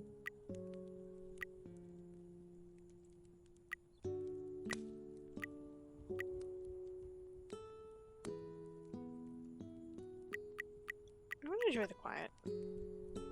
Then into the word, I sit down next to Vash and stare up at the starry sky with him. It was pretty nice to just enjoy his company for a quiet of the night. My eyes stayed glued to the stars for a long time, tracing over each constellation.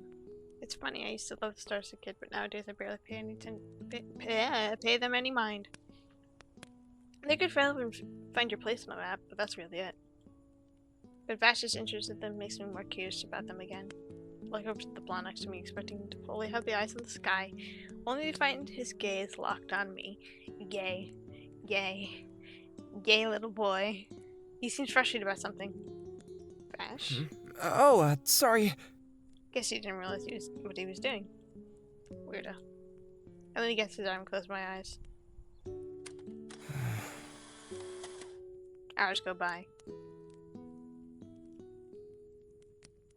He's really warm. I wish we could have traveled together a bit longer. Yeah, you got a heart!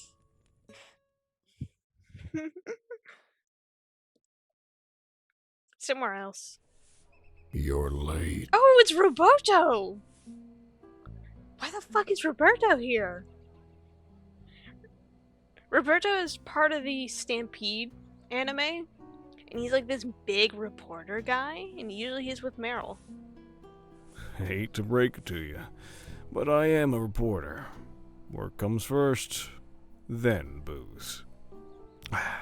You know, this festival's gonna be pretty big this year. Lots of people running around, playing games, mingling. And? Just doesn't seem like your kind of scene. You don't know anything about me. God, you have a gruff. It's a little frightening, dude. I know that, supposedly, you killed a member of Kane Redfern's gang. Kane? Brother? Killed the brothers gang? And more importantly, No, that you always wait. pay well for good info. Don't tell me. Don't tell me. Is the Jackal King? Did her brother kill her and take her gang? Is that what happened? Because that would make a really, big plot twist. That would make sense. Is that her brother took the gang and killed her off and anyone who supported her to correctly take the gang from her. Speaking of,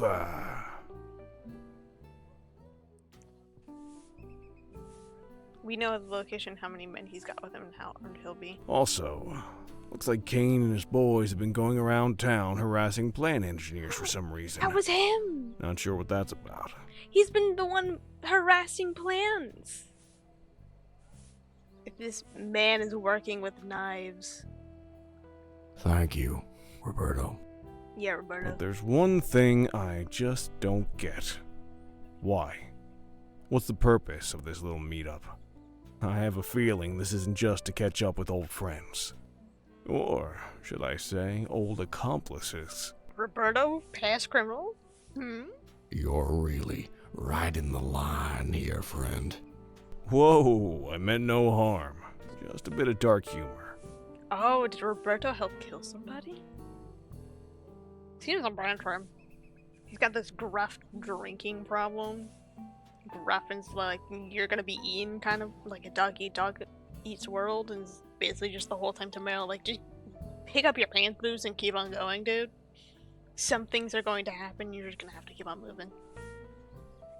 A little late for regrets, don't you think? Just take the fucking money. Forgive me if I stick around to count these real quick, cowboy.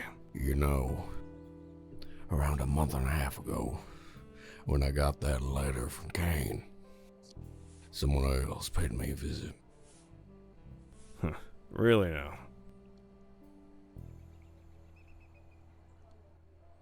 The window right here looks like Minecraft. I guess the night sky looks similar to the night sky in Minecraft shader packs. That kid I told you about. Turns out he's alive. And a bounty hunter. Seeing him again got me thinking. That's a first. Look, you don't even know nothing on him. I thought if I kept my nose out of other people's business, I was doing the right thing. But it just made everything worse. That is not trees. That is sand caked onto the window. There's no trees in the desert.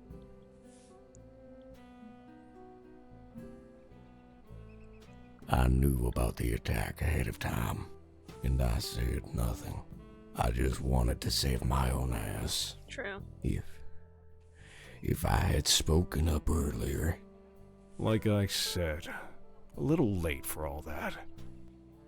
Actions speak a lot louder than words, old friend. Whatever you end up doing is none of my business. But I better not hear you complaining about it later. Got it? Don't you have a festival to report on? See you around, Will.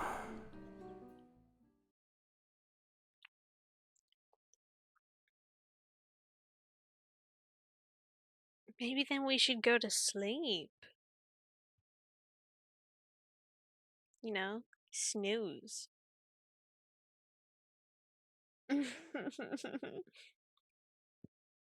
Morning came a lot sooner than I thought. I must have knocked out pretty hard last night. Oh, I noticed Vash's heavy red jacket down on my shoulders as I stood up.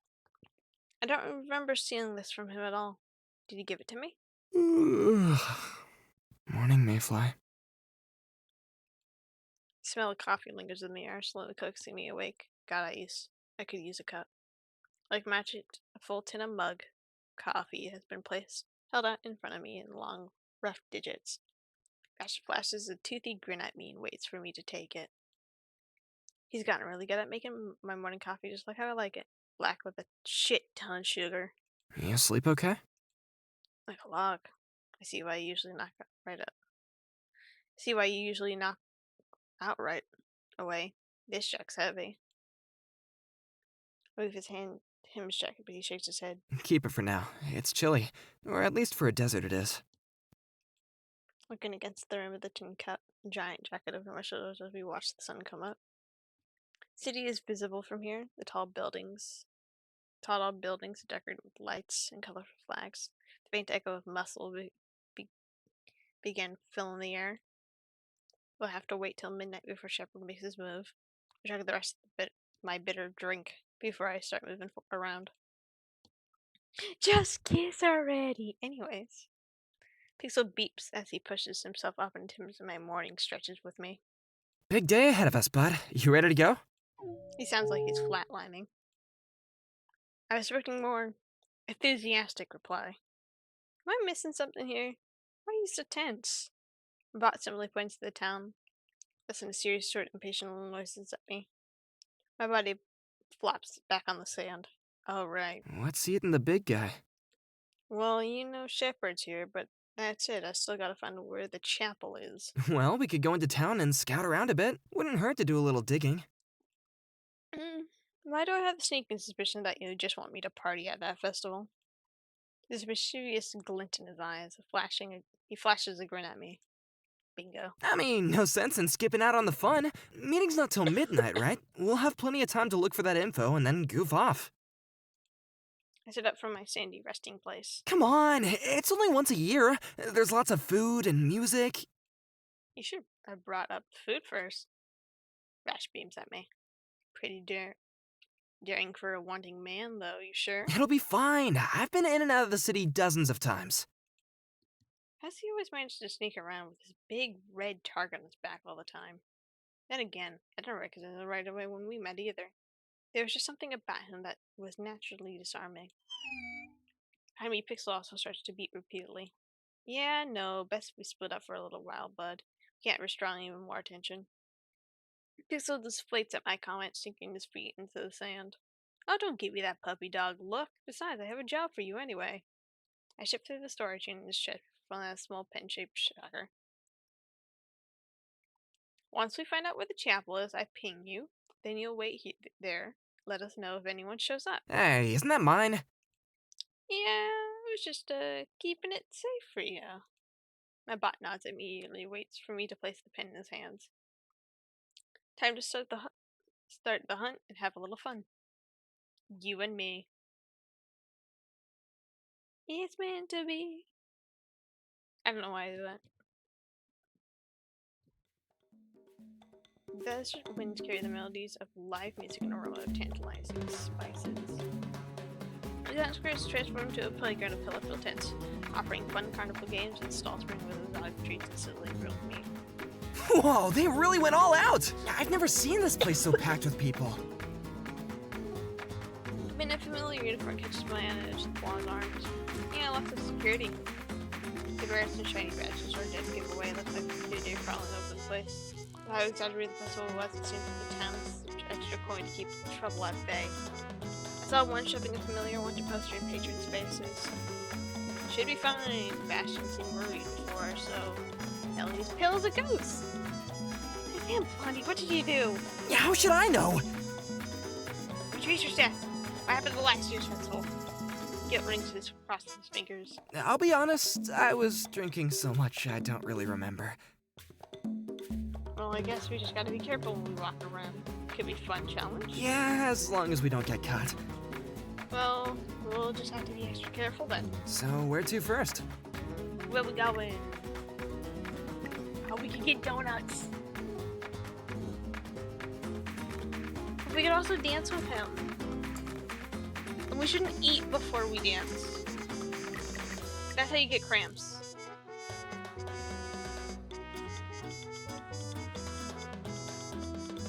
Right, we'll eat and then dance. Vash pulls me towards the snack stand and look at everything available on the menu. I wonder what Vash is going to pick. It's all mystery, really. Or maybe he'll just surprise me. Dozen donuts, please! Oh, yeah, a dozen this time. So much money. Want one? That's cool, I already got my own. You did? When did... Hey, thief! You were going to give it to me anyways. I beat on my stolen treat while Vash is sitting around the square. Yes! What did I eat with him? We wander over to the live band that's playing in the square and content just to watch townsfolk dance with silence to enjoy the sights and sounds, but I can feel Vash's eye on me. His halt tucks his hand with a grin. Oh, sorry, Blind, I don't dance. Nah, don't be scared. It'll be fun. Here, I can lead. Instantly, I end up taking his hand in mine. Fine, just one song, then we go. He knocks me in the screen and starts following me around. And she kept up with his moves and be glide around the upbeat melody. Vash is a better dancer than I thought he'd be. We lost track of time and danced for hours. I know there's a couple of security guards patrolling closer to us. Shit, hide! There has to be a place we can hide for a few minutes around here. Quick, over here! It pulls me into a tight alleyway, running handcuffing this on my back. Keep me large and fully. Still stalks so while he peeks out to check the guards passing by. He breathes a sigh of relief and turns back to me. Whew, coast clear. You're thinking back there. Rush out from the alleyway with Vash falling close behind. What a rush. Never had to run from the police before. We didn't bring in to last. Ooh, looks like fun. You want to try this one? I think the spacing is messed up. Because I don't think he's supposed to be that close. I think he's supposed to be right here.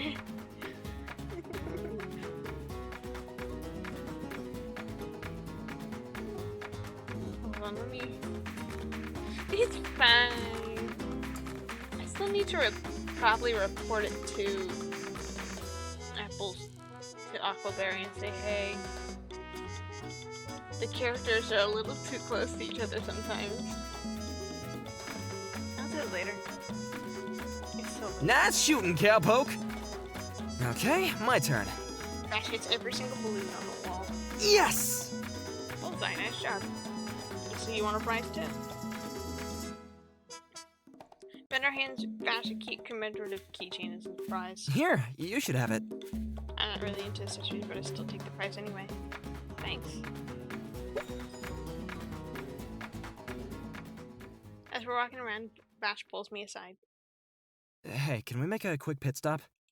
What for? Remember my letter? Louita asked me to check on the plant here as a favor. I just need to talk with the plant engineers and see what's wrong. Sure thing, Dr. Stampede. More plants. The sights and sounds of the festival slowly disappear as we travel deeper into the city towards the plant facility. Good thing we did not get drunk. That probably would have caused so much more commotion. The walkway led up to the entrance reminded me of something that you see outside an old church. At the top, a couple of older-looking men talking amongst themselves, all clad in white.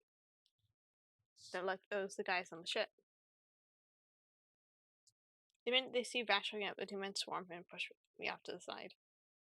That much forward, I moved to lean against the entrance wall as the two men began to vent their issues. I caught bits of what was being said, something about the plant being sensitive. The plant. It's been creating power surges for months now. Loud noises seem to trigger its reaction. It sounds like it's scared of loud noises.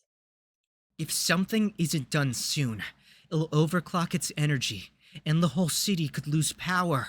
You're lazy. And I'm sure you're aware of the fireworks going off tonight. Okay. She's just a little scared. People are already starting to ask questions. We've been getting harassed for more information all week. By who? By who? Common people? Okay. Bandits? Not okay. Harassed? A couple men in suits keep trying to pay us off for highly classified information on our plant. But I told them to buzz off. You can't bribe us with a stack of double dollars. Right, Tom? He caved. He caved for $double. Yep. Right, I'll take a look and see if I can help. Relief immediately washes over the two signs. They run open large metal doors for him. They go at me as we move to follow Vash's side. And who are you, exactly? You mean you don't know? Huh? I happen to be a close associate of Lieutenant Lightner.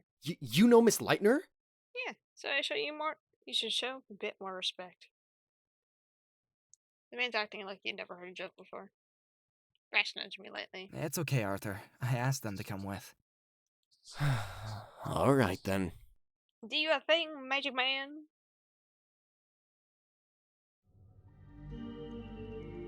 Oh, this one's a lot bigger, or is it just a different angle? The room where we're overwhelmed with beautiful blue glow of Plant's tank. Last time I was in a room like this, it was flooded with sand and broken pieces of metal. It's weird seeing one kept in such pristine condition. Watch Vash approach the glass.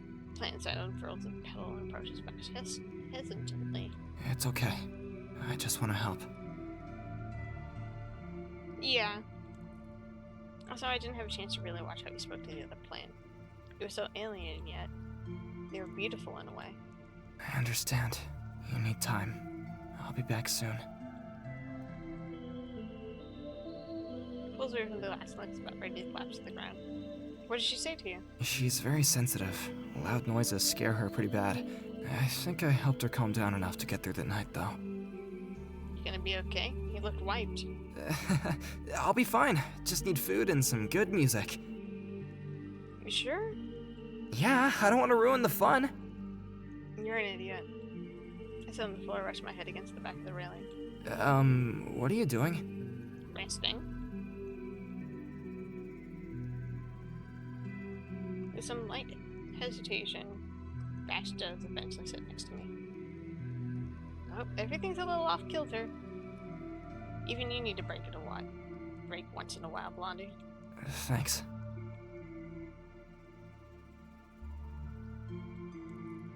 I don't know why there's an arrow.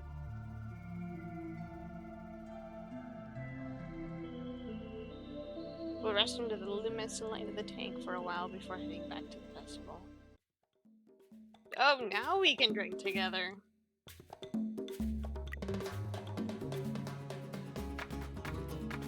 Yeah, this is gonna go great. This is gonna go awesome. Drink together. You read my mind. Ash rushes up the nearest pub and immediately opens a tab for us. 2 beers, please! The bartender slid 2 big ones of foamy beers towards Vash. The skip and the stuff he sat with me the first open table we brought no crack to the pub. I was content just to sit my drink and chat, but Vash had different plans. How about we play a game? A game? Like what? You, me, drinking contest. Sir, I know what happens in the anime when you drink. It's called a tie around his head that he does not own. Just a random green tie. And him giggling. You sure you want to go down that path? What's wrong? You're not scared, are ya? And what do I get when I win? Winner gets a prize of their choice. A kiss. I feel like it's gonna be a kiss. Tempting offer, like, let's do it. With me looked into his eye, Vash and I start taking our drinks. I managed to put back 4 months of beer. Vash is also at 4. Give up. We do not want to be too drunk. Give up. I'm done, no more. That's my bag. Come on, let's get you Come on, let's get you some fresh air and water. Yeah, you can say his own lines. I forgot. What your prize? I just wanted to drink with you, so I already got what I wanted. Don't worry about it. You sound a little tipsy. We sit in the alleyway and chug water till I'm feeling lucid again. So do us. I have a super high tolerance for booze. His hand hits my back.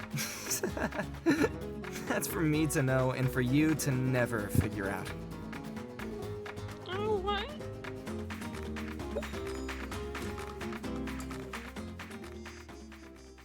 Evening rolled around faster than I thought. It's been a lot of fun so far, but we're still no closer to finding out what this mysterious chapel was. I got so caught up in the festival crowd, I put it off the actual mission. Vash and I were resting in the shade, watching the festival continue in the square. The air was lively as ever. I nudged his shoulder. I'm gonna buy some water. I'll be back in a bit. Okay, take your time. I'm pretty beat. Alright. The little nod from I slink away to the nearest pub. Surprisingly, the place seems pretty empty right now. Guess I left to find a spot for the fireworks show. I walk up to the barkeep. Hey, can you pull up my canteen? Bartender nods. Barkeep, give me a refill, would ya? A reporter, huh? Turn my attention to the old man sitting next to the stool to me. He had a small pocket notebook sitting on the countertop, along with a pen and a few contact bills. That looks far too cheerful. That right there, for what I know this man is. He's taking notes. Probably part of the press. Hard to tell when notebook pages are blanked or ripped or crumpled next to him. Having trouble writing? Oh, not really. I already know what story I'm writing. Capitol Crest Firework Festival. Just as loud and in your face as last year. Is he not a fan of festivals? I wrote the same fluff piece last year. Done and done. Oh, so you're the press. Mm-hmm. Bernadelli. That's your actual last name, Roberto? He also has a little press badge in his hand before stuffing it back in his jacket.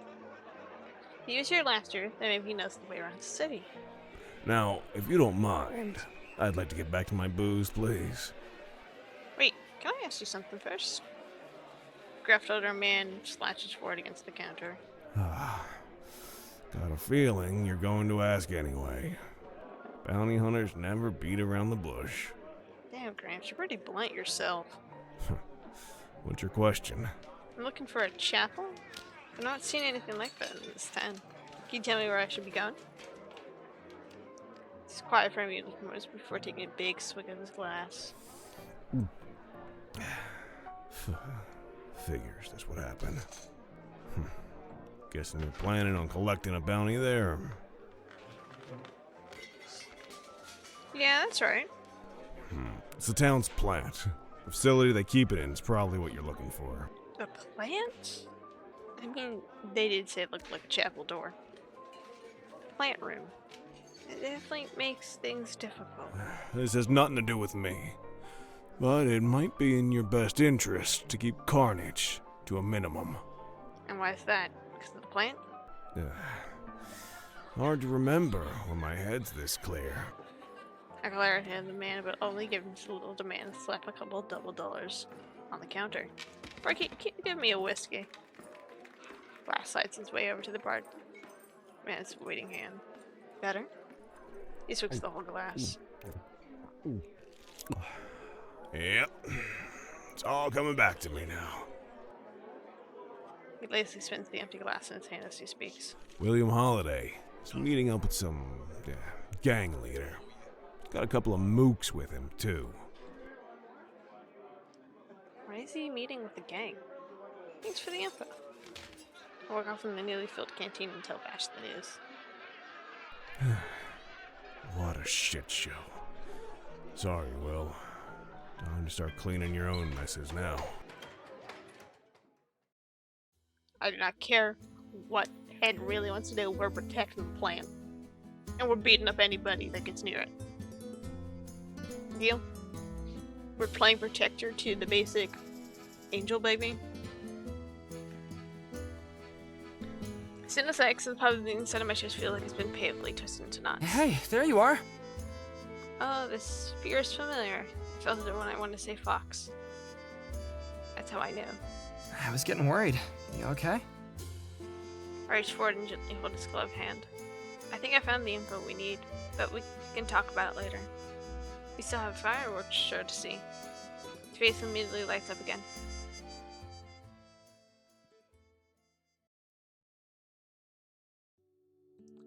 The lively energy of the festival simmers in the nights went on. Kids and their parents turn in eerily, while younger couples begin together in the main square to watch the sky. The main draw of this whole festival is about to start. Vash and I couldn't really make our way to the square, though the security patrolling the area for that way anyway. We had our own spot in mind to watch this little show. Ending this with a fireworks show wasn't the best part of the plan, but I couldn't resist the spark that lit up in Vash's face when he brought it up. I couldn't say no, especially if this would be our last night together.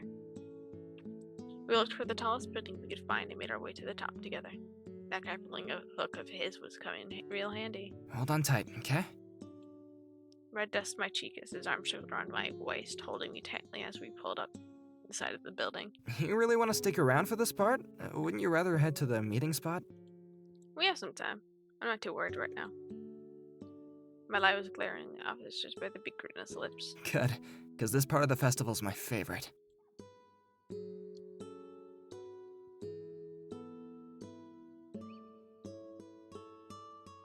As we're firmly standing on the roof, we sat at the edge watching the show. There was a weird tension in the air as we waited.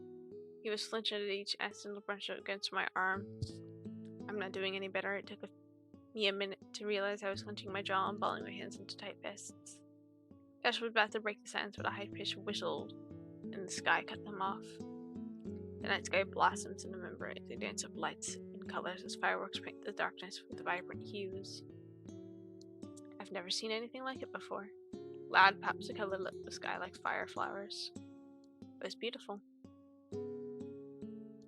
As the darkness sparkles and dazzled everyone, my mind began to fester. This was really it. We were done waiting now. I'd either go into the plant or kill Shepard, or he'll kill me. Either way, the fun was going to end. I can't believe it took this long to realize how much he meant to me. Once this is all over, where do you plan on heading next? Uh-huh. No destination in mind? You know me. I go wherever I can find good food and good company. Well, I don't mind to brag, but I can cook up some tasty comfort food, as long as you don't mind the base being worm. Vash struggled quietly. That's sweet, but I can't. My head drops. I guess I misread things. Don't get me wrong, I've been having fun, and it's been really nice not to be on my own. But feels like any minute now something's gonna give. But if things end here, then we get to have this fun memory together where nothing went wrong. I don't want to ruin this. Ruin it? Vash, you wouldn't ruin. It's just, I don't want you to be put in danger because of me. If anything happened to you, I don't know what I would do.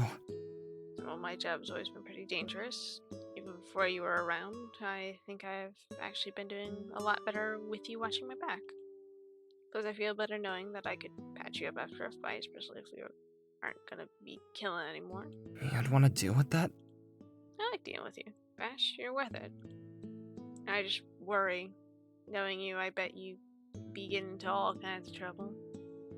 He pauses, not really sure what to say at that. You and me, remember? Thanks to the fireworks, I could see how red Vash's face was getting. Listen. He leans closer to the fireworks for the last thing on his mind now. He should say something, but catches his throat and dies. He looks lost. First, it seems like that was the end of it, but I feel Vash's arm wrap around me, pulling me against his side. Vash? Just till the show's over. His voice is soft, barely audible with all the loud explosions about us. It feels like it isn't a request to me, but a plea to something unseen. I don't put up a fuss, though. My body relaxes against mine as I lean into him. We watch the show in comfortable silence. I don't mind staying like this with him. Do we confess? Enjoy the moment with your friend. God. Confess it is. Vash. Yeah. Thanks for taking me in that bar. I'm really glad I met you. I don't mind the silence. I meant every word, even if he doesn't feel the same. That's when I feel Vash's hand gently tilt my head to meet his gaze. His metal hand brushes the hair out of my face. We're still so close that our noses are barely touching. Can I kiss you? I quickly nod. No picture? Only fireworks?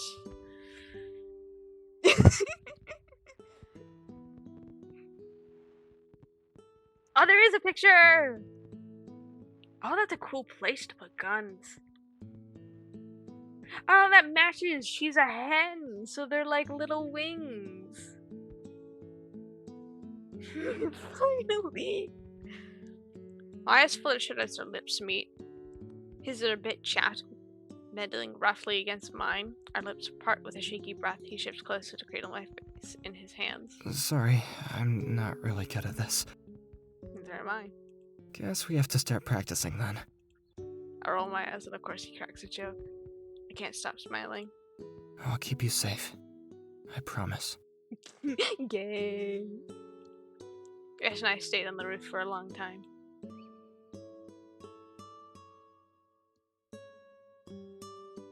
Hours go by.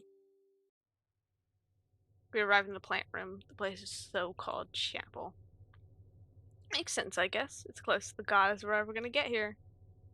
After singing for Pixel, he moved himself away from the little hiding spot behind the building and meet up with us at the entrance. It was cute watching him try to waddle up all those old stairs. Hiding by the entrance, I hear a couple footsteps approaching the plant.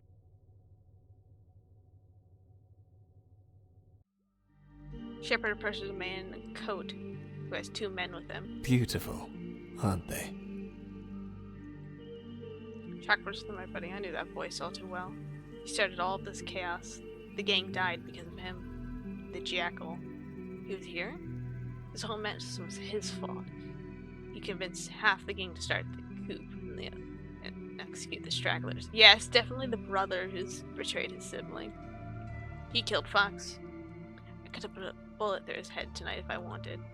The roster should have been lit a fire in my chest, that burning hot anger I usually feel when I'm hunting the last of the game that should be here. Then why am I so damn scared? My hands were unsteady. I want to face him, right? My gaze travels to Pixel as he stands beside me. Long time no see, William. Why'd you call me here? You came all this way and haven't questioned it till now. Such an obedient dog. Were you the one who put that bounty on me? So I got your attention after all. Good.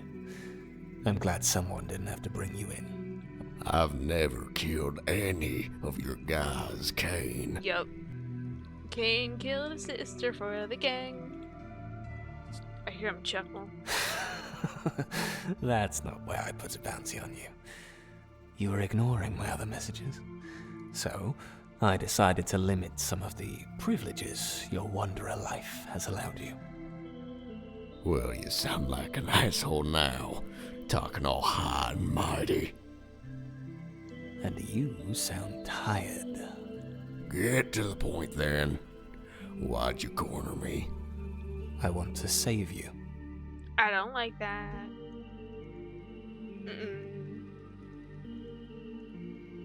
I know that seems very random in some cases, but this series is known for like cults, basically. Knives has a bunch of followings, and they experiment on children and make them into super weapons. So go back to being gay game. What?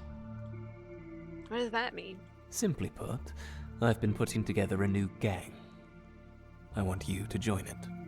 Loose ends bother me. I'd rather have you working under me. I have too much respect for you to let you waste away in the desert. Your work would be simple. Just answer when called on. Shoot who I tell you to shoot. That's all. You're not exactly giving me a choice. Why would you want any different? You never liked making difficult decisions anyway. Or I could just kill you. Seems like a waste, though. Why not run towards something good this time, old friend? A new gang? I heard whispers of it. They had a reputation for being extremely ruthless. Kane was meant to be the last on my list, my final kill. But he was here now. I could kill two birds with one stone. Shepard whips his shotgun out and points at a jackal. He doesn't react. His men do. Two men in black at his sides hold out their guns too. It's starting to look like a standoff. Sounds like you need more convincing. So how about this? I just keep increasing that bounty of yours till you have to run to me for protection. Jackal's gaze turns to the plants next to him, hands down the glass tank. William Holiday, wanted for murder, and how about destroying a plant? Oh, no, you don't touch the baby. Get your hands off the baby. Get far away from the baby. Mo and Jackal seem to have giant guns strapped to their backs. Not sure what they're capable of, but they don't. They were big and ripply loudly. I stared at the scene, not knowing what to make of all of it. Hey, I need to stop him from hurting the plant. Same. Vash looks ready to move. We need to make a decision. We have to keep the plant safe. Alright then, time for a rescue mission. Before we can rush off, Vash grabs my hand. Hey, be safe. I will. Pixel moves eagerly at us before we run. Presently, Vash nods. With that, we are off in different directions.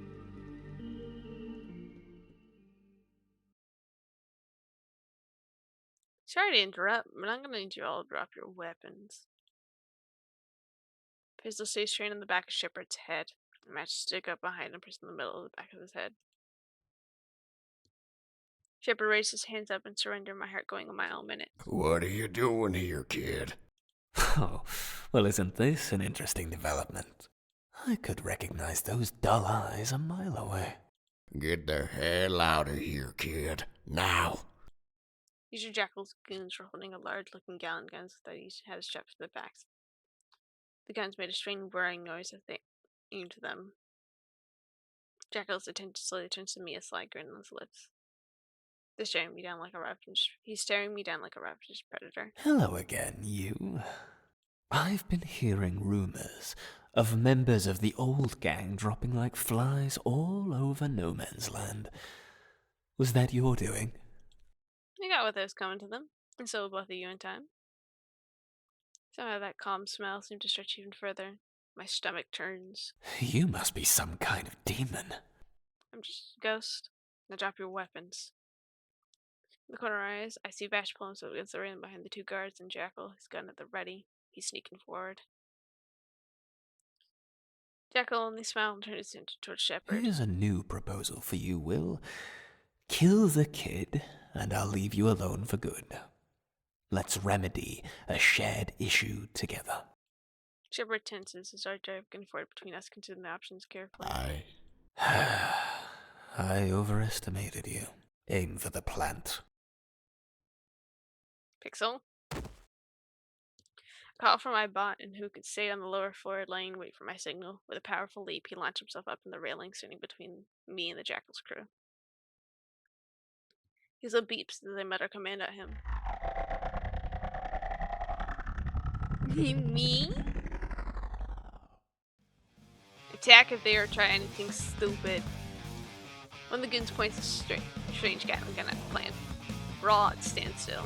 For Vash's sake, I wouldn't kill, but I had to do something. Then Vash closes in the guard at the plant. Back at his peacemaker makes contact with the man's skull, sending him flying across the metal floor. The guards unconscious body along with the gun fell unceremoniously over the edge of the railing, falling to the floor. Vash along with Pixel blocked Jackal from moving forward. Everyone's flying into action. The sound of gunfire flows, everyone runs for cover. With everyone's attention diverted to Vash, took up and shoot the other guy in the thigh. His scream rips through the entire and collapses to his knees, signaling the beginning of the end. Jackal takes a quick aim, and a particularly loud shot deafens the air. Another problem was just rears its ugly head in. The light flickers red, doubtful by pebbles and fill inside the tank. The ear-splitting gunshots rolled out the plant, and she doesn't look happy. Oh no! She's pushing herself too hard! Drove the tank to check on the plant. As he runs, the light comes back, and the Jackal hunch figures enters my view, pointing one of the strange Gatling guns at Vash. Pixel!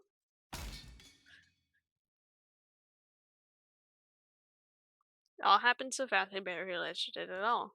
Pixel moved to save Vash, and I screamed for him. Pixel would have easily blocked anyone around, but I see Jackal picking up one of the strange Gatling guns and firing around it. The strange later beams at him. Vash was safe, but Pixel, Each shot seemed to smash through his arm but whole like butter. I stared in horror as his arms were both blown to bits. Then each shot began melting away his torso, then his head. Pixel started to hole with each shot. I freeze. Pixel? No. No, no, no. He has to be okay.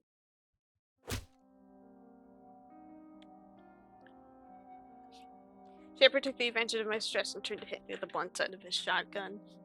My cheek swells with a hot searing pain, blood dripping from my mouth. All the anger I'd seen had been absent earlier through my lungs. Everything burns. There's power in anger, though. It makes things easy. My focus is squarely on Shepard and little else seems to matter. Not anymore. You son of a bitch. Why'd you get in the way, huh? Why couldn't you just stay dead? Then maybe everything will make some damn sense. I could counter a few hits, whichever was heavier than me. Unless I got a good clean kick against his head, he wouldn't be going down. The green and red lights were making anything any easier. I managed to hit him a few times before he eventually knocks me to the floor.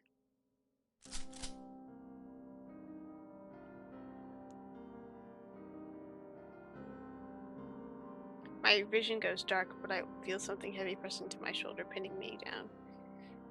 My pistol pressed into warm flesh in return. I wasn't going to die here. We're at a standstill. I couldn't help but smile at the grim circumstances. I might die today. It was my own damn fault. Why can't you all just leave me be? You know why. It sounded more like tired than ever. I was finally doing something. I was gonna shoot Kane. I was. I know it doesn't fix what I did. It was something. It was my decision. This was redemption. No martyr. You're self-destructing. He's on the number of men, your weapons, and threats. You're gonna kill him, and then you knew you'd bring you down with him. You're a damn coward.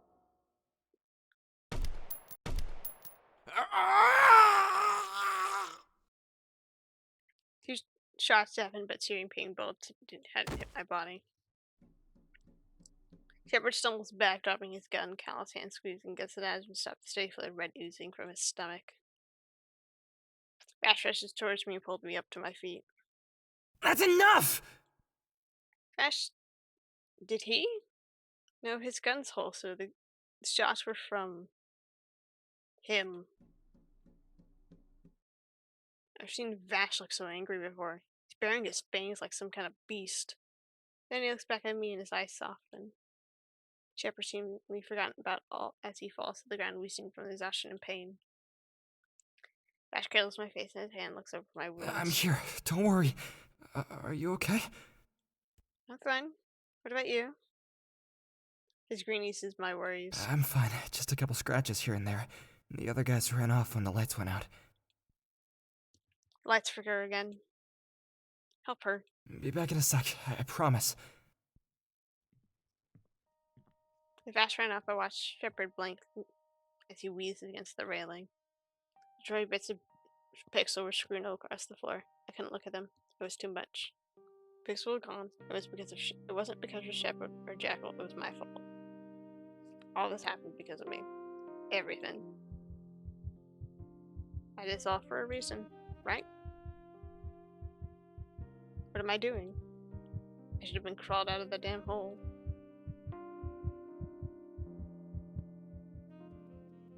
I can't think about this now. Fact is, I did climb, and I did kill people. Lots of them. I'd asked her would have wanted me to do any of that. So maybe all of this wasn't more for myself than her. She's dead. I feel numb. Every muscle in my body strains to move forward. It hurts. The ribcage feels like it's being ripped open.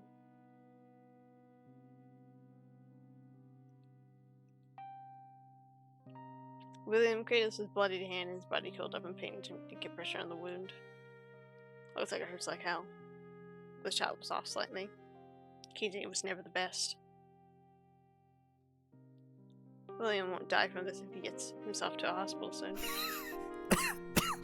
Kane's getting away, you know. I know. Why'd you try to save me that night? You were just a kid. I thought you'd go without a fuss. But I guess I underestimated how stubborn you were. Why did you say anything earlier to us? Saving Esther was out of the question. She was the prime target. I would have lost her no matter what. There was nothing we could have done. You have to have known that, right? I wasn't gonna let her die alone. Is it shitty I still miss her? I don't honor that question with a response. Said I drop my gun and just sit with him. He tensed up. I don't think someone sat like this with him in a very long time. I ran from my old life, from the gang, from Kane, and you. I've been running too. Too scared to move on from this. But if I did, then me surviving all that would be nothing. But maybe then I made a friend, and that gives me a little hope. What am I going to do now? Maybe run towards something good for a change. You got too smart for me, kid. I gotta go. Okay. I'm gonna stick around here for a while. See you, William.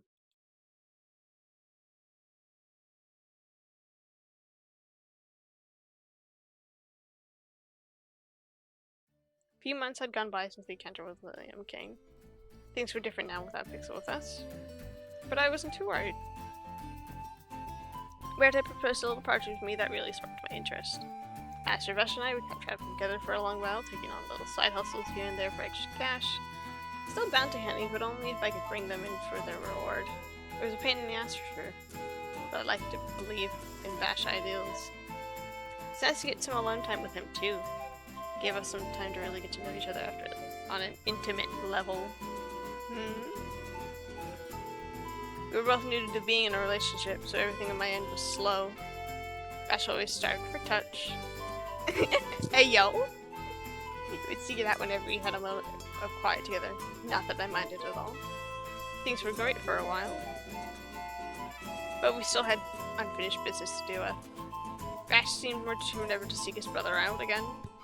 And I wanted to start building a new life for myself, but I need to deal with Kane first. So we'd need to go our separate ways for a bit. It wasn't bad though. We'd again and again whenever we could at little crossroads in our journey. And in the meantime, we exchanged letters. Even if I'm alone right now, I know I'm home with Vash. And I'll always be able to find my way back to him. Someday, somehow.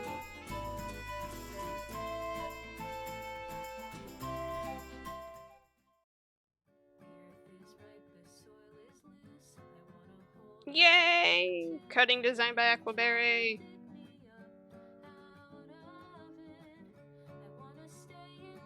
Written by Aquaberry. Script editing by Brendan Lingo.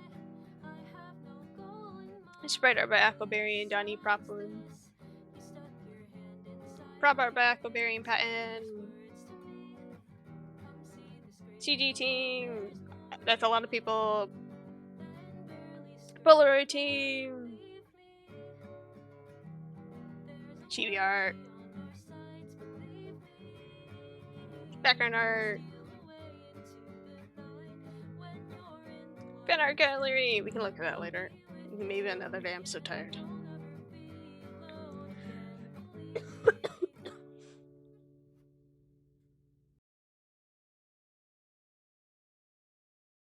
Ryan Tibbet says Vash the Centipede.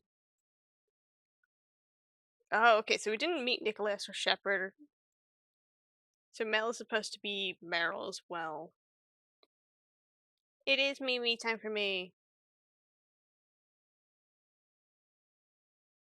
What do you mean Jackal and Monica were the same actor? That is some range.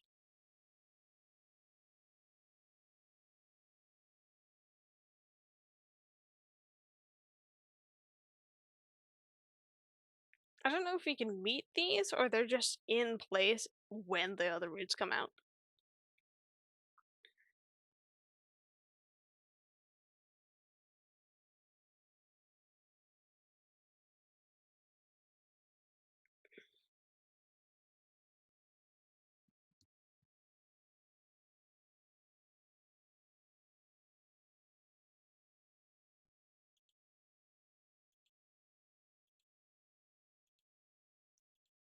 I'm passing through these a little fast because it's so late. This is the beta testers for the Vash route. More routes are coming soon. Thank you for playing. Yippee. I'm sorry you died, Pickle. 3 years later. Man, I'm starving. Oh! Yeah, I hear ya. Alright, Blondie. Where you run off to?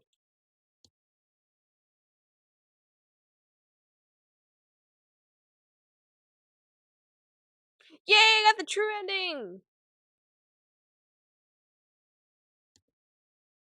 Where the red fern grows.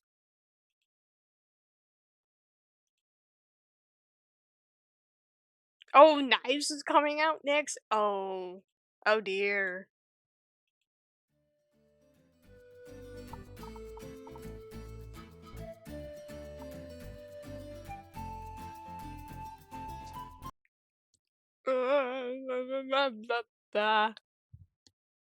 What do you mean? Just close the program. I'm done with it. Yeah, it stopped working. I've quit it.